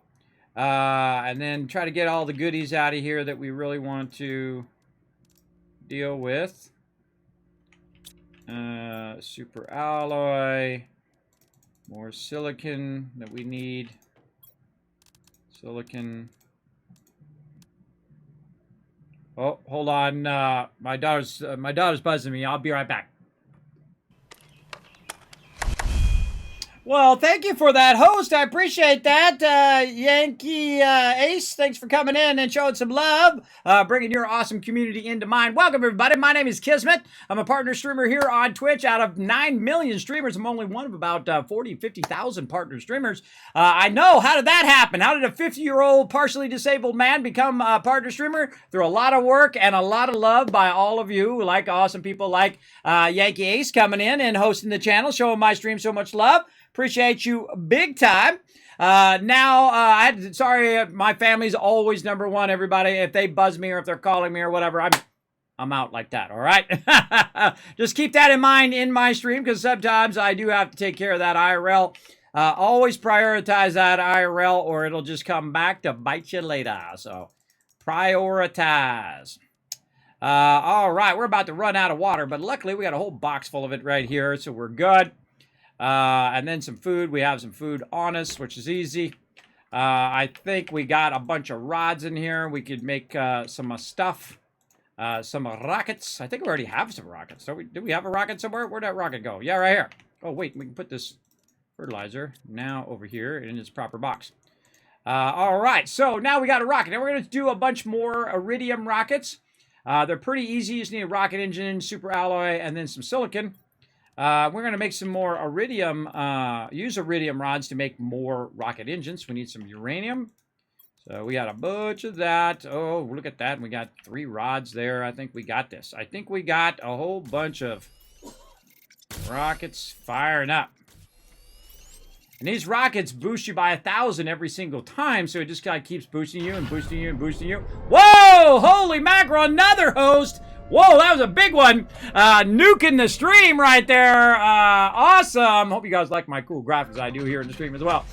Justin coming in as well, bringing his awesome community in as well. Feel free to hit that follow button, everybody. Again, welcome to my stream. My name is Kismet. I'm a partner streamer here on Twitch. I play a lot of survival games right now. Absolutely have fallen in love with Planet Crafter. That's what we're playing right now. I've already played it for 40 plus hours, and I just started playing it last week. Incredibly fun game. As you can see, we've transformed this desert planet into a beautiful botanical forest. We're about to finish the game, but that's okay because we're going to do another playthrough. Now, when I play through a game and I really like it, what I typically do is I'll play through that kind of first time experience, that first playthrough, and that's what we're doing right now. And then I will come back and I will mega play it. That's right. I'll come back and we will make massive bases and just go to the whole nother level, because that's why they call me the Gaming Tycoon or the Wasteland Tycoon if you play some Fallout. I absolutely love these type of games. These are my jam right here. Games like Subnautica, games like this, Surviving Mars, No Man's Sky, and all of those type of games like 7 Days to Die, Valheim, Ark, all of those. Those are my favorites because I love to build. I love to build gigantic, massive, mega builds in here. For sure. So thank Fitz for the follow. Appreciate you all coming in. The graphics are fantastic, but thank you, Justin. Thank you. I have been a graphic designer for 30 years. I've worked for some of the top companies in the world, including this one, which you might have heard of. Yeah, that one right there, Apple, yeah. For many years, I was a senior tech over there as well. I worked with some of the greatest companies and did a lot of graphic design. In fact, I have 100% achievement in real life. That's right. I've done every type of graphic design that you can do. I've done t-shirts and cereal boxes. I've done posters. I've done stuff for famous people, parties and business cards and you name it, just every single thing you could possibly think of. I've done every type of design and had an incredible career doing that. Now, I do not do design for other people because the second I say I do graphic design, people are like, Kismet, do some 3D graphics and animations and do some, business cards or whatever. I do not do that anymore. You know what I do? I bring a little joy and love into the world through my stream here and also through my videos on YouTube. This is what I do all day, every day. Now, this is not, if you want to get into something to make money, this is not the thing to get into, everybody, unless you are super talented, like pro gamer, something like that, and also super entertaining is also a good one, because it's not just playing the game, but it's giving your overview, your spin on it, what you love about it, what you love about gaming. Now, I am the OG. I'm the original gamer. Before all these other people were even born, I was playing games. You know, my first gaming console was the first gaming console, the Magnavox Odyssey in the early 70s. That's when I started playing games. In fact, I was just pointing out earlier, if you guys missed it, that I knew about $1 trillion before some of you were born. Right here, this is a game called Taipan. This is actually the day that I actually was playing it. It shows it right there as the date, January 15th of 1996, and I made $2.51 trillion in the 80s, everybody. Yeah, a long time ago. That was me long ago, and I'm still doing that today. Making that trillions of dollars or trillions of bases worth of cash. You get the general idea. Now, right now, what we're trying to do is we're trying to push past that last part, right? We're trying to get our insects in there. We're at 80%. Right, I think we're in the last stage. Don't tell me. I want to find out and see if there's anything after this part.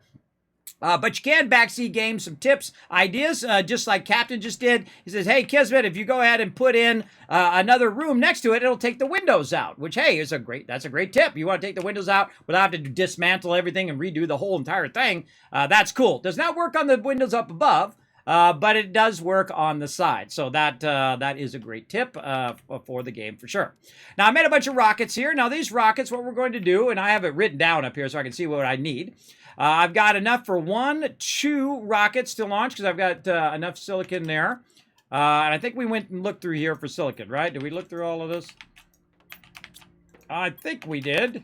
But let's just take another little peek here. Oh, there we go. All right, awesome. Tons of silicon there. Then we also need super alloy, and we also need the rocket engines, which are made from other materials. Then we're going to run out here to this right here, and we are going to build ourselves a iridium rocket. So now we're purposely going to bring down meteors at us on purpose. Now what this does is actually boosts it by 1,000. That's right. It boosts your, in this case, pressure by 1,000 because you're trying to terraform the planet. That's the whole purpose of what we're doing, right? So we're going to shoot that off, and all of a sudden you're going to see, there it comes. You're going to see some meteors coming down, bringing in some resources. In this case, iridium. Now, the cool thing is if you bring in that iridium and then use that iridium to make more rockets, you can then make more rockets come down and more meteors come down and more resources and vice versa. I love the idea of the fact that you launch rockets and then it brings down more resources. Really brilliant stroke of brilliance there for your game mechanics.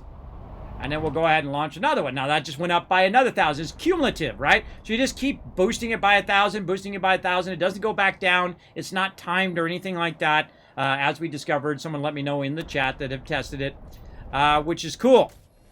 Now, is that going to change in the future? I don't know. Early access game. You never know what's going to go, what's going to happen, right? For sure. There we go. I remember that game. That was going way back. Yeah. Oh man, I'm as old school goes, bro. I love that game. It's one of my favorite games of all time. Space Occupied. There we go.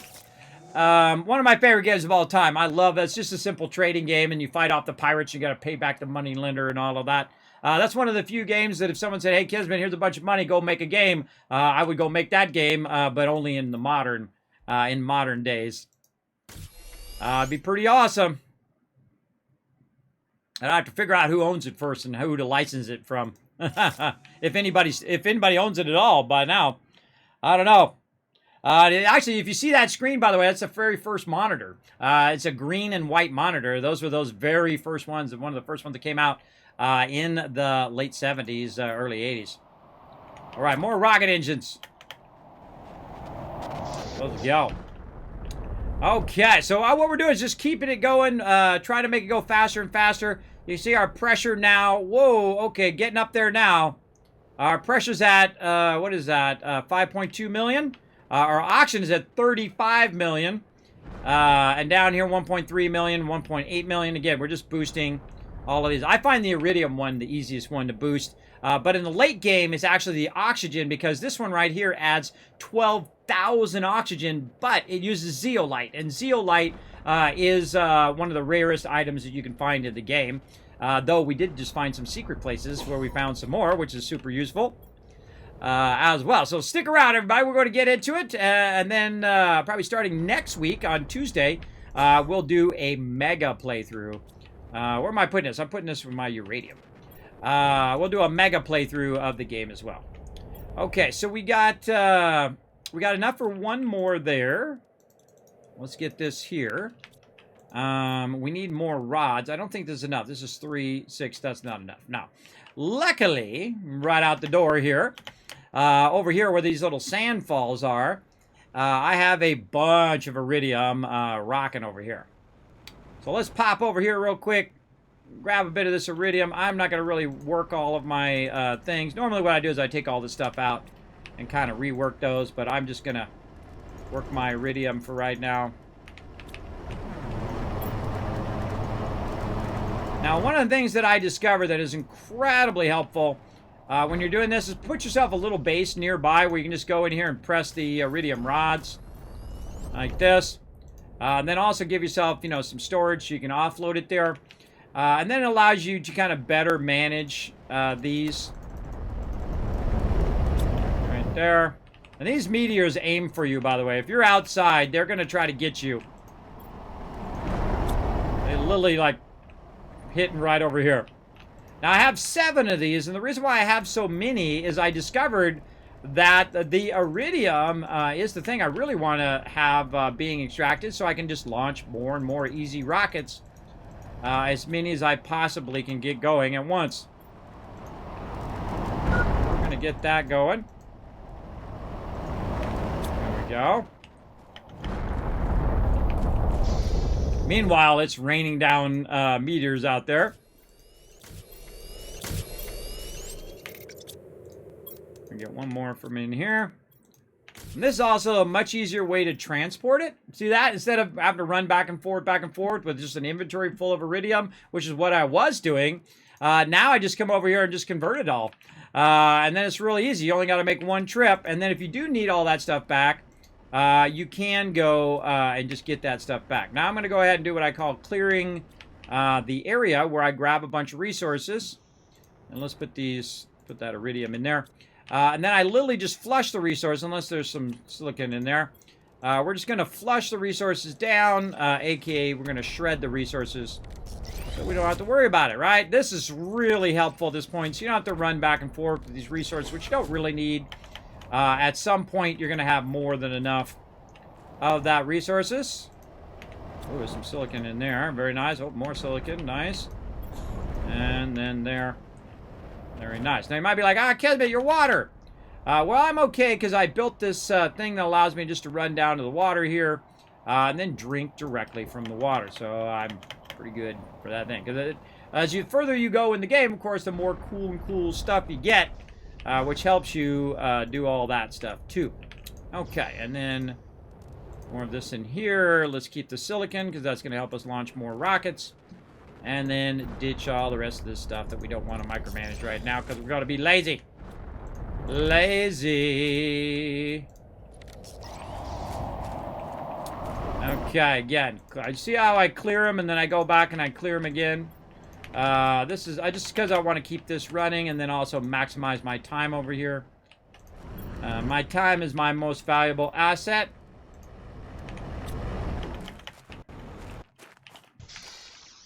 And put these extra ones in here. Silicon. Silicon. Alright, sort all that. Probably get another rod out of that too. And let's go ahead and again flush all of this stuff into the shredder. Shred all that stuff. There we go. Alright, now we're just working with these bottom ones here.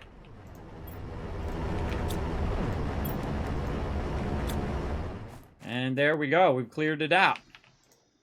Let's get all this iridium out of here. See if we get enough to make a rod. There we go. And that's going to give us some more space in there to put our stuff in there that we need. And then ditch the rest of this stuff. Now, if I was smart, what I would do is I'd come over here with some aluminum. And then every time I have a bunch of this stuff, instead of shredding it, I would convert it into super alloy. And that condenses all of that stuff down as well. Put that over there. That over there. And look at that. Now we just cleared all 7 of those. And that's the end result. Is that we have all of this stuff. Which some of this stuff I actually brought with me. But now we've condensed it all down into just a little iridium and a bunch of iridium rods and a bunch of silicon. Which we need for rockets. So, makes that a lot more efficient. Now we only have to take 1 trip back to the main base. Now, what we could also do is just have it where we make all the stuff over on that side, too.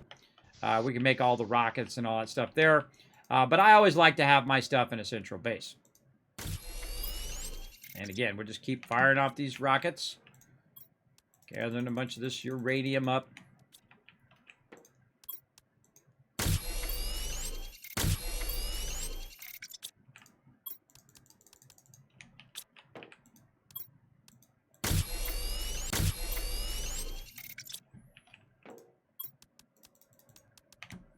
We're getting serious now, everybody. Getting serious. More super alloy.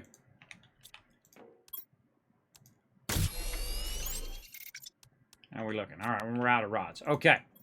We used up all of those rods there. Do we have any more in here? Nope, we used those up. We could actually make another one here out of all of this. Let's put that in.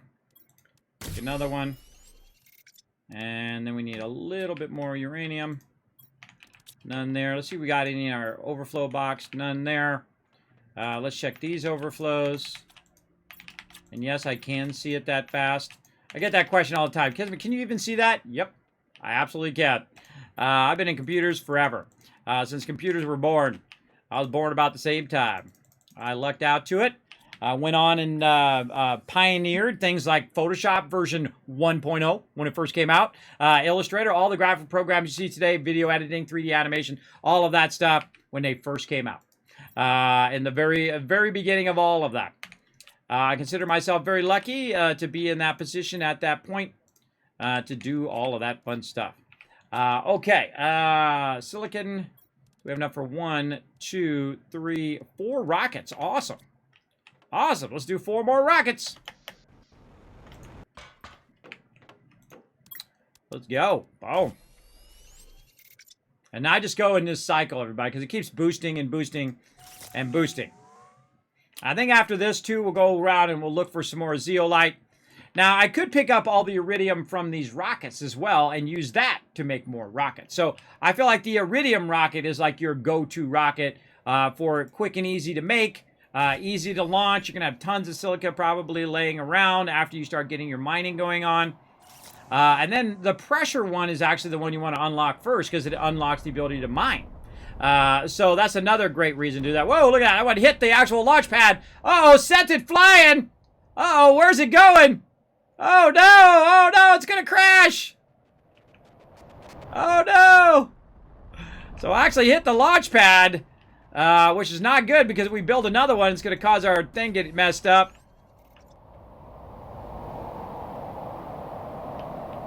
It still gives you your bonus, everybody, even if it does that. That's not good. That's not good. But, you know, it's early access game, so I'm sure they'll work on all of that. It's cool that it takes it into consideration, though.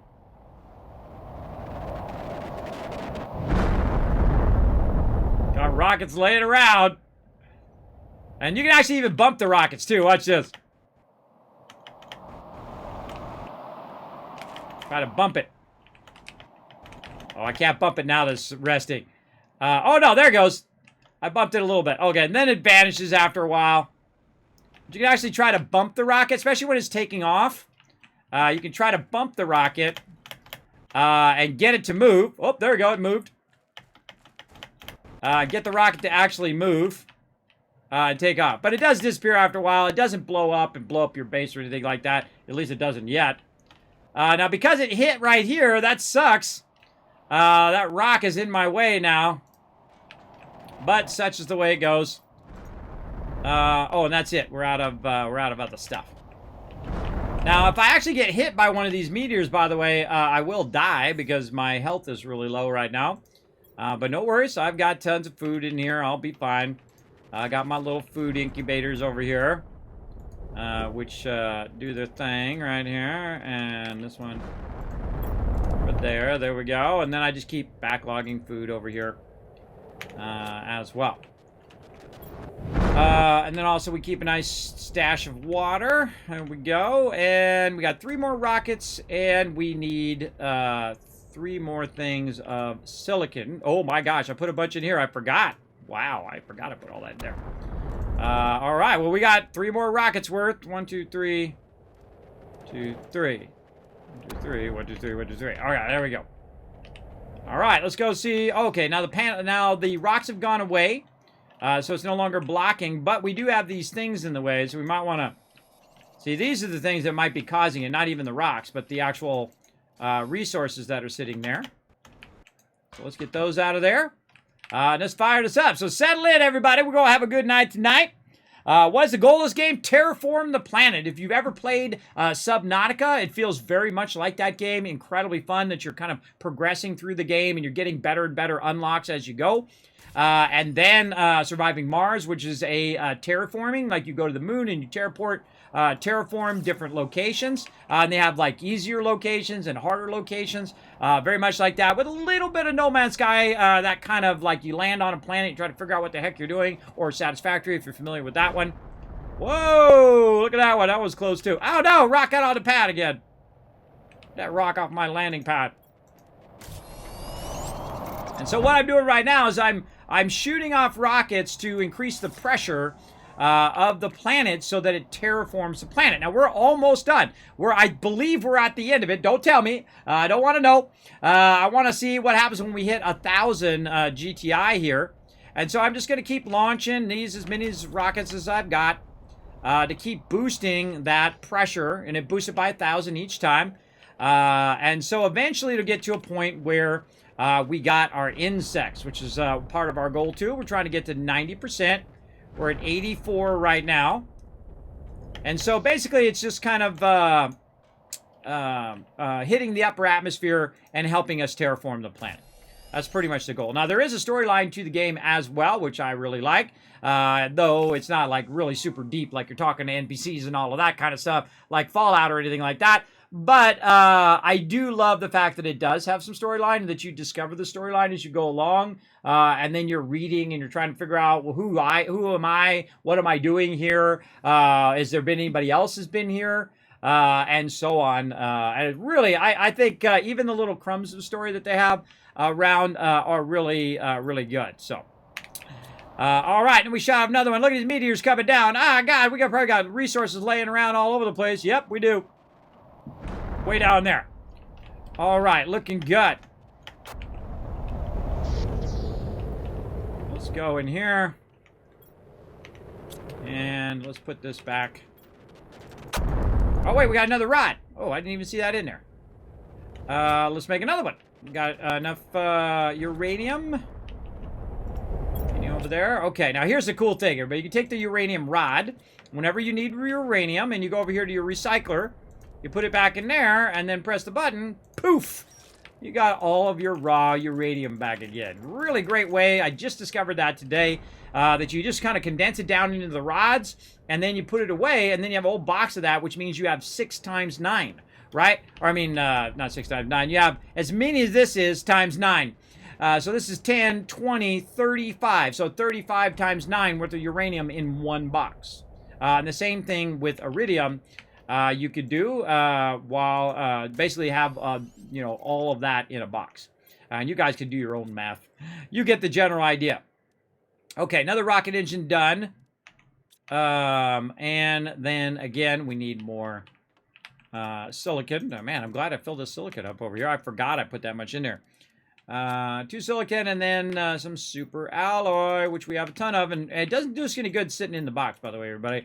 Again, stuff sitting in the box. Great example, 7 Days to Die, right? Sometimes, in the past, when I first started playing that game, I would make boxes and boxes and boxes of wood and stone and, clothing and all of that stuff. And then I realized by the end of that plate, oh, look at this, it hit the top part here. There's a rock in the way. There's a rock in our way. We can't even make the rockets. Because there's a rocket away. Alright, fine. Get this stuff out of the way. See if any of these resources fell down here. Yeah, right here. I like to keep my rocket tower clear. Trying to block us from launching. You can't stop us from launching. We got one more to go. Let's do this. See if it actually goes up. Oh yeah, there it goes. It'd be cool if the meter came down and hit the thing. That would be neat. That would take some serious luck and timing there. Okay, let's put all this stuff back now. And we're going to go on a bit of adventure. We're going to go explore around a bit. We're going to see if we can find any more of those Zeo things that will allow us to boost our pressure back up again. And you can see one of the cool things they have the ability is built in where you can name each of your boxes. Very much like Subnautica. Pretty awesome. Hey, Kill, full house tonight. Love to see it. Thank you, Dark Harbors. Yeah, it's because I just got rated by a bunch of awesome peeps. Justin just came and showed some love, and Yankee Ace as well came in and rated the channel. Appreciate everybody hanging out, chilling out in the channel. Thanks for coming in, Dark Harbors. Great to see you, man. I see you got that sub badge. Weather Tooth. Okay, thanks. So you can fly with ships to other planets in this game. No, there's no ships to other planets. It's really just the one planet. It's like Subnautica, right? Where you have just like one map, and you play out that map. Now, again, it's in early access, and you're like, Kismet, how can I get this game and try it out? Well, guess what? You can go play the demo. That's right. There's a demo on Steam. You can go follow that link over there. Check it out. I played it for 40 hours, and it's only like $18. So I can tell you some $60, $100 games, $200 games, if you bought the collector's edition, that I've played that I've not even gotten 40 hours out of. And I've already gotten 40 hours out of this game. And we know we're going to do another playthrough again after this. So we're going to double up on that again. For sure. All right. So we got that done. We're getting real close now. I think we're at 86%. We're trying to get to 100% over here. Yeah, 86%. And what we do is we get our oxygen going, we get our heat going, and our pressure to start to change the face of the planet, right? Terraform it. And the first thing you do, of course, you start with is a deserted, dead planet, basically like a sand dunes everywhere. And then you start to add oxygen, heat, and pressure, and then you start to see the blue skies come in. And then you start to see clouds and rain and so on and so forth. And you're starting to unlock those different stages as you go along. Now, there's a point in the game where the stages are like this, and then it goes, doop, like that. When you get into this kind of trees and insect stage, your ramp up is going to go like this. So you got to really up it. You got to make cool rooms like this. Rooms with the big giant trees and all of that. I love this dome. I wish you could do this dome without all the trees and stuff in there and just make that as your base. A dome like that would be awesome. Now remember, it's early access. Anything could happen at this point. Whoa! That was a close one. Oh, here it comes. Here it comes. Boom. Now, those don't actually destroy your base, but I don't know what's going to happen in the future, everybody. I don't know if they're going to add it, where it actually, like, starts to blow up your base and stuff. But the cool thing is, if you start to run low on resources in here, it'll start bringing a meteor shower in to bring more resources in for you to use, which I think is super cool. And I feel like it's always aiming for me. No matter where I go, those meters will start to move and aim toward wherever your character is at that moment. So it can be quite dangerous. Boom, right in the water. It can be quite dangerous to stand outside. Any more? Now, I've launched a bunch of rockets in sequence, so it's going to do like a meteor shower, then there'll be a pause, and then it'll do another meteor shower, and then a pause. But eventually, it does go away, and you get to enjoy a beautiful night. And there we go. We got another planet coming up in the horizon. We got 2 planets way off there. I don't know if eventually you're going to be able to go to other planets. I don't know. Remember, it's early access. Right now, I've only seen the 1 planet, and I've only made it about 86% in on insects. Now, what we want to do is we want to go on exploration run. So we need to get some stuff before we do that. One of the things that you want to do is always worry about those 3 things right there. I always try to figure out what the survival aspect of whatever the game is. In this case, it's oxygen, it's food, and of course, water. Most games are based on those particular things, but not all. Sometimes you have other things like diseases or radiations, like in the case of like Fallout 76. But I typically will carry around a little bit of each thing as well. Now, we need to kind of run out here also. Oh, I feel like it's coming down again. Yeah, we launched a lot of rockets, so that's going to keep on coming down. Now, if we go underwater here, look at this. Just a whole bunch of iridium just asking for us to go ahead and pick it all up, but we're just going to keep building it up and see how much iridium we could build up in that water. I actually feel it's easier to pick up the stuff underwater than it is above. Now, just a little heads up when you do play this game, everybody, and the chat was nice enough to give me a heads up. Now, if you don't want to know, cover your ears, because I'm going to tell you here in a second. Let's fly over this way. Now, you can come up out of the water and then fly over the water with jetpack, and then dive back down in the water like this. Now, this is where I landed, everybody. Right here in my little capsule here, and you can craft some basic stuff there. But I built my base right out here, like most people do, right? They built their base right here. Well, what happens over time is it starts filling up with water, and then your base eventually is underwater, and anything that's underwater stops working. So if you have like your wind turbines or something like that, it will literally stop working down there. What I'd like to know is how many up is this? Can we stack these? Let's get some iron. Get some iron and see how many up this is. If we can find some. Iron. Because I got all the resources nearby already. Here's some. Alright, let's get a couple iron. I got like 10 boxes of iron back in my base. I could have just run back there and grabbed it, but I typically will just grab some nearby so I don't have to run all the way back and then run all the way back again. I got an idea. Let's try this. Okay, so we put our foundation down. We're going to max the height of it, right? We're going to put it right next to here. Like that. And then we're going to try to put another one on top of it. And then we're going to try to take this one out. That's what I thought as much. This is one of those games where it doesn't fall down. Or at least in the stage it's in now. It doesn't fall down if you stack it. So we had one? Yeah, one down here. 1, 2. We're at 3. 3. This is 4.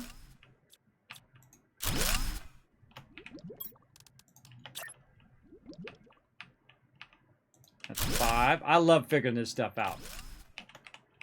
Oh, okay, so 5 is out of the water. So 5 is about perfect. Maybe even have, you could even have the one underneath it.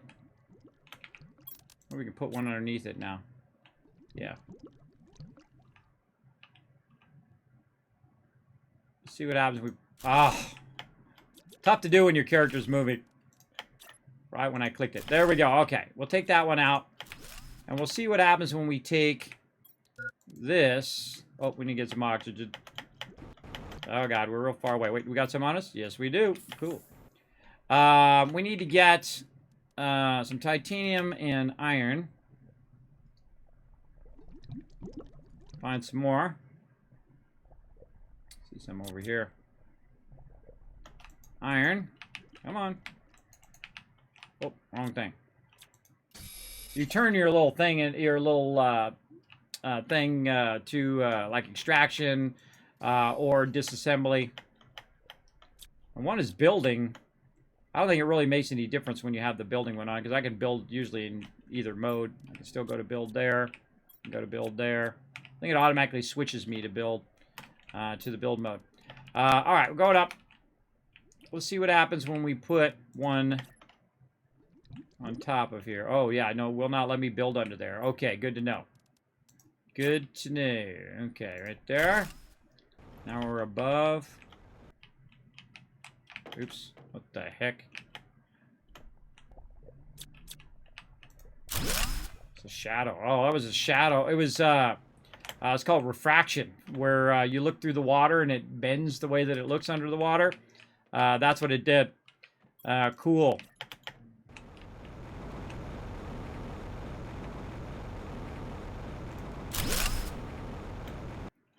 Yeah. That was about 6 up. Let's make a note of that. 6 supports up out of the water start position. Now, another thing I wonder, and we'll find this out when we do another playthrough, is do you always start in the same place? As a question. Don't tell me. Don't tell me. We'll find out when we start a new game. Bedtime. Have a good stream. Thank you, S-Rock. Thanks for coming in, showing some love, man. Appreciate that. Hey, Flute. Thanks for coming in, show some love as well. Appreciate you all hanging out in the channel. Again, we're about to finish this game, I believe. We are about 88% right now. We're just going to let it keep on rocking while we go do some exploring here, testing some stuff out for future mega playthroughs. Now, somewhere out here, there's going to be some more of that zeolite. Now, it's very difficult to find it in a botanical forest. So we're going to fly away from our botanical forest here, and we're going to check all these other zones. Now, it's kind of split up into different zones. It's like the aluminum zone right here. And we're just going to very quickly, especially in the daytime, is the best time to look around. Just peek around and see if we see any of these plants that we need. Now, every time I go exploring, everybody, that's when nighttime comes on. See that? Every single time, it's like it's triggered by me leaving my base or something. I don't know why, but it'd be nice also to have the ability to sleep in your bed in forward time. So you're not, you know, if you want to go out and explore without being in the dark the whole time. Now, this is actually a ship in here. You can jump in here and go back here and try to find some loot. And I always come back to these again and again. Because, you know, I might have missed something. There might have been a chest or a container I might have missed. Also get up here on the high side using our jetpack and try to look over here and see if we missed anything. Now, actually at nighttime, it's a little easier to see these things because they glow white. And they're usually in like a little outcropping or growth. And usually behind a rock somewhere. So they're sometimes hard to see in that rock formation as well. So we're coming out of there, and now it's lighting up. Got a bit lighter because we're out of that little area there. It just has a tendency to get darker. Again, we're going to explore all the little nooks and crannies of this area. Oh, we still got to go to that cave, too. Yeah, that's right. We haven't checked that cave and cleared all the loot out of that cave. Kind of just find one as an example. But again, I added so many trees that I can't even find the example one now. I know there's one over here somewhere.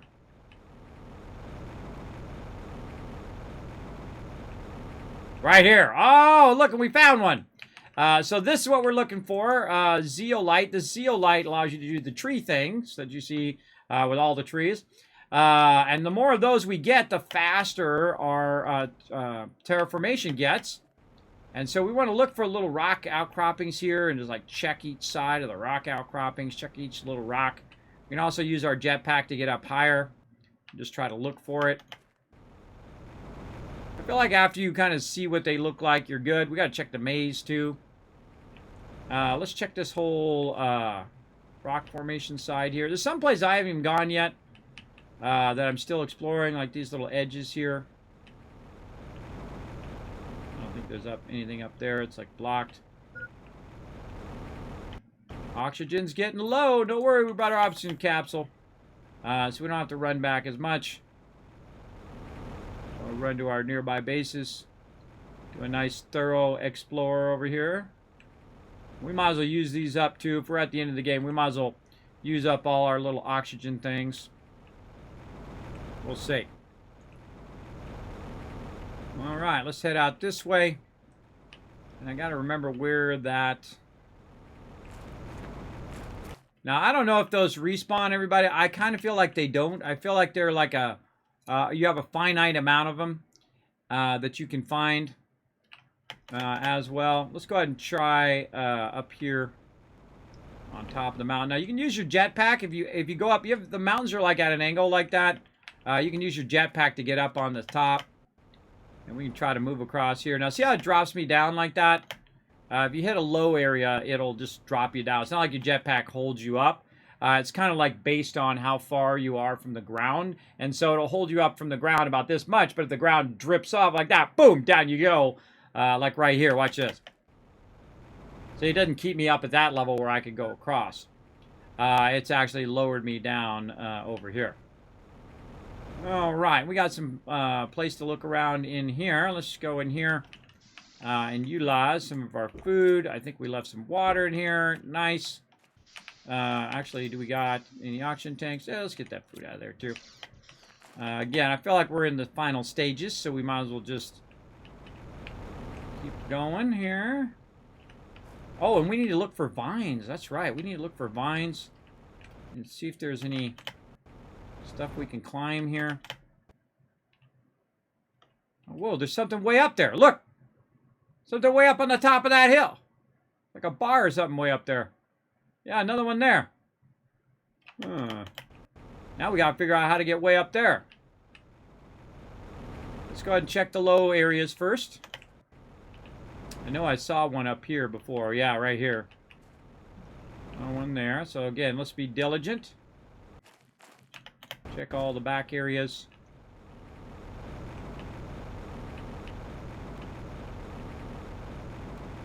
And again, the thing's just working away over there, by the way, while I'm exploring around.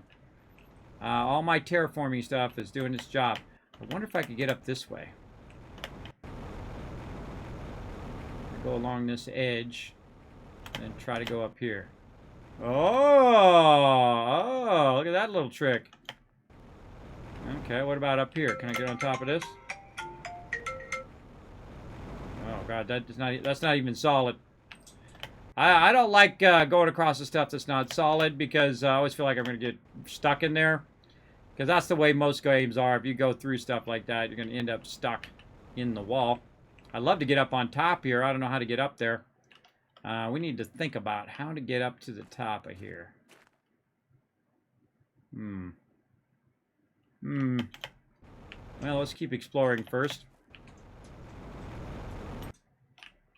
And we already collected a bunch of resources from up here. I'm not going to spoil it now that we're so far into the game. I'll let you guys discover. Oh, there's one right there. Well, see, look, amazing that we spent 40 hours and we are still discovering stuff, right? At this point. I find that amazing. Oh, look at this little outcropping there.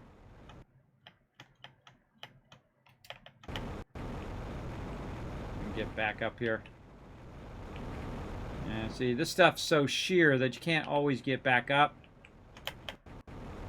Yeah, so you got to kind of make your way all the way back around again, or try to find a spot you can get up. Maybe right here.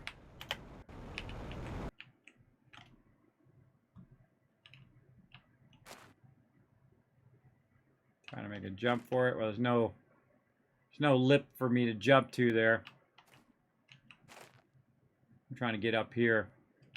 Yeah, let's just go back.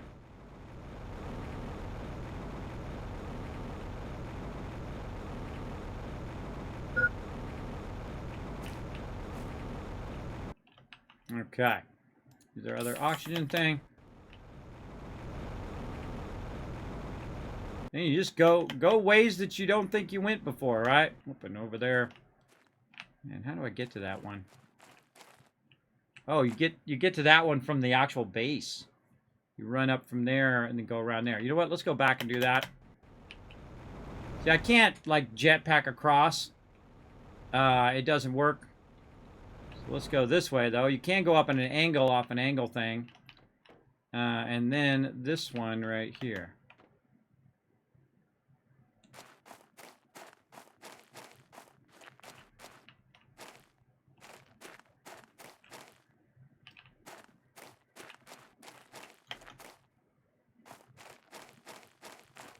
And I think it's like a puzzle. So you can jump across, though. Just don't try to jetpack across.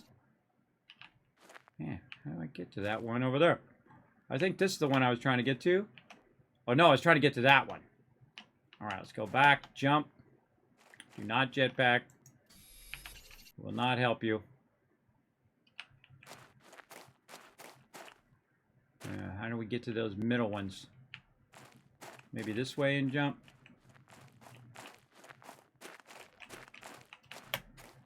Oh, yeah. There it is. Wow, you can actually jump pretty far. If you just jump.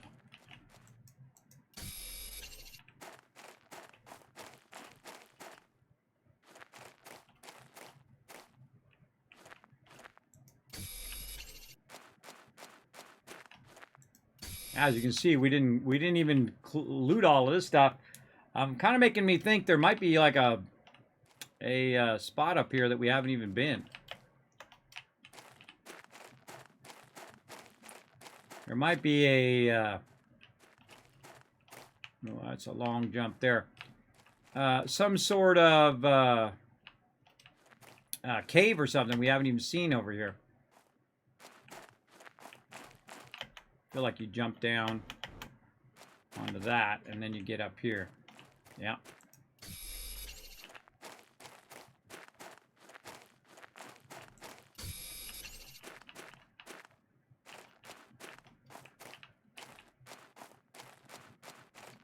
Biggest trouble with this type of game is getting lost. It seems real easy. All right, can we make this? Nope. Good to know.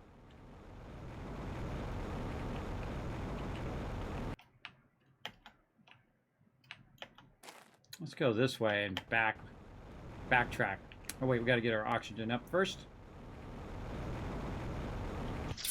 Go into our little base and get it up and catch up on chat. The aluminum biome makes it night all the time. Don't know why. I don't know. Well, that's usually the way the game is for me anyway. When I'm usually going and exploring, it makes it night everywhere usually. But in this case, it was just by the aluminum. I kind of feel like we already explored all of this. Man, I'd love to get on the top of this again. Check it out up there. Well, let's just run around and try to find as many of these as we can.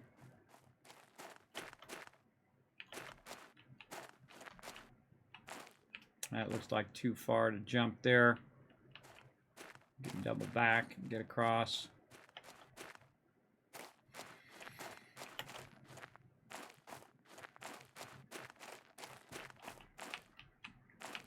Looking at all these little nooks and crannies. Again, I feel like we already did this whole outside edge.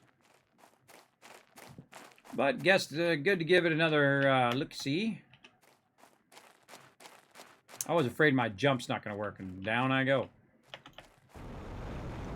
Ah, look at you, little aluminum, hiding up here. Take you. Oh, look at this little plant up here. Sadly, cannot grab the plant. This is a cool little spot. I don't remember coming up here, but, you know, I could have. For all I remember. And this is up on top of my base, too. Now, when you're looking for aluminum in the beginning, you definitely want to come in here to the maze and grab it.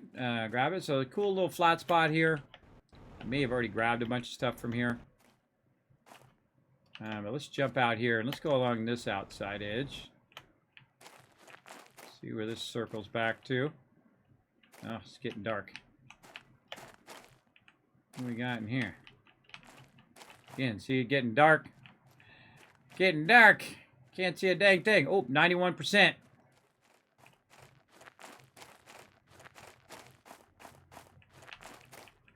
Trying to see where I have or haven't been. And that looks like a long jump there, too.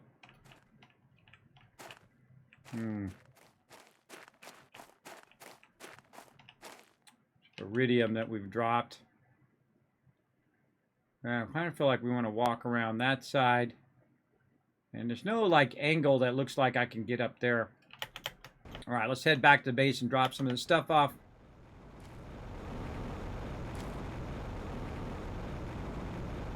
Look at all the iridium just laid around. Ah, so tempting to pick it up, but we don't need to pick it up right now. We're trying to get all this stuff going on. All right, we got a bunch of resources. We got the ability to put 2 more down, 2 zeolites down. Oh, not that. Put this down. There we go. Work on our food, and then we'll go ahead and just snatch up some water. Oh, no water in here. Okay, let's go get some water. Out here. Right there and right there.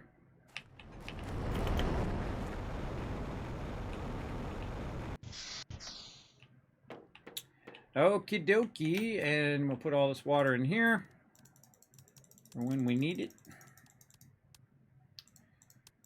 We could have drunk out of the lake while we were over there too. Take that out. Okay, so we can make 2 more of our big old thingies. We should probably start with some tree bark. Start with the easy stuff. Tree bark there. Tree bark over here.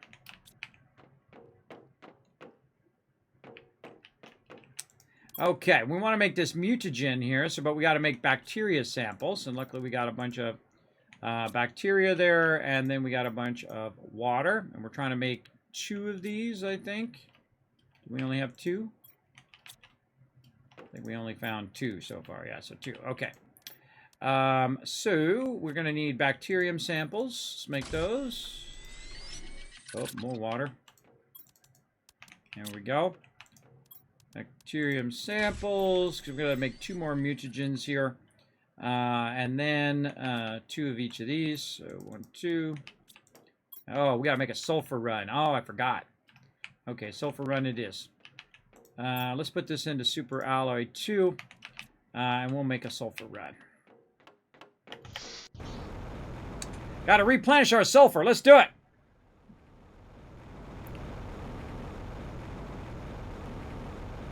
Drop some buildings and turn ladders to get on the cliffs. That's what I was thinking, too. We think alike there, Captain. That's what I was thinking to do, is building my way up to it. Because that's what I do in most games, is you'll build your way up to that particular item. I'm going to do that when I come back, but I'm glad we're in sync. Let's run up here. Grab that sulfur. And run back. Great example of doing that. Boomer's Backyard. Hey, what up? Thanks for coming in, hanging out. I do that like in 7 Days to Die. Instead of like following the little maze, I just build my way up, or I blast myself through the wall. You'll see me do it on Saturday night, 10 p.m. Eastern Standard Time. We'll be playing some 7 Days to Die with my crew. I think we're on day like 150 or something like that. We're using, of course, my signature stuff, the Kismet kill box, the production base, all of that cool stuff. I love to build in that game. Very, very fun. But I also like to get out of the base every now and again, too, and run around and get into some trouble. Silicon is what we're trying to do, just because we want to launch some more rockets later, and then the rest of this, we'll just find a random box to throw it in. Okay. So, sulfur is what we needed, and sulfur is what we got. Okay, sulfur there. Grab all this stuff out of there. And then in here, mutagen. All right, seeds number 3. Let's sort these by power.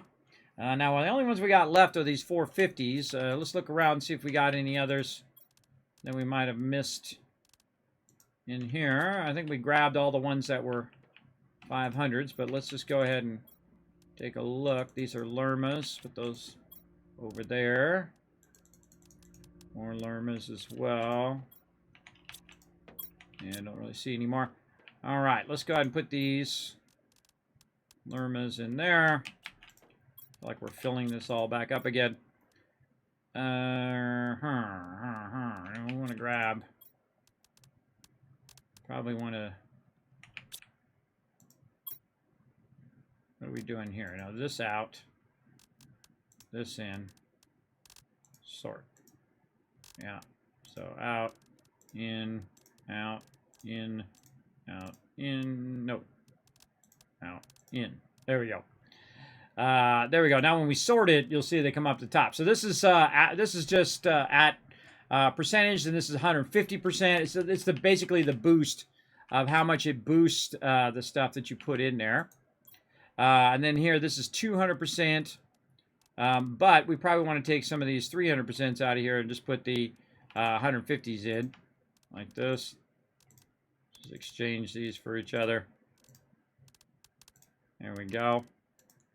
Do a little bit of that action, then sort that, then maybe this one. Take that out, this one in, and there we go. Now they're sorted by percentage, and then just put the rest of these back in here, and sort that out. Okay, let's get some more of these. Put them away if we have enough room.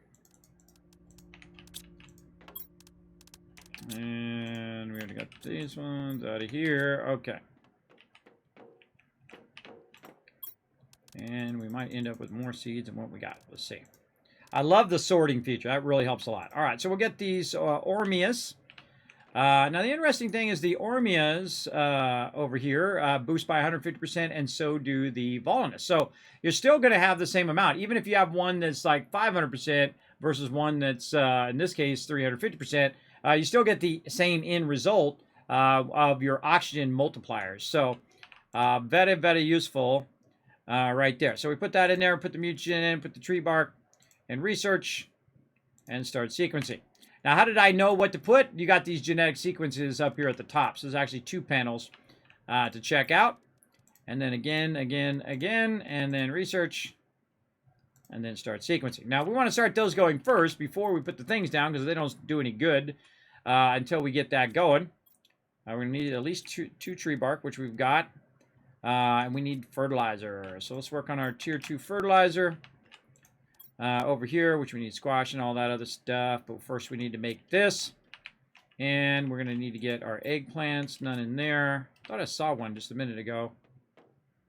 Somewhere over here. Oh, I brought that back from the other thing. So that's not going to actually be 2 of them. It's just going to be 1. Nothing there. Nothing there. Okay. Oh, that's good. Oh, that's good. Let's just pick them up right over here. Oh, and ran out of space. Put that back in there. Pick that one up off the ground. And these are seeds. So you put the seeds in here and you let it grow up the eggplants, and then you use the eggplants for making this high-end stuff. So let's get this going here. How much power do we have left? Oh, 703. Plenty. So we want to make this, but to make that, we got to make fertilizer over here. More sulfur. Wait, do we have any fertilizer over here in equipment? Oh, we got 2 bags over here. I didn't even need to do all that. Had some right there. But that's okay, because I think you need 1 bag each. Okay, so yeah, we didn't have to do all that. Cool.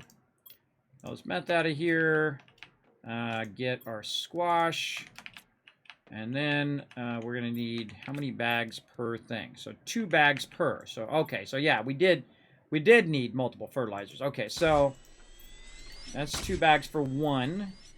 And then we need more methane cartridges, which we have right out here. And get those out of there like that. And so that's going to be 3.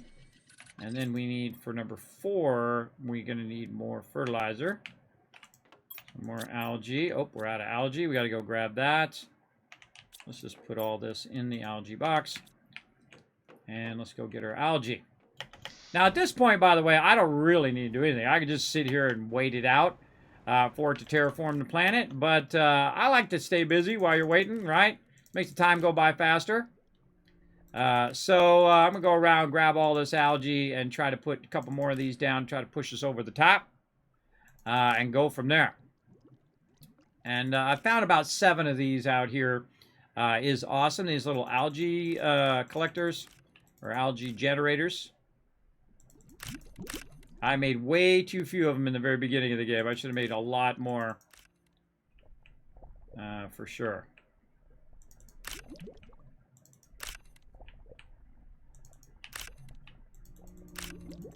I mean, if you're out here, you might as well collect them all. Got to fill up your inventory with them. Oh, there's one I missed over there. They're very hard to see underwater, I find, because they're kind of blurry. And I put this one way too close to the shore. It's hard to see against the shore. So I suggest to put them out a little bit further than what I did. Right there, probably not the best place. You probably want to be more in the center of the lake than on the edges. That should be good enough. Okay.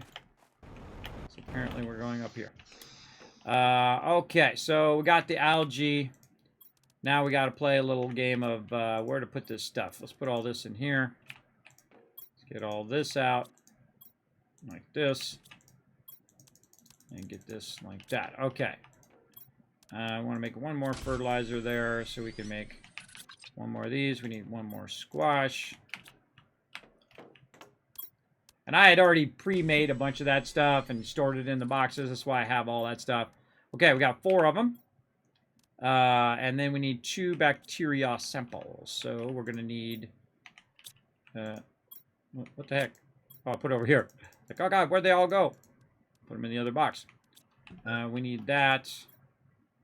And we need... Oh, not enough. Let's put this in there. And then bacteria samples. And then 3 more waters. 1 more bacteria sample. And... Wait, how many did I need? I got 1. I need 2. Okay, 2 of them. Alright, I think we got enough for all of that. We got 2 of these. We've got 4 of these because we need those. We got 1 of each of those. And whatever. Super alloy. So we need 2 super alloy. We got more than enough super alloy. And then tree bark. So we have 2 tree barks. Yep. Okay. We can put some of the super alloy away. I need this much super alloy on us. There we go. Let's put our eggplant away. We don't need that right now. Our methane into there. I like to keep my inventory as clear as possible. For sure. All right, let's drink 1 of these waters as well, so I don't have to run all the way out to the water. Eat 1 of these foods, put the food away. Okay. And then we got more tree spreaders. Now all we need is our kind of finished things over here, which are done. Awesome. Both of those are done.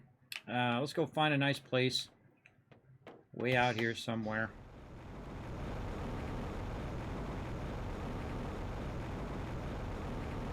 Yeah, right over here behind the ship here. And it just bugs me to leave that stuff laying around like that, everybody. It's just my internal like thing says, pick that up, Kismet. We'll just put one over here since it's nice and close. Plus, we're about to tick off here. We're at 95%. We're getting close. Okay, 2 more of those firing up. Make it just go all that much faster. And look at this botanical garden we got going here. Beautiful. All right. Can you put the tree spreaders right next to each other? I don't know, maybe. Hello, Mr. Kismet. Is this game fun? Well, you can actually find out for yourself, Timothy. But I can tell you the best way to know. Now, I can just tell you it's super fun because I enjoy the game. I am sponsored. They did send me a code. They didn't pay me to play it, but they did send me a code to check it out. But here's how you know that I enjoy playing the game. The first day I played it, I was going to play it for about an hour, right? And I was going to play it for like 3 hours in the week, right? So 1 day, 1 hour each day. And what I ended up doing, played it for 8 hours on the first day. The second day, I played it for 14 hours. And then the next day, I played for another 8 or 9 hours. I can't even remember because at that point, I was crazy tired. But you get the idea. Now, if I've already put 40 hours in here and I've only played it since last week and this week, I played it 3 times last week, and then we played it twice this week. So a total of 5 times I've played it on stream, and I usually start about 10 p.m. and I go for 3, 4, 5, 6 hours at nighttime. And I've been doing nothing but this game at nighttime. It is really, really fun. I highly recommend it. If you like games like Subnautica, survival games like Ark or Satisfactory, Astroneer, those type of games, this is your jam. This is your thing. But you want to know for sure? Follow that link. Go over there. Play the demo. See if you like it. If you dig it, now it doesn't have the most fanciest graphics and all that stuff because, of course, they're still working on it. It is an early access, but it's $18.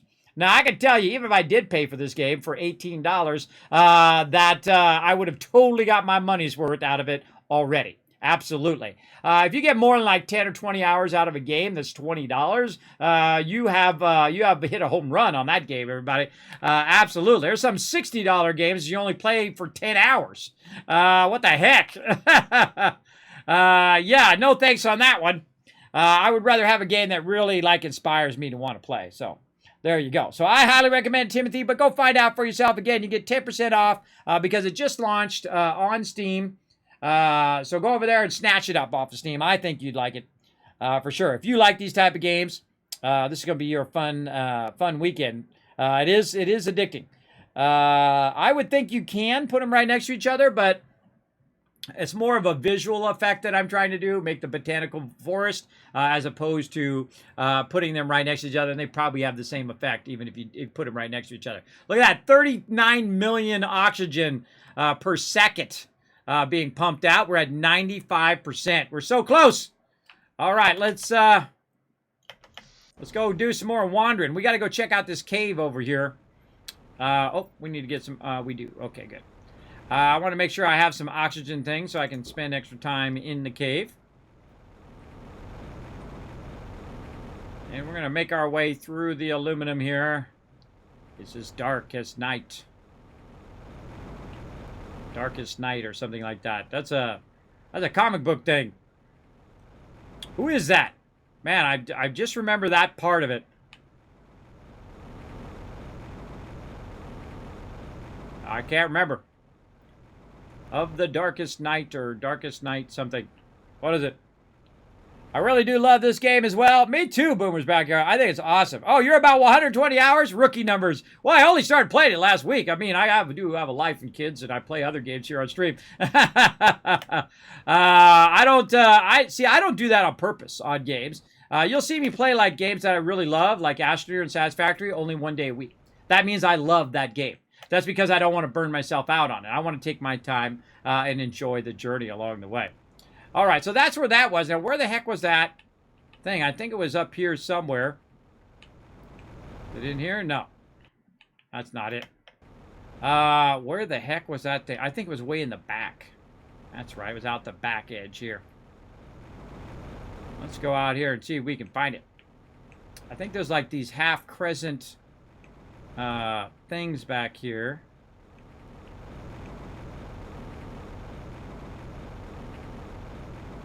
feel like some of this stuff might have filled up with water as well, and we might have missed out on some caves. Let's go underwater and check it out.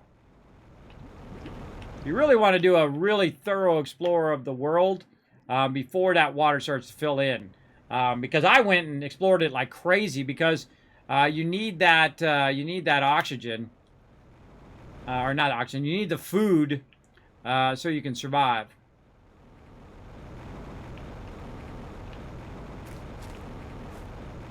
Yeah, we already went that way. I think it's back this way. Let's head back this way. We're looking for an outcropping. I think it's over there. I know it's by the little spaceship here that we have there. Again, we should really explore all this stuff underwater again.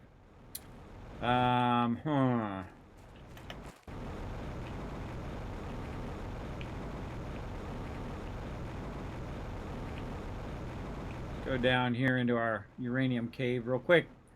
Just to pop in here for a minute. Grab some of that water, some of that oxygen capsule out of there. We explored all of this. Man, where was that cave? That's a tough one. All right, I know it's over here because it's like it's kind of like a semicircle that's off here to the side. We gotta find that sucker. We gotta find it. Yeah, I think this was one of them here. It's now filled in with water. Oh, see, that's why I couldn't find it. It was under the water now. Again, that's why you want to explore all this stuff before it goes underwater. I think the other one's underwater now, too. So this was one over here. And there was one right across from it over here. Yeah. Yeah, that filled in with water. And there's like a ladder right there. Man, I don't remember where that cave was. Oh wait, no. The cave is in the canyons. That's where it was, in the canyons. Yeah. Yeah. See, my memory finally kicked in there, everybody. It's slow to work, everybody. It takes forever. I really do love this game as well. I think it's really good. Really good. I do like this game. I miss the depth. The game is currently in just build more instead of challenging like Satisfactory. Well, you know what? Satisfactory was the same way. I played Satisfactory when it first launched on day one. Yeah, I absolutely did. And it was in a pretty rough state. But as it went on, it just got better and better and better. And now it's 11 out of 10, everybody. It's one of the greatest building games of all time. Absolutely. It's up there with like Factorio and, you know, games like that. That are just like industry standards now, right? Like the ones you measure everything else to. It's kind of like The Witcher 3, right? You got to measure that versus every other game, right? That's how you know things like Diablo and games like that that are just, you know, that were just like defining that whole genre. Wow, this is all filling in a bit over here too. Yeah, I remember I put a base right in front of it. I think this is it right here. Yes, this is it. All right, cool. Let's go. Fill that up. Do a little cave exploring here. Oh, this is the cave that just had iridium in it. That's right. Oh, but there's another cave somewhere. There's another cave somewhere that I don't even remember now. I don't even remember. Of course, it's dark time while we're trying to explore. Good stuff. If it's like Ark, it gets 200 gigabyte updates for bug fixes. I hope not. I hope not. You know, one of the funny things about Valheim, by the way, did you know that game is only a gigabyte? It's only 1 gigabyte because it's procedurally generated. Incredibly, amazingly done for 1 gigabyte. That's a really, really fun game. Absolutely. Now, again, we're right at the end of the game. I believe we're at 97%. We're out looking around for any places in which we haven't gone yet. Now, I feel like a true great game is one that you play all the way through. And then you play through a second time and you find a bunch of stuff that you didn't find in the first playthrough, right? You know a great example of that? I have played through it 7 times with over 2,600 hours, 2,600 plus, and some people have 5,000, 10,000, even more, is Fallout 4. I played through Fallout 4, and every single time I play through, not just find one thing, but a bunch of new things every single time I play through it. Which is amazing. That's astounding that happens every time I do it. Now, every time I run out here, I seem to discover something that I didn't see before. And I know there's a cave around here that I have neglected. I can't remember where it is or where we did it. I should have put a beacon next to it. See, in my next playthrough, I'm going to put beacons down in all the places that I still need to explore. Absolutely. Or I need to come back and explore later on. So let's just tool around while we're waiting for our last bit of terraforming to go on and see if we can find any more of this. Now, one of the things I didn't do is I didn't go way off the map over here. I feel like they're still working on this back part here because when you don't see any resources, that's a dead giveaway that the devs are still working on it. Now, they may put stuff back here, too. You never know. Never know. We got lots of room. One of the things I did play in early access, Subnautica Below Zero, incredibly great game as well. It was like this, where there's a whole sections of it that weren't even worked on, and you'd end up underneath the map or on top of the map or whatever. And when you start to see this fog, that's a dead giveaway. Hey, there ain't much else out there. Though I have ran way out in the corner and checked out what's out there, and it was just like a terrain thing. So it feels like this whole section here at the top of this hill and over here is this. Now, if you get this far out, everybody, you make sure you have some oxygen or you're going to be in trouble for sure. Now, again, I have the highest level oxygen tank right now, so I can tool around for a pretty long time and typically have a sense of how long it takes for me to get back to my base as well. But I love climbing on top of stuff. Getting the bird's eye view as well. Like if right about here, you can just hit this and then try to jetpack up. And if it's at an angle, you can do it. But if it's sheer like that, then usually not. You want to look for angled rocks like this. Then you get up here and get a little bird's eye view from the high side like this and look around. And I'm trying to find some more zeolite. So far, no luck. Now I'm going to go ahead and right-click to get my oxygen tank all the way back up. I wait till it gets really low. And that's what we're looking for right there. We already got those. I wait for it to get real low on purpose. And I'm also looking for caves or anything like that. And I know there's one that we still had to do, which I can't remember. I can't remember where it is now. I should have properly marked it. My bad. We'll keep looking around for it. Keep looking for that zeolite. Thanks for the follows. Appreciate that from Boomer's Backyard Roads and Dragons Gamer, all coming in, hitting that follow button, becoming the latest Teamwork Tycoon here in my channel. Oh, there's one we didn't see. Yeah, see, that's always good to go on a little journey and see what you find. Oh, look at this. Hydration level is getting low. Seems promising back here. Okay, do we bring some water? We did not. Okay, now, whenever your hydration level gets low, you need to think, man, I need some water. I got to go find some water around here. So we'll come back and explore that a little bit. So now we need either water, because I have a thing where I can drink right out of a pond, or we need, hopefully, some water that I've left back here. I think I have my other bases over here. I don't think I left any water in this base, though. Well, let's go double check just to see if it would be easy. Survey says I did leave water in there. Look at me go. Look at me go. Now, I feel like what you want to do is build a bunch of remote bases, stock it with a bunch of food and water, and GG. Now, the power works universal across the whole entire map. So you don't have to, like, build stuff at each individual thing. Now, is that going to last forever? I don't know. I think they're still trying to figure it out. Again, we're just looking for stuff that's going to help us. We're at 98%. Trying to go in these little nooks and crannies we haven't looked at yet. Oh, look at this off the map stuff. Yeah, I feel like that just goes to the edge of the map. Yeah. What we should do is bring... I wonder if I can just build one right here. Do a bit of mapping. Where's our... Oh, we know what else we haven't looked at? We haven't looked at our messages in a while. Screen map. Oh, we need the microchip. Just to come out here and put a little screen to do mapping, because it's like a satellite mapping. It'll map that whole area as well. I don't think there's anything back here. Got to climb our way up and over.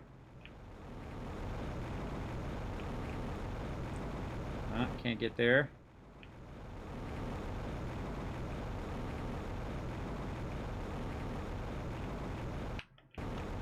We're trying to check. See, this all looks undeveloped yet, and that's okay. So while you check out early access games, you give them some feedback. Make sure the feedback is respectful, or they're just going to ignore it, as most people do when you give them unsolicited, irritating feedback. I know I ignore it. I'm of that age, everybody. I don't answer to nobody. I have been around the block and a few times more on top of that. I've taken the punches, if you know what I mean. Taken the hits and survived. And still taking the hits to this day. Still taking them.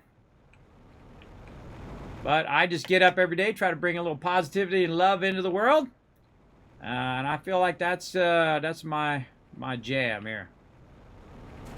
Again, we're just looking. Oh, we're at 98%. Yeah, way back here in the corner. Kind of feel like this is a great place to hide stuff back here. All right, this is where I would hide stuff. Oh, look, we're behind the map. That always makes me nervous. Get me out of there. All right, where do we leave that cave? Man.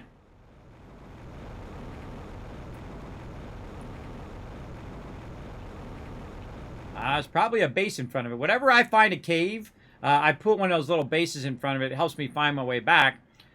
Be better with beacons, especially if you could name the beacons. Like you can in Subnautica. You can name them, you can manage them, you can change the colors of them. You can change the colors in here. Uh-oh, oxygen. Beep. You can change the colors of your beacons in this game. Now, I don't think I've even been this far back here. Oh yeah, that's where we just were. All right, and we went in. That's funny that those filled in with water, because the last time we played, that did not have any water in it. Yeah. Oh, here it is. See again, underwater. I found it. Yeah. So it's totally underwater here. What if our auction thing works underwater? Nope, it doesn't work. Yeah, your base doesn't work underwater. I think we already cleared this. Oh, we didn't clear that. Apparently not. I think this is the last one that I haven't cleared yet. So let's clear this one out, and we can say that we kind of went to every cave and cleared it out. I think because I didn't have enough inventory space before. We got plenty. We're 99.4. So close. And again, I've never gotten to this point. This is my first playthrough. This is what I call the normal playthrough. And then we'll do a mega playthrough later on. So this is totally underwater now. Again, you would definitely want to... Oh, look, there's a chest down here. Oh my God, it had a pulsar quartz in it. I think the last time we came down here, we were overburdened. And couldn't... Whoa. Well, that was weird. Like a wall of water that I could drink. Okay.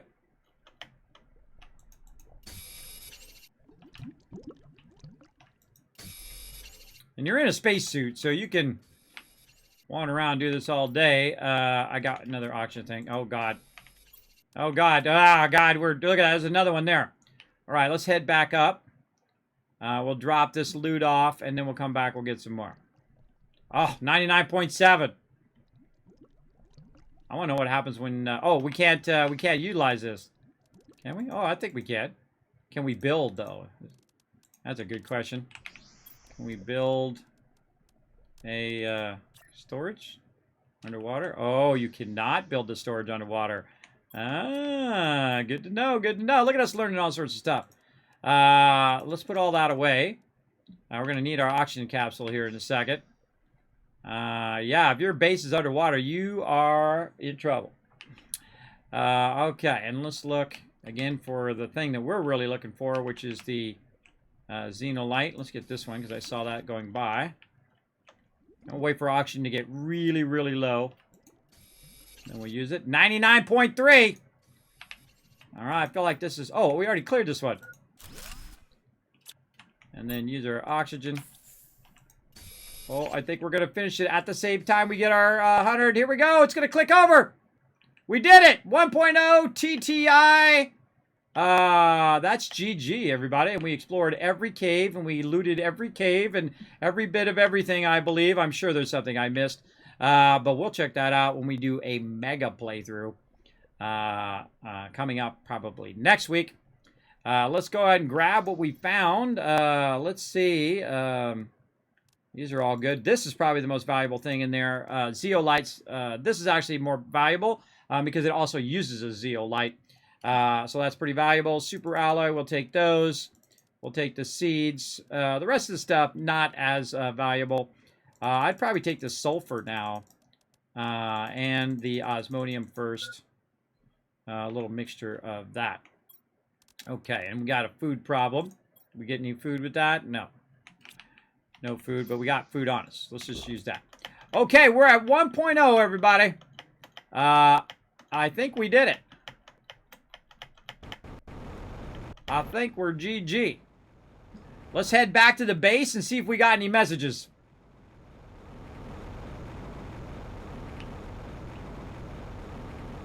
Cool stuff. Just found your stream. Love the energy. Neat energy, I think that is, man. Love the enthusiasm, positivity. Keep it up. Well, thanks. That's my signature thing here on the stream. You got enough negative things in your life. Too many people bringing it down. You don't need that for your entertainment as well. I much prefer to just give you guys some love here in the chat. At the beginning of the game, when there are ship ruins, if you don't grab the stuff from the crates in those ruins, do they eventually disappear? No, they do not. That's case in point. That cave was the last thing that I looted. And as you can see, it still had all of the stuff in there.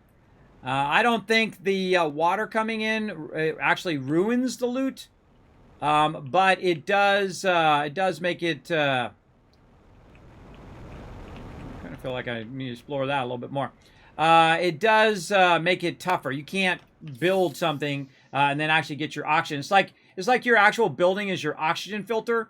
It actually goes in and processes the oxygen, but it has to be above water to do that. The second it gets underwater, boom, all of the stuff stops working, including your wind turbines and other things that you might have running underwater, because the water suddenly came up, and there it is. But look at what we've done to the planet, everybody. Completely terraformed this whole area. We've got flowers growing. We got giant trees all over the place. Transformed it big time.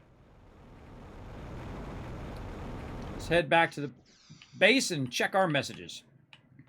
I haven't checked those in a while. Oh, here we go. Message from Riley. Encrypted. Use ore extractors on different areas to extract specific materials, and rockets are really important and helps boost your generation of blah, blah, blah, blah, blah, blah, encrypted. All right, so I'm waiting for something to happen. Look at that up there. And nothing really happened. I don't know. Maybe there's no end game yet. Does anybody know? Now, look, this is that thing I was talking about where it shows you the aerial view of where you're at, because my base is right here, so it's showing me all of this. But we could put another one over here and see over that side, or put one over here and see more on that side as well. We'll probably do that in the future. But let's go check on our board over here. Oh, now we're on to fish.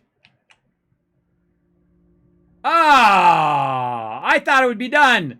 Yeah, insects are done. Now we got to do fish. I mean, I don't know how many more stages there are. I was hoping that would be the it right there. All right, that's pretty fun, everybody. Yeah. So yeah, fish. So I don't know how many more stages there are to it, but oh my goodness. Yeah, that means you just got to keep building and building and building. Yeah. And it doesn't give you like a, like a skill tree where it shows you how many stages you have to go. Oh, so good. So now we need to boost it even more. You're basically done for this playthrough. I want to see if the fish goes up. Does the fish actually progress? Has anybody ever got the fish to progress in their game? I kind of feel like that's like the end of the game. Like 1.0 would be it. It does go up. All right. Well, I want to see it go to 0.01% first. All right. Let's go ahead and put away our loot. And so that means we got to do more, everybody. We got to scale up more and more and more at this final stage. And that's okay because we can put our sulfur away here. We can go ahead and put it in here. We really need to get more of this, though. We need more of this zeolite somehow that we can go in and keep that going. It's become 100% better. Yeah! You should be able to speed it up by balancing your terraform factors. No, biomass seems to be lagging. Yeah, I've been launching up a bunch of rockets to catch it up. But I feel like that's definitely a good idea in the beginning, unless you're trying to fast track to something. Because here's all your, this is like your blueprint skill tree kind of thing, right? So you start way back down here where you're starting off with your low-level tanks and indoor ladders, which I've actually never built yet. I guess I should build one just to say I've built one, right? Let's do that real quick. Indoor ladder right here. I need some cobalt. Where can we? Wonder if we can build it through the glass here. Yeah, right here.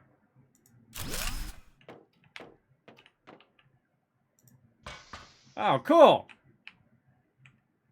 There we go. Now we need to get up on the roof. We got a ladder. Now, how to make the ladder go down? Or up from down below? I guess I'd have to go down below. Hold on. What if I wanted to add a ladder to up into my base? That's a good question. Probably need to find a spot that's not filled with stuff. Maybe you can't go up in the base. And I can't build an underground base. I like the fact that they have an underground base. That's really cool, too. But I feel like this is an up ladder and not a down ladder. I'd have to probably put it on the ground and then build the ladder and then go from there. I could probably... let's go over here. Stuck. Let's go over here and try to find a spot. Maybe like right here. We need some titanium. And then take some titanium here.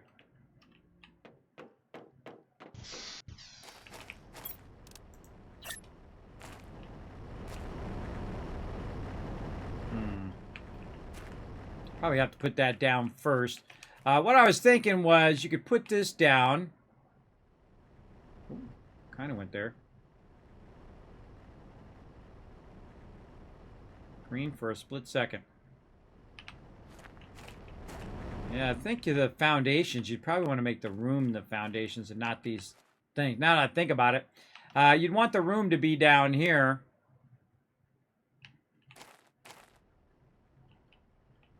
And then have the ability to go up from here.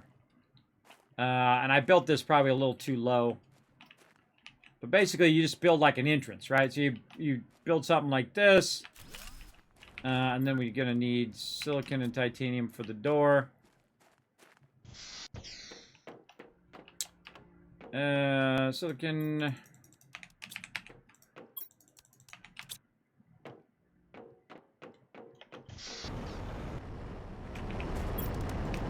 Oh, got iron. Shouldn't be a problem as I've got boxes and boxes of it over here.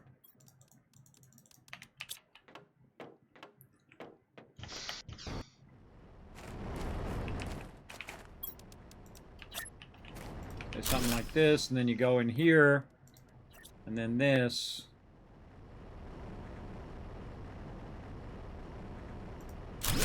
Brings you up into your base. And then now you're up in your base. Now what if I build one on top now? Does it automatically sense that I'm now up in that top part? Yes, it does. Very smart. And now see, now you're in an area with no windows and no doors. So the only way to get here is to go in my base and then go up the ladder. So very cool. And then you can just extend your base on or whatnot. And then if your base gets underground, well, or underwater, guess what? You still got the primary base above water. And you can run through here, swim through there, and then get up here and then get your oxygen from up here. So cool idea. We could probably do that over here where you have it like that. It'd be kind of cool if you could do one and then do a tunnel like Subnautica does. Subnautica, you could stack vertical stairwells in there. So you can just go and click one and then it goes and takes you all the way to the top, which is really cool. All right, we got a lot of design fun to play with. I want to see if this fish goes up first. Not yet. Oh, man. I want to see how high do we have to have that terraforming thing to get that fish up. Yeah. No, the end game is not implemented. I didn't think so. Very, very slowly. Yeah, there you go. This game has become 100% better. This game is like playing God. Yeah, it's kind of like that. Yeah. You can stack. I pushed to about 2% of fish for the lulls, diminishing returns versus exponential growth. Oh, we got to go all in on that fish, everybody. We got to do a mega playthrough, and we're going to go all in on that fish. You know I am. This is a baby base to me, everybody. This is a tiny base. This is nothing. This is a nothing base to me. And we're going to get up. We're going to build our way up on top of there. We'll do that in the next playthrough. We'll build our way up on top of there. We'll build our way on top of all of this stuff. Big time. Oh, man, are we going to have some fun. We got to have some fun. Uh-oh, we better drink some water quick.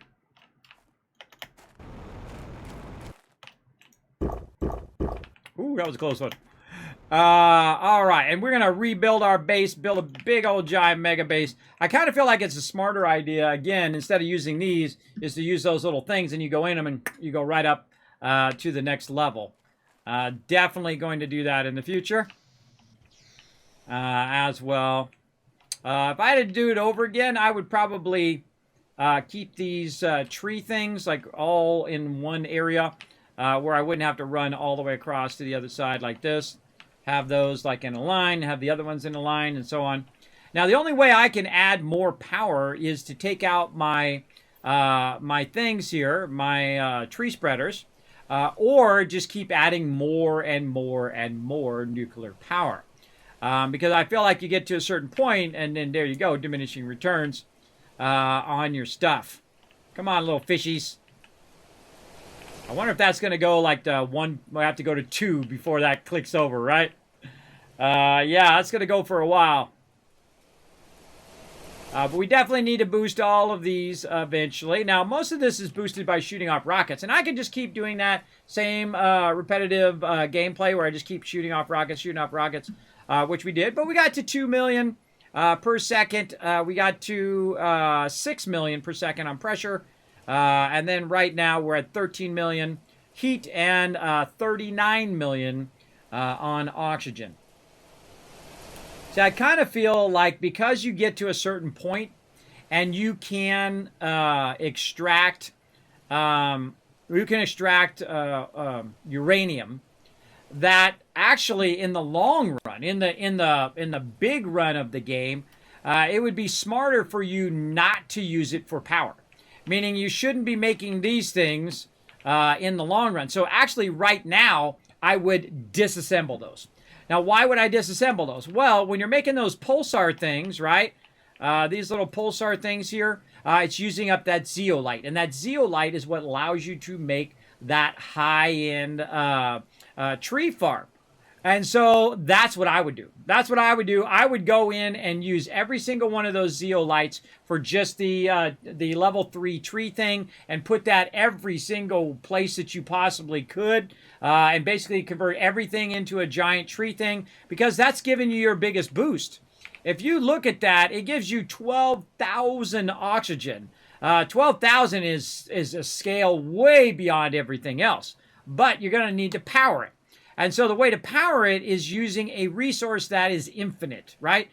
We have an infinite amount of uranium that we can extract. There is no, you don't run out of uranium if you have a level 2 extractor. And I could put, 7 level 2 extractors over there like I did for iridium and then just keep making it. The only problem is this is 300 power and this is 1800. So let's just round it up to 500 just to make the math easy, right? So 2 of these equals 1,000, and this is roughly 2,000. So you need 4 of the uranium to equal 1 of the nuclear fission, but you would, of course, be converting more oxygen or putting more oxygen out there much faster. So if I had it to do it again, I would not even make the pulsar quartzes, and I would take the pulsar quartzes and break them down into that lower amount. Now, I've got about 317 left over, so what I would do is make way more nuclear reactors, absolutely. And I'd probably take out all those solar panels and actually just start extracting an insane amount of uranium. Because uranium being an infinite power source, where the fusion cannot, because you have only a finite amount of pulsar quartzes that you find and only a finite amount of Zeos as well. Now, those Zeos are used in something else. I'm trying to remember what it is. What are those? Oh, they're also using the tier 2 spreader. Let's see, what else did I use those Zeos in, if I can remember? Gas extractor. Oh, so I used 2 Zeos in that. Oh, that's 4 of those things I could be running right now. I might cut that down to just 1. Nothing there. Like they said in the chat, they're still working away on the finished game. And again, it's in early access, so we're going to get that later on. I like the storyline so far. I like everything about this game, everybody. I can totally tell you when they keep updating this, we're going to keep coming back and checking on it and checking on it and checking on it over time. But yeah, that's really it. Is the gas extractors. Use it. And then, let's see, anything in here uses it other than the pulsar quartz? Not in there that I see. In here.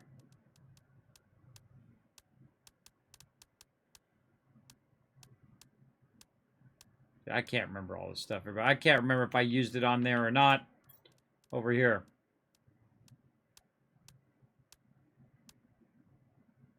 Obviously, we used it there for the fusion energy cell.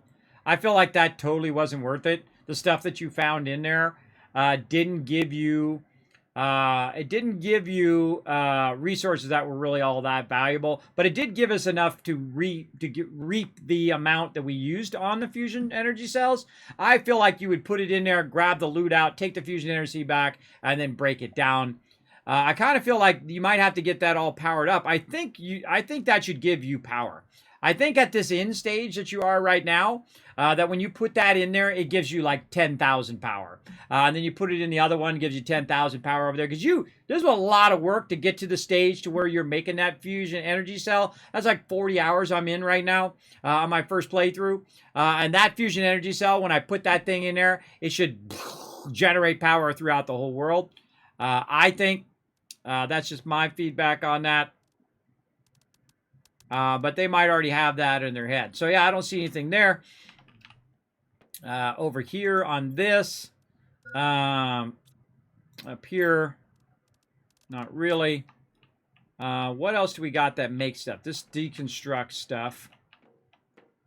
We've got this over here, which is our unlocking as we go. Our algae generators are awesome. And then our different tree spreaders and food growers and whatnot as we go along. But right now, basically, we're in a bit of a loop where we could just keep launching rockets and launching rockets and launching rockets to eventually get our stuff up. I think of what else uses it. Can't remember all the other stuff that uses it. But I would hoard that stuff until the very end of the game. Now I'd probably use it along the way. And then at the end of the game, I would then start taking all this stuff down. I would definitely take these fusion things out. If you can't get your zeolite back, I would take those down, use those, and then do the tree spreaders. Just use nuclear power. Oh, there we go. We did 0.01 fish, everybody. Now, what I could do, by the way, is I could literally just AFK. I could AFK the game because I have so much food and so much water that I could just sit here and every so often, set a timer, come back and do it. And just let it run and run and run. So we did get to 0.01. But what I would do at this stage is just build an obscene amount of power, right? Just so much power that you could just fill every single nook and cranny of every single part of the entire game with all of this other stuff too. With these pressure things here, right? With the heat things, with all of the tree things as well. And just fill every nook and cranny of every part of the map with that. And then just keep shooting off rockets over and over and over and over again of all the various things. And then that's how you get that going. For sure. Just keep launching rockets. But yeah, every square inch of the place would have those. Because the more of those you put down, the more it's boosting those, right? Because you already boosted it a bunch of times. And so you can just keep putting those down. The drawback of doing this versus launching rockets is the rockets don't take any more power. It gives you a boost without costing power. And so the rockets are actually the most effective way of terraforming the planet. Is just keep doing that because, again, you don't have to go get more uranium and make more power and so on and so forth. We could just keep doing that rocket loop. Now, I'm the type of person that doesn't want to burn myself out from doing that too much. If you do that too much, you're definitely going to burn yourself out in the game for sure. But there is a part of me, just like I did in Surviving Mars, where I took over the entire map. I filled it and made a city across the entire map and so on, and eventually made it where you could just breathe on Mars, which is cool and whatnot. But I feel like we've come to the end of this playthrough. Of our first playthrough, and then when we come back and we do a mega playthrough, that's when I would do this. And it would be great if this was on a server too, because then when I log out, it would still continue to run like Satisfactory does. That would be cool. So I don't have to worry about my character, right? So my character could log out and all of the stuff will continue to run. That would be amazing. Now we got to 0.1. I don't know how long that took us. We could go in and time it of how much it takes. And that'll give us an estimate of how many hours from now. But I don't know. Let's say that's an hour it takes to do that, right? And then we'd have to do 99% each one. So that'd be 99 hours per 0.0%. That would be a very, very long time. That'd be a lot of hours. That'd be hundreds of hours. Big time. So cool. Cool. Let me catch up on chat a little bit here. There we go. You can take your reactors for zeolite at this point. Yeah, that's what I just said. Oh, yeah, there we go, Anna. That's what I just said that thing. Look, I said it before I read it in chat. I got it. 0.01 at fish now. Yeah, we got it. We did it, everybody. We got the fish going on. If insects adds beekeeping technology to make zeolite, one possible... Oh, yeah, Lindsay, that is a good idea. That would be good, right? Yeah, so then you can make the zeolite from the beekeeping. Oh, brilliant. I hope you sent that in. I hope you sent that in as a suggestion. That would be cool, right? And then you get some beekeeping stuff. I feel like they got a bunch more stuff to add because this is really all the stuff they have in the game right now. I feel like there's going to be just absolutely tons and tons more stuff, especially base building. I hope they add a lot more items to base building. I like to have a good variety so you can make your base very unique to yourself. When you only have this many pieces, everybody's base kind of looks like everybody else's base most of the time with variations, but I like to have just an obscenely humongous base. All right, everybody. I think that is a GG on our first playthrough. Let's go to my office. I'm going to show you guys a bunch of love. And then we're going to come back next Tuesday, and we're going to start a mega playthrough. It's going to be really fun. Make sure to be here for that. Hit that follow button, everybody. Hit it right now so you don't forget. Let's do it.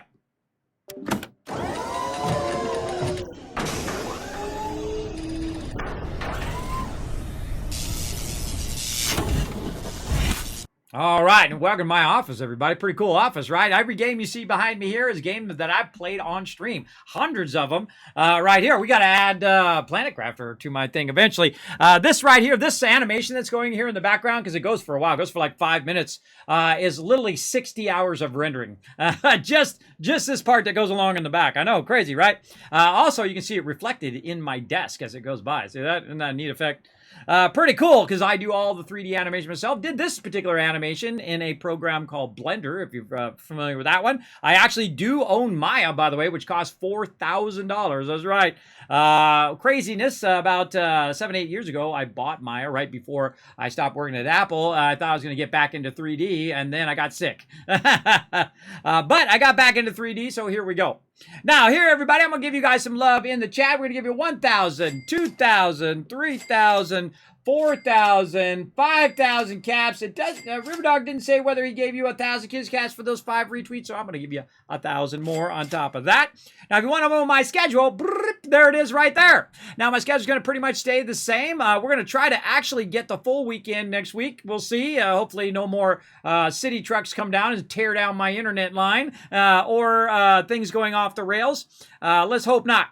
So I stream Tuesday through Thursday from at 1 p.m. I do a day stream for about 5-6 hours, and then I do a night stream at 10 p.m. And then, of course, we're going to play the heck out of Planet Crafter. So make sure to hit that follow button, everybody. And then also right here on 7 Days to Die on Saturday, that's the next time you guys will see me. We'll be playing a bunch of 7 Days to Die over there.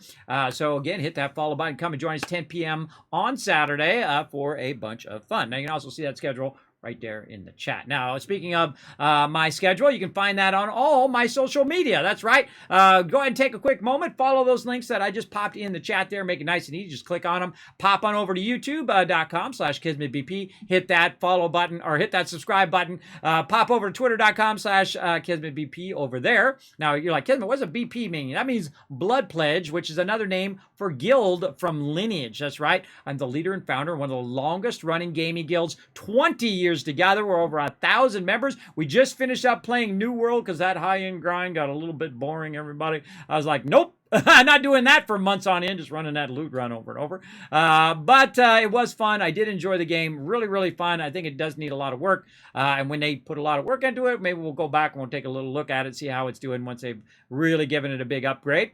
You can also check out the Discord, check out the website. You're like, Kismet, how do you do all of these graphics and how do you do your streaming setup and all of that? You can find all of that over there. I have a whole layout of all of the stuff that I use, including cables and oil and all that. And you're like, what do you use oil for? I use it to oil the fans so they don't go brrrr and rattle after a while. That drives me crazy, especially when I'm on stream and you guys can hear it rattling over there because it does that over several years, right? I clean my computers every 6 months, make sure they're all dusted out and all of that. But still, it'll start to rattle because the ball bearings in there start to lose that spinning ability. Now, if you did enjoy the stream today, you had a great time, you're like, Kismet, I enjoyed the stream. I had a fantastic time. I like to support the stream. You can go ahead and subscribe here on the stream. I typically don't ask all that much, but do need your help to keep the stream going. I'm not a millionaire like some of these other streamers, everybody. I got like $10 in the bank, and I do this out of pure love and passion. So if you'd like to support that, feel free to drop your Prime or subscribe to the channel, or even better, pop on over to patreon.com/Kismet. That's way better over there because half of it doesn't go to Twitch. Basically, 95% of it goes right in the stream. The other 5% goes to PayPal fees, but all of it goes into the stream. So just so you know. And you can also find out stuff behind the scenes, how I do my graphics and animations, and all sorts of cool stuff like this, just exclusively for my Patreon people, plus no ads when you're watching my highlights and guides and unboxings over there on Patreon going forward from now. So pretty awesome. Pretty awesome for all of you guys. So let's send that on out. Whoop, right there. Now that's it for me. Again, everybody, I'm going to see you guys Saturday, 10 p.m. Eastern Standard Time for 7 Days to Die. Make sure to be here. It's going to be super fun. We'll see you all then. Bye, everybody. Had a fun time.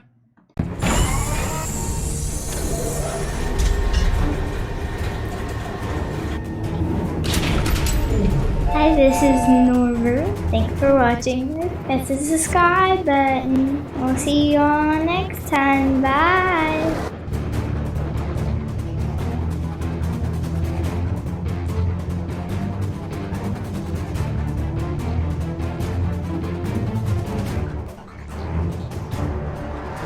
Hey, thanks for watching this video. Help support more videos just like this one and keep the Kismet love train a-going by dropping by my Patreon and showing your support. Make sure to hit that subscribe button right in the center of the screen. Big thanks going out to Resident Spike, Riverdog, Rotisserie G, JC Hunter, and AMZ. Click to watch more videos, and I'll see you next time.